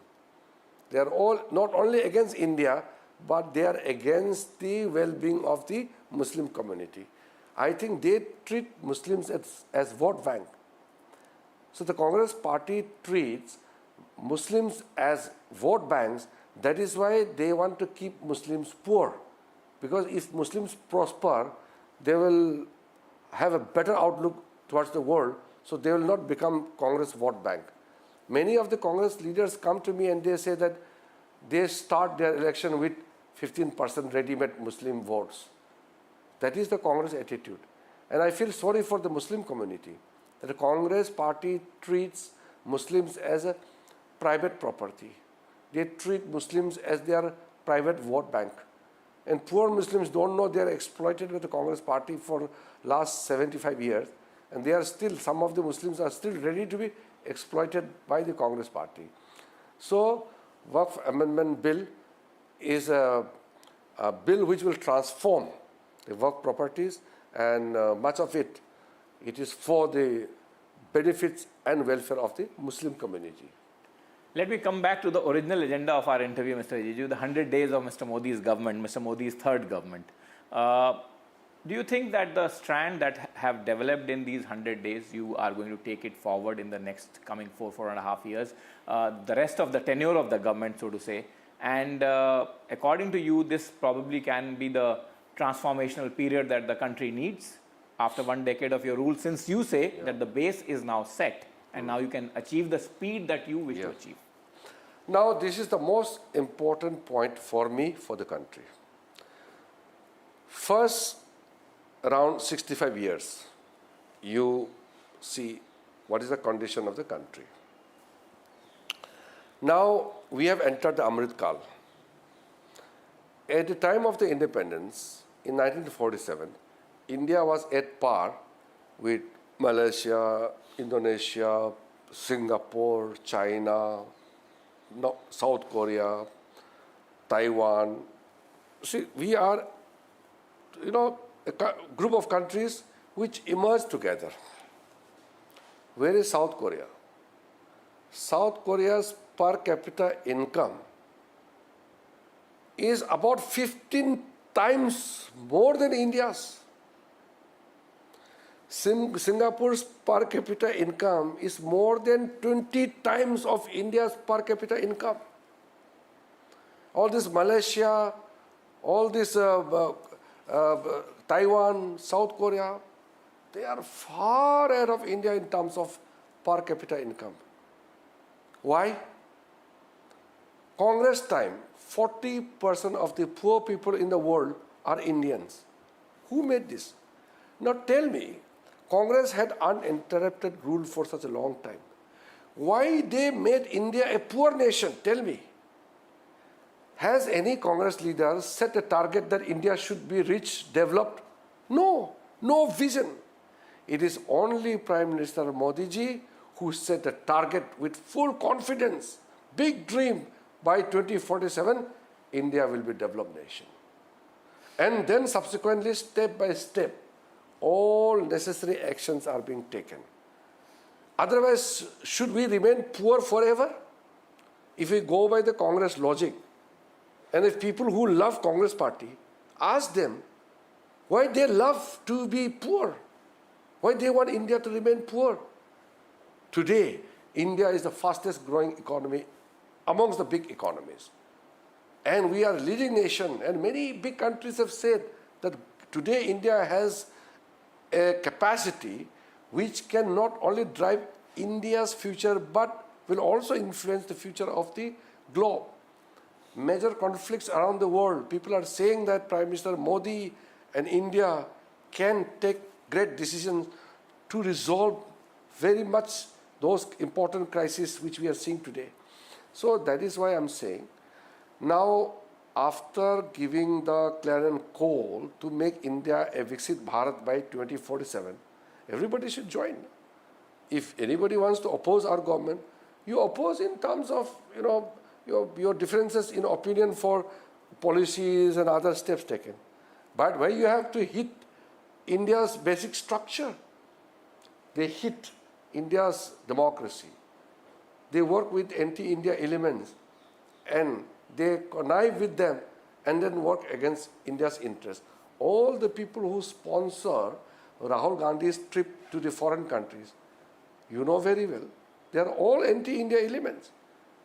Whether it's those radical people working against India, whether in Canada or in America or in England or Australia, they all are hell-bent on destroying India's future, and Rahul Gandhi and this gang, this so-called toolkit group and his ecosystem are well integrated with the same people.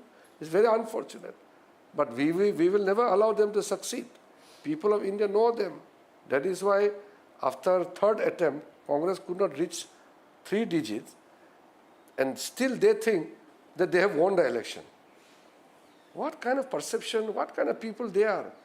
I don't know, the thinking of Congress party. Maybe they are interested to protect the prince of Congress party, who is forever young, Rahul Gandhi. Stays for 3 days in India, then 3 days he is vanished. Stays in India for 15 days, then he goes out to foreign countries, and then he is missing for next 5 days. We don't want to ask where he goes, what he does, but he should have the commitment for the country. He has zero connection with the ground reality. Rahul Gandhi will go to a cobbler. He thinks that now he has learned India. He goes to a farmhouse, he thinks that this is India now. He goes to one state in Northeast, he says now he has learned Northeast. He meets a businessman, he thinks that, oh, that is the new thing which he has learned. Every day he is learning new thing because he has not learned anything that is the real thing. He is unfortunate man imposed on the Congress party. You know, whenever Rahul Gandhi speaks, Congress party are in deep trouble. They tell us, they can't say publicly, but they tell us that the moment Rahul Gandhi speaks, they are prepared to defend him because he will cause embarrassment and they are going to clarify it. He is such a huge burden for the Congress party. Anyway, that is a Congress issue. I don't care. What is important to me and what is, that bothers me is that he speaks against India and that is being supported by so many other actors. Mr. Rijut, as always, thank you very much for speaking to NDTV, speaking from your heart and speaking unabashedly on many issues. I wish you luck. This term has just begun and I wish that, your ministries, particularly under your charge, you continue to serve the nation with the same amount of zeal and vigor that you have been. Thank you very much. Thank you.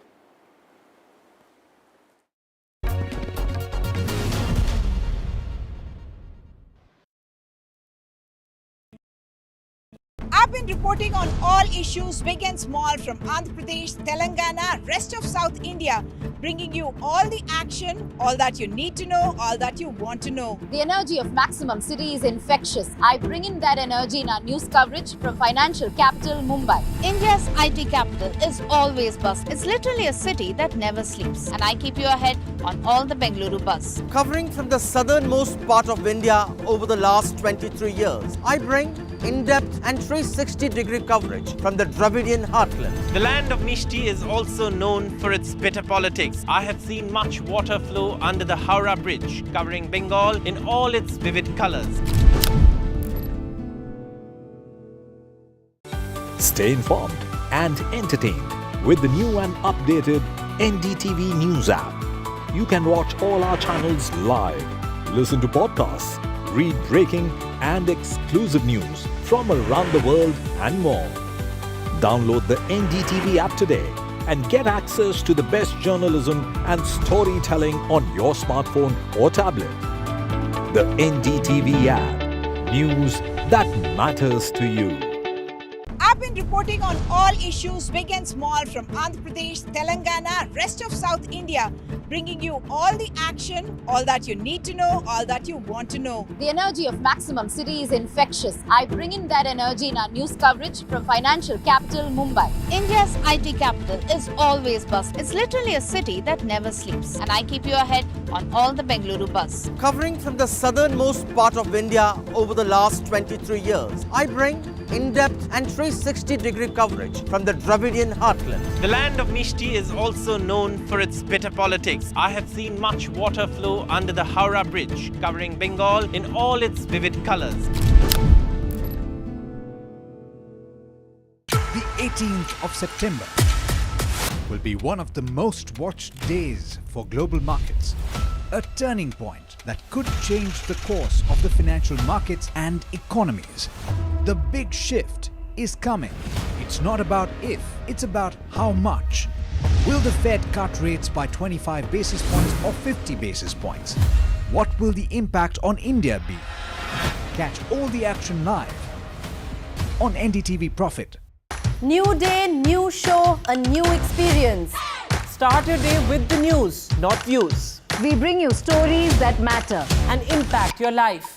News that informs and keeps you ahead. From Maximum City, Mumbai, to the seat of power, Delhi, NDTV brings you the best breakfast show. Breakfast news on NDTV, 8 a.m. every day. I've been reporting on all issues big and small from Andhra Pradesh, Telangana, rest of South India, bringing you all the action, all that you need to know, all that you want to know. The energy of Maximum City is infectious. I bring in that energy in our news coverage from financial capital Mumbai. India's IT capital is always buzz. It's literally a city that never sleeps. And I keep you ahead on all the Bengaluru buzz. Covering from the southernmost part of India over the last 23 years, I bring in-depth and 360-degree coverage from the Dravidian heartland. The land of Mishti is also known for its bitter politics. I have seen much water flow under the Howrah Bridge, covering Bengal in all its vivid colors. Stay informed and entertained with the new and updated NDTV News app. You can watch all our channels live, listen to podcasts, read breaking and exclusive news from around the world and more. Download the NDTV app today and get access to the best journalism and storytelling on